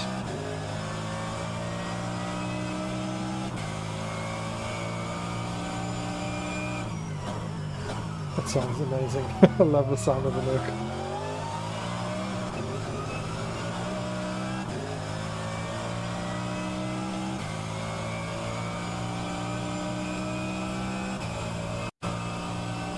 Sorry, I had the wrong sound on there. I've corrected the sound. The problem when you drive and stream at the same time, you go between things incorrectly. Yeah, that is absolutely amazing sounding car. Alright, let's see. In sixth place we then have Luciano, doing a great job as well. Also NXT. Well, he's in the BMW, the other team is in the Mercedes. Yeah, Vamos Santiago. Santiago doing really good. Good to see the new faces, and well done to everyone, and thank you for everyone for joining as well. Of course, the rest of the season is open to more people to join, so if any of you in the comments or watching would like to join, you are more than welcome to join. You can head to the Discord link in the description and sign up and come join us for the remaining rounds if you would like to give it a go. I'm sure your friends that you're supporting would love to have you in it with us. Andrea from Team Shiba. They seem to have lost a few places. I'm not sure if it's just because of pit stops, but they were definitely higher up at one point. So with me having driven, I'm kind of at a loss as to who's where at the moment. And of course, we're still waiting for Adib Kamildian to rejoin. If he can rejoin, then hopefully everything will be okay. He'll be able to rejoin and carry on. He's still in 8th place, so he could still take home some points, which is amazing considering the start issue for the team as well as a disconnect. So if he can salvage some points, that'd be great. We've got Andre Hildebrandt not too far back, one lap down on him. Andre having a superb race at the moment as well. So Baltic Esports, they didn't quite have the overall pace, but having good consistency and a solid drive for both drivers. So fantastic for Andre Hildebrandt and Marius van Wyk. And then Jeffrey Rouse also having a good race there. I've had a few incidents in the race. I know when I came into the pits, their car was in the pit looking like it had no rear wing. Oh, Chris saying it looks like they'll have to take the DNF. That's a shame. That's a real shame. Fortunately, that's just how it goes sometimes. That means Andre Hildebrandt will move up a place, as will Jeffrey Rouse. So those two teams will move up. And that means that Chris and Adi will get 10th place overall. I'm not too sure how the points work. I need to double check whether they get points for a DNF. I know you are required to complete a certain percentage of the race. I'm not sure what the percentage is offhand. So maybe there's points in hand for them. Maybe there's still points in hand for a Cool Runnings team as well in 11th place, although they're 11th, so they're actually out of the points. But yeah, that is a real shame. Good evening, Dennis. Good evening, Sean, and welcome. Good to have you with us. Yeah, for the last 19 minutes or so. things good. happen, and I would love to have been here from the start, but certainly things seem to be going fairly well for one or two of the teams that I'm acquainted with. Yeah, so we have a couple of new teams. I'll bring you up to speed. So two of the new teams are first and second. Gerrit is in third place for full throttle. That is Gerrit and Jean-Andre. In fourth place, it's Stanton and myself. And then we have Santiago, we have Luciano, Andrea. Then we have Adib, who's just had a DNF. So he will be dropping down. Andre Hildebrand is in 9th. Jeffrey Rouse is in 10th. And 11th, another DNF. 12th, another DNF. Right. You're not streaming the visuals by any chance? I am. I just haven't enabled it on Discord, so I just need to click a button. Wonderful. There I see Jeffrey Rouse in 10th place. Yes, I actually had all sorts of. I was just saying, just as you came on, that when I actually exited, when I went into the pits to hand the car over to Stanton, they were in the pits with the replacement rear wing being fitted because there was no rear wing on the car, so it obviously had an off and got everything fixed up and carried on. Amazing that you can be here for the last of the day, Sean. Amazing. Hi, Julian. It's a pleasure as I go through one of the favorite corners in my experience of, well, racing in general, and then specifically sim racing, Eau Rouge and Radialon, as they come through. It certainly is a great circuit that they are racing at Spa Francorchamps. Yeah, I think it's one of the most iconic circuits, and most people know the track, so you can pretty much just jump in and drive. You don't have to learn the track. You know at least Eau Rouge by name. Some of the other corners you'll know by name. So it's one of the most well-known circuits in the world for all forms of racing, whether it's endurance racing, formula racing, GT racing. They race everything, yeah. Yeah. Except And lawnmowers. such nice harmonics in the names of the corners as well. Well, I don't do French, but if you do, then I think they certainly have really nice names. But a great layout for a circuit for fast cars, all the way from La Source, I think, to Les Coombs, and then also the twisty bits. You need to have good handling as well. But I think predominantly here, it's the faster cars they do well.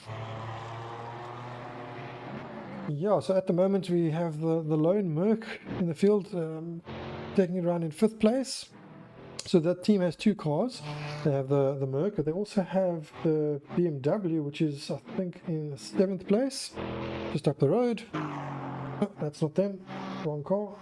I think they are then in 6th place. That is the other team. So they have two cars. We also have two cars as the eXperience global team. So we have Stanton Augustus currently driving, which is the car I drove in as well.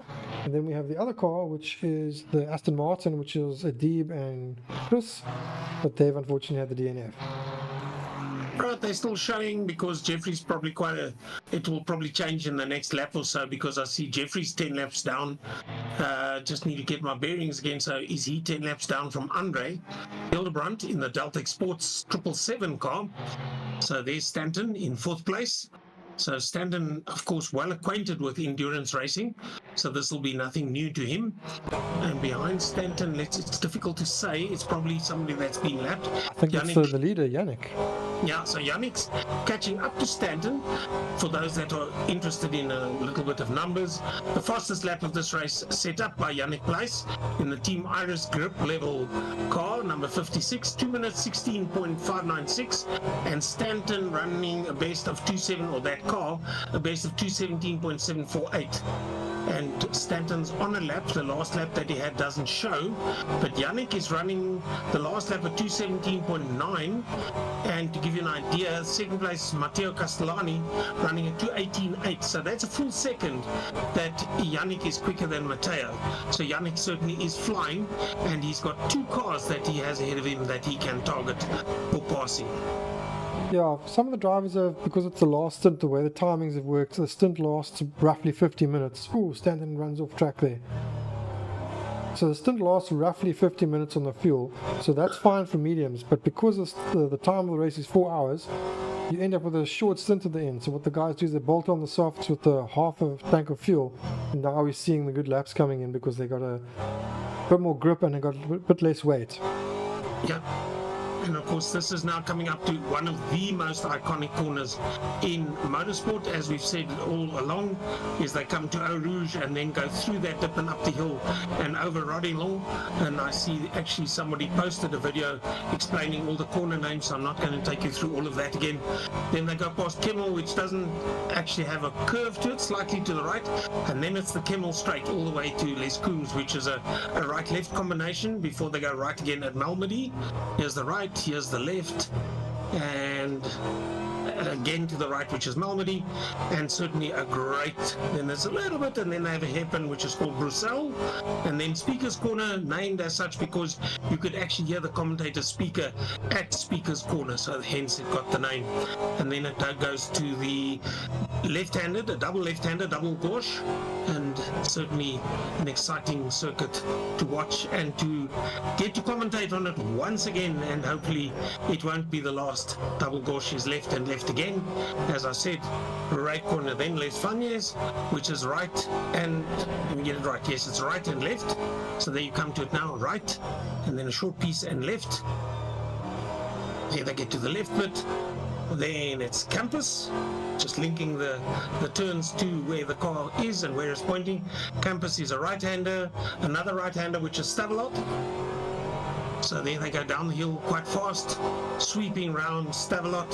Then it's fairly straight, although it's arching to the right, called Courbe Paul Frère, I think it is. Hopefully I get the pronunciation right. Before they get into Blanchimont, which is slightly to the left, and soon you'll be seeing the grandstand, which will be approaching the chicane. And once you see the roof of the grandstand, that tells you the chicane is up next. It's a right-left combination, which takes you to the main straight. Here's the right, here's the left, where Stanton went off a lap ago, and then it's the main straight before they get to the hairpin at La Source and do everything all over again. One lap of Spa Francorchamps. And what a lap it is. Alright, and just, I think it is in front of them, is that Luciano? So yes, Luciano as the race leader chasing him. Now to give you an idea, Luciano is running in 6th position, last lap at 2:18.8 compared to Yannick, also at 2:18 but half a second quicker, only at 2:18.3, well almost at 2:18.4. At this stage of the race I think things are pretty much settled as to who's going to finish where, so no use taking any risks anymore, only 11 and a bit minutes remaining. But Luciano well placed, 6th place finished is commendable in the company that they keep in this race, and I think well done to whoever did that. Going very well, Stanton going very well, and Andre Hildebrand, you, as everybody has gotten used to me saying, you've got to be in it to win it. Now in this case not necessarily winning it, but you've got to be there, and in this case Gerrit might be even on the podium for the night, which is a great showing for Great them. drive, yeah, it certainly is a great drive. They've been in it the whole meeting. Their pace has been good in qualifying. Their race pace has been consistent. They've avoided any incidents. So yeah, good to see them there on pace. And just to mention that Andre Hildebrand and Marius van Wyk were actually running in 11th at some stage. They were about 3 laps behind Jeffrey Roux and partner in, forget his name now, Rabolani. Rabolini, yeah, and they clawed their way back, and they stayed in it, and you know everybody. Some of them have been suffering some offs and having some issues, but they've been keeping the car intact. You know, making the pit stops, serving the penalties, and just staying in the race and reaping the reward. Great stuff. Nice to see them still participating and going at it. It's quite from what we used to in the local series that we've run, well, for considering for the time that I've been involved with commentary on sim racing, then this is actually quite a long race for many of them. Yes, and yes. The concentration levels that you have to maintain throughout to be there X number of hours later certainly is very different to 2 sprint races of 20 minutes. Yeah. And then all sorts of things can also go wrong, i.e. car 77 had engine failure. We're not exactly sure what happened to the Cool Runnings team, but Gemildin has had a disconnect, some XP second team had a disconnect, so anything can really go wrong on the day, and to come out consistently on top takes a bit of consistency. Yeah, Oh, what an amazing corner that is. It's blind for a great portion. You've got to trust that the right-hander is going to be there when you are in the dip. When you get to the top, you almost turn into that corner blindly. Over the years, we have seen some major accidents, and they've made some, shall we say, major changes to that corner to make it safer. But at this stage, Stanton is little worried about that, as he maintains that fourth position, only a lap down on Gerrit Beekes. A really good showing by the eXperience Global team number 42. Gerrit Beekes, the full throttle car number 3, going really, really well. And what does Gerrit's car look like? If you can possibly flip to that. Just wonder what skin they chose to put on it. Oh, there he is. In the Red Bull colors, black and orange. Yeah, nice looking skin. That is the official colors of the eXperience Global team, or teams. Yeah, nice to see them still going there. Now we've got back markers at play as well. And nice to see the back markers holding their line. There's certainly no confusion. Just trying to see in the Porsche also still going with 8 minutes on the button to go now. I'm just busy getting all the files ready for the interviews. Of course, some of our drivers don't speak English, so I'm not too sure how good the interviews will be. I know certainly with the Italian team, Yannick and Patrick will be okay to maybe answer a few questions. I think Matteo and Bernardi, they might struggle a bit because they are Italian, and I think the Italian is not, they're not very fluent with English. I think they can speak some German. So perhaps, Sean, if you're here, you could maybe speak to them in German. I know Bernardi, he speaks German, so maybe we can interview them in German. Try a little bit of English/German mix there. Yeah. So, see if I can get something up in Italian. It's interesting that a lot of the guys have chosen to do the last splash and dash on softs, and Gerrit and Stanton, I think, are the only 2 on mediums. Yeah, that is very interesting. Actually, it's Matteo Castanelli and Gerrit that are on mediums. Stanton's on softs. Andre Andre- taking the scenic route. And losing his rear wing. Yes. Ooh, that could cost them that position they fought so hard for earlier in the race. No, they should be good because it's all DNFs behind them. No. Oh. Yeah. No, they had the position on Jeffrey. Oh, on they've already Jeffrey. lost it. Yes, they've lost it then. Yeah, Yeah, they've just lost it. They had the position on Jeffrey and Rabellini. Literally. Oh, unfortunately. Now you see. Now this is where we need that code 80. Yeah, this interesting that Because they want to get to the end, and let's see what type of traffic is headed their way. I can actually help because I've got a different perspective of this game. yeah. So it's been very interesting. I just happened to say coincidentally a little while back that you've got to be in it to win it, and then the bad luck hits Andre, and Jeffrey Rouse takes 8th position. Andre takes 9th. Adib has had the DNF already, so he's dropped to 10th. So the chances are there's not much that Andre is going to be able to do about proceeding anywhere higher than 9th position without a rear wing. He'd be able to circulate and finish 9th, but not sure whether that's what he would have liked to have his race ended at. Well, Yannick is fast approaching, and he's got a hairpin to get through. He can just about get to the pits, hopefully. He's into the I wanted to see final where corner. I'm now isn't it? lost in where we are in the race because I'm watching it from many angles. He's almost missed the pit entrance. Okay, so he's into the Tough, but pits. he doesn't get in the way of the leader, and the leader's followed by not by Santiago, by Luciano. NXT sim racing. Alright, so at least they will make the end of the race as long as they don't sit in the pits. So even if they do, they will at least still make the race finish. So yeah, things change even right Tell at us- the end. I mean, tell us how different is normal commentary from endurance racing commentary. Well, you're asking me a loaded question because I've actually arrived as if it were a sprint race. I'm all rearing to go and everybody. But if I were to have been here from second one, from when the lights went off and they got racing, it would have been a lot lower key.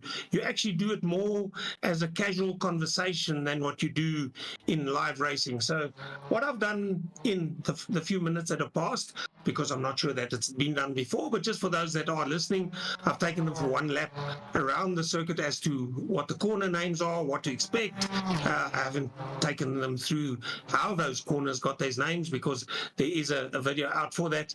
And then just quickly run through who's still running. So, but when you do something like this in a 3 or 4 hour endurance race or even longer, the tone of voice will be much more subdued than what one would be used to in a sprint race. And I'd probably be talking quite a lot slower than what I normally would in a sprint race, if that answers your question. Yeah, you can do a whole bunch of other things in the meantime. Yeah. And not It's like miss too much. I've managed to find a question to ask the Italians, and hopefully my pronunciation isn't too bad that they don't understand what I'm asking them. But certainly it's a privilege to have joined so late in this race, but a great race, it would appear. Yeah, I mean, we've survived 4 hours. We've still got 10 cars on. No, we've got 9 cars on track from 12 that started. A few Yes. very unfortunate DNFs, but the field has done well. And to be honest, there's literally the top 3 guys are all still on the same lap, if I'm not mistaken. Do you know what Yannick runs, whether he does endurance racing normally or what other championships he participates Yeah, in? they are quite involved in a lot of endurance series. Stanton used to run with him as a teammate at Fach Autotech, if I'm not Ah, okay. mistaken. So these guys, they've got quite some experience under their belt in terms of endurance racing, and we're just privileged to have them race among us and show us a little bit about what it's about, and us try and host something that meets the standard that they are accustomed to. Right, just quickly, as the race leader goes across the line, his last lap at 2:18.5, and we have 2 minutes 24. So the chances are they'll complete this lap and start one more as the final lap. Yes. And that's interesting because he's done 99 laps so far. Wow, 100 laps. That's almost you can, like they have, I don't know if you guys watched much of the Aussie racing. They have the Bathurst, is it the Bathurst 100? And I'm not sure if it's 100 miles that they run, but nonetheless, you guys can call this the Spa 100, the Spa Francorchamps 100, in as much as that you run 100 laps to run 4 an hours, endurance yeah. race at Spa. Yeah. Yeah, there it is, lap 100 that they're running at the moment. So they're probably going to run 101 laps, as it were, in this race. That's quite amazing. Yeah. So nice stat to be able to give. And I must say that something I don't think we saw on previous versions of our local racing, that we actually see what lap the race leader's on, which we do see now populated in the gap column that tells you they are I'm not sure, that's probably completed, or they're on lap number 100, and we know they're going to finish this one and one more, unless he does a major slowdown. But Matteo Castellani is only, well, he's 32 seconds behind him, and it might be if he wanted to, but race drivers, if you know the character of race drivers, they don't have the word slow down in their vocabulary unless the software tells them to do so. Yeah. So, yeah, comparing the last lap at 2:18.5 to the best lap, which probably was a lot earlier in the evening, at 2:16.6. So it's about 2 seconds slower than the fastest lap. Now, remember, the fastest lap, you're still at your top level of concentration. There's no driver getting tired. Are they coming through? Yes, they're coming through with Crossing the line, 25 seconds to go to start the last lap. We've got a very proud racer wife there, congratulating our local boys, Jean-Andre de Toy and Gerrit Beekes, bringing home P3. Let's hope it's not over till it sings. One more lap to go. Yeah, we'll get the fat lady on standby, but certainly nice to see the South African contingent. And I think just the exposure that you can say, I've actually participated in a race of 101 laps at Spa Francorchamps, that adds something to your sim racing CV. You know, those guys are beating themselves up now because they want to be P1. Yeah, They are both very competitive. yes, but it's always, what have you taken away? And the one thing I think that Gerrit will take away, if they continue where they are now, is that first, second, and third were on the same lap at the finish of the race. That is very true. And I think that's really, really noteworthy. P3 is just going through turn 1 now. Yeah. So, yeah, same So lap. considering that a lap is 2 minutes 16, that's 120, 136. The fastest lap was 136 seconds. No, They're only 64 seconds behind. They are So at the well bottom. done. Well done for third place. Yeah. And only just over half a minute between Yannick Place and Matteo Castellani. So it just goes to show it might be a race of hours long, but at the end of the day, it came down first to third was a minute. So really great racing from them all. Absolutely Team Iris, amazing, yeah. Yannick in Team Iris grip level has the moment, and we look forward out of his car as the race leader. He has nothing to chase. He has nothing really close enough to defend, because second place Matteo Castellani is 35 seconds behind him, and then 63 seconds Gerrit Bierkes. So there comes the grandstand, so I think we can get the fat lady standing by. It's going to be the chicane, and then it's going to be the checkered flag. I wonder if the checkered flag is this. I presume it's this finish, not the one around the corner.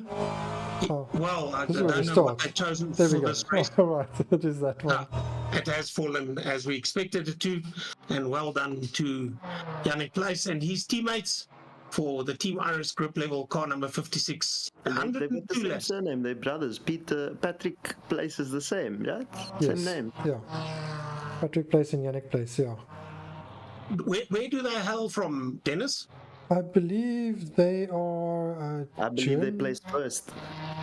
Yeah, Well, Matthew if they're comes German, across I the can line. speak to them. So if they do speak in German, then possibly I can speak to them. I know second place is Italian. I think the first place might be German. We can find out when we get them on the podium. I know Otherwise, third I place think- is South African and Namibian. They speak English. And amongst Afrikaans. other things. Well done there to the second place finish. Wait for Gerrit to come through. Across the line has gone Stanton Augustus in fourth in the meantime. There goes Gerrit Bierkes finishing third. Well done, well done. And also behind, who was it? Luciano Ichazo has gone across for sixth. Andrea Zampini has gone across for seventh. Jeffrey Rouse finishing eighth. Andre Hildebrandt a lot further back, but will be classified as ninth. And everybody has taken the checkered flag except for Andre Hildebrandt, so he's still coming along, although I think wingless. So he's not going to be too concerned about that. He's in the Deltec Esports car number 777, so a great race by him as well. A pity about the off, and more so a pity about the wing that went off, because they gave up a position right towards the end to Jeffrey Rouse. But well done to both of them. The South African teams fighting right to the end for 8th and 9th position. I believe that all the cars have now crossed the line. Yes. So we have the results. Yannick and Patrick Place do indeed take checkered flag for P1. Matteo Castellani in P2. Gerrit Bierkes P3. Stanton Augustus P4. Santiago Gonzalez in P5. Luciano in P6. Andrea Zampini in P7. Jeffrey Rouse P8. Andre Hildebrandt in P9. And Adib Chameleon in P10. And I believe I can get the next as well. It was the Cool Runnings car, number Yes. 604. And then 12th was Oliver Hargitay. And that's your name. That I believe was Monet Deploy. I think it was him that didn't have his name shown there, because I did see his teammate's name showing up. Jared, yeah. All right, so we're going to jump to an ad break, and we'll be back shortly for an interview with the top 3 teams. So stay tuned, and remember to hit the like and subscribe button if you've enjoyed what you've watched, and stay tuned to hear from the top 3 teams. So until then, we'll be right back. Back in a moment.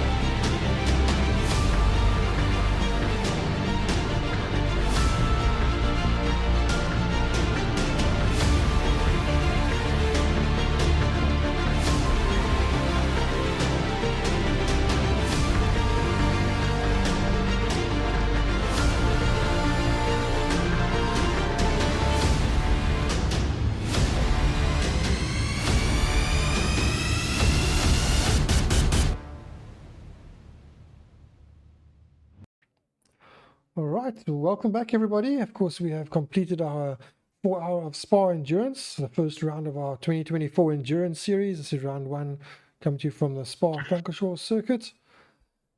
We are joined with our top 3 teams. 2 of our teams are international, so they don't speak English, or one of them will speak English. The other one is not very good in English, so Sean thankfully can speak German to them, so he'll interview them in German. But Roberto is standing in for Matteo and Bernardi, so he can speak on their behalf. But we have Yannick and Patrick Please with us. We have Ger Pierkes and Jean de Toy with us. So let's start with Yannick. You're here. Patrick is not here. How was the race for you? What was it like joining us for the first time? It looks like, pace was obviously no issue. You didn't seem to have any issues in the race. Talk us through your race. Well, first of all, thank you for organizing this one.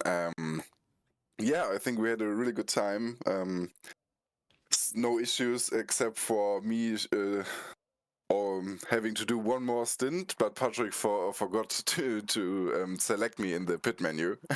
So I didn't do 1.5 stints, and in the end I just did the half one, but at least I didn't have to drive the hard tires and could put on the softs and have some fun. Yeah, trouble-free race. I think we got pole, led every lap. Couldn't be better, I think. Well, congratulations and well done. Perhaps, Sean, if you want to maybe ask them a question in German, just for the German fans that are watching. Guten Abend, Patrick. Ich habe gehört, du hast es sehr schön gefunden. Für die deutsche Menschen, was auch an YouTube war, können Sie vielleicht erzählen, wie dieser Wettrennen, dieser Race für Ihnen war bei Spa Francorchamps. 4 Stunden, ich glaube, das braucht sehr spannend zu sein. Die letzten Minuten auf Softs, aber die ganzen Race, was haben Sie gefunden? Ja, Spa ist eigentlich eine unserer Lieblingsstrecken, wenn nicht die Lieblingsstrecke von uns beiden. Immer gern hier, sowohl in echt, mal bei der WEC oder in der Sim. Ja, immer schön in Spa zu fahren und noch schöner ist dann auch zu gewinnen am Ende, würde ich sagen. War ein tolles Rennen, hätte nicht besser laufen können, würde ich sagen. Right, just a quick translation from what I can remember. They had a great race. It's one of their favorite tracks. Everything ran without any problems, and they certainly had fun. And that's a nice word in German, Spaß. Wir hatten viel Spaß. That means we had a lot of fun. And if one can say that after a 4-hour race, then I say well done to you guys, and also credit to the team that organized it as well. But that Patrick said himself already. So nice to have them. And thanks for giving me a chance to practice my German. It's terrible. No, it was pretty good. All right, and in second place we have Matteo Castellani and Bernardi Francesco, but we don't have them with us. We have Roberto instead here to chat on their behalf. Roberto, do you speak any English perhaps, or you just want to speak in German? Ja, genau. Also, guten Abend von alle. Also, zum erst von Name vom Team. Ich will alle Danke sagen, weil war eine sehr schöne Location und eine sehr schöne Strecke. Ja, also, was soll ich sagen? Also wir sind ein italienisches Team. Also ich rede Deutsch, weil ich wohne in Deutschland. Und die Rennen von meinen Kollegen, also ich bin Jofalo, ich war mit der BMW Nummer 6. Wir waren im P7 und die Kollege war in P2, ich war dabei. Und war ein sehr schönes Rennen. Sie hat alles sauber gemacht und ja, das ist alles gut gegangen. Right. Basically the same as what Patrick said, that they enjoyed it tremendously. He actually raced for the team that finished in P6, but he's commentating, or he commented on behalf of the Matteo and Bonardi that finished in second position.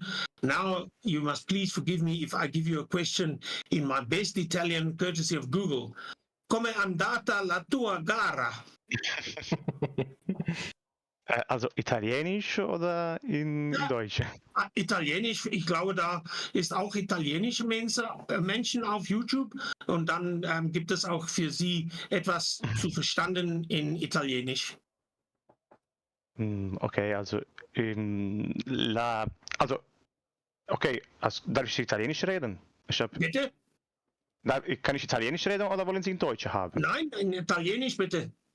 Ok, buonasera a tutti. La mia gara è andata che purtroppo non è stata molto fortunata. In partenza ho avuto un contatto sul posteriore, non ho visto chi era. Eravamo ancora lì nel giro di formazione. E poi c'è stato, mi dispiace moltissimo, ma la Porsche numero 777, quando ero fermo ai box, mi è praticamente entrata, una collisione che mi ha compromesso la gara dandomi 71 secondi di danni. Poi è subentrato il mio collega di team che l'ha portata fino alla fine. Thanks, Roberto. I managed to pick up two words, something about a compromise and that you were in a Porsche. And it's interesting to hear that even though I don't speak Italian, you still pick up words that are universal all over the world. Much appreciated. Obrigado. Obrigado. Thank you very much and well done. Thank you Entschuldigung für mein Deutsch oder für mein Italienisch. Nein, hier sagen wir nicht, wir sind hier für Rennsport und die Podium der Nacht ist nur etwas Spezielles für die Menschen, was nicht rennen, aber es auch auf YouTube gucken. Ja. All right, and then thank you again. And then to our third place team, we have Gerrit Birkus and Jean de Toy for Full Throttle. Thankfully, I can speak English to them. They can also reply in Afrikaans if they wanted to. Go with the trend. Let's start with Gerrit. I've got Gerrit's name on top. Gerrit, before Jean has a chance to talk, give us your feedback. Your pace seemed pretty good. Your qualifying was good. You looked like you were able to keep the pace throughout, no problems, so there were no issues for you. Talk us through the race from your perspective in the team. Yeah, hi guys. Yeah, John really had a good qualifying. I mean, very pleased with that. And then first stint went well. We could keep up with the guys in front. And then in the second stint, I don't know who was the team that was second. But yeah, somebody got into that car and he just cleared off, completely just booked it. So yeah, we made a couple of mistakes. We went like a lap short on all our pits, so there's definitely we can improve. There's something for us to work on, so it's all good. In second was Team Shiba. Team Shiba. Yeah. And then maybe Jean-Andre, if you want to give us the race from your perspective. Like Gerrit said, you had a fantastic qualifying. Talk us through your qualifying. What was that like? Were you happy with your qualifying time? And how was your race pace? You seemed very good on race pace. I know when I was in the car, I was watching the time to you. It was pretty consistent. I wasn't able to catch it all. And you seemed to hold your position throughout the race, no problem. So what was it like? Did you have any problems with the wet weather? Yeah, firstly the qualifying I think went well. I put in a banker lap, then I saw I dropped down to like 5th or 6th, so I started to get a bit worried. Luckily I had enough time to go P2 afterwards, P3. But I think overall it was good. The race pace was fine. A couple mistakes here and there. Consistency wasn't always there, but I think we managed it quite well. Like Gerrit said, with the fuel, I think maybe we need to get another strategy because everyone pitted a lap after us. So we basically had to do a full stint at the end where the first Aston Martin basically did half a stint. So I think there's definitely something to work on. But overall, the race was really fun. Oh, congratulations. Do you guys want to have a comment in Afrikaans to keep the trend going? Ga maar voor, Jean-Andre. Fine. I don't really know what to say in Afrikaans, so it's fine. I'll let Gerrit do it then, if Gerrit would like to. No problem. Ja, die race was okay. Alles het gegaan basies ons wou gehad het wou gaan, behalwe net met die petrol was 'n bietjie van 'n issue vir ons. Maar verder alles okay. Ons is hulle het ons nie heeltemal weggery nie. So ons kan hulle nog sien na voor ons, so miskien het ons vir hulle iets vir die volgende reis. All right. Well, congratulations and well done to all our top 3 drivers. Perhaps, Sean, if you would like to ask a final question to our number 1 team. Yeah, I think we've pretty much said everything and they've given us a great reply. In Deutsch dieses Mal, Patrick, wenn wir sowas wieder machen, bist du mit uns dabei? Ja, ich denke schon. Okay, the question was, if we're going to do this again, are you going to be joining us? And a very affirmative came from Patrick. So they will be racing. If we do endurance racing again, they think they will be joining us again. I think it was Yannick that replied. Okay.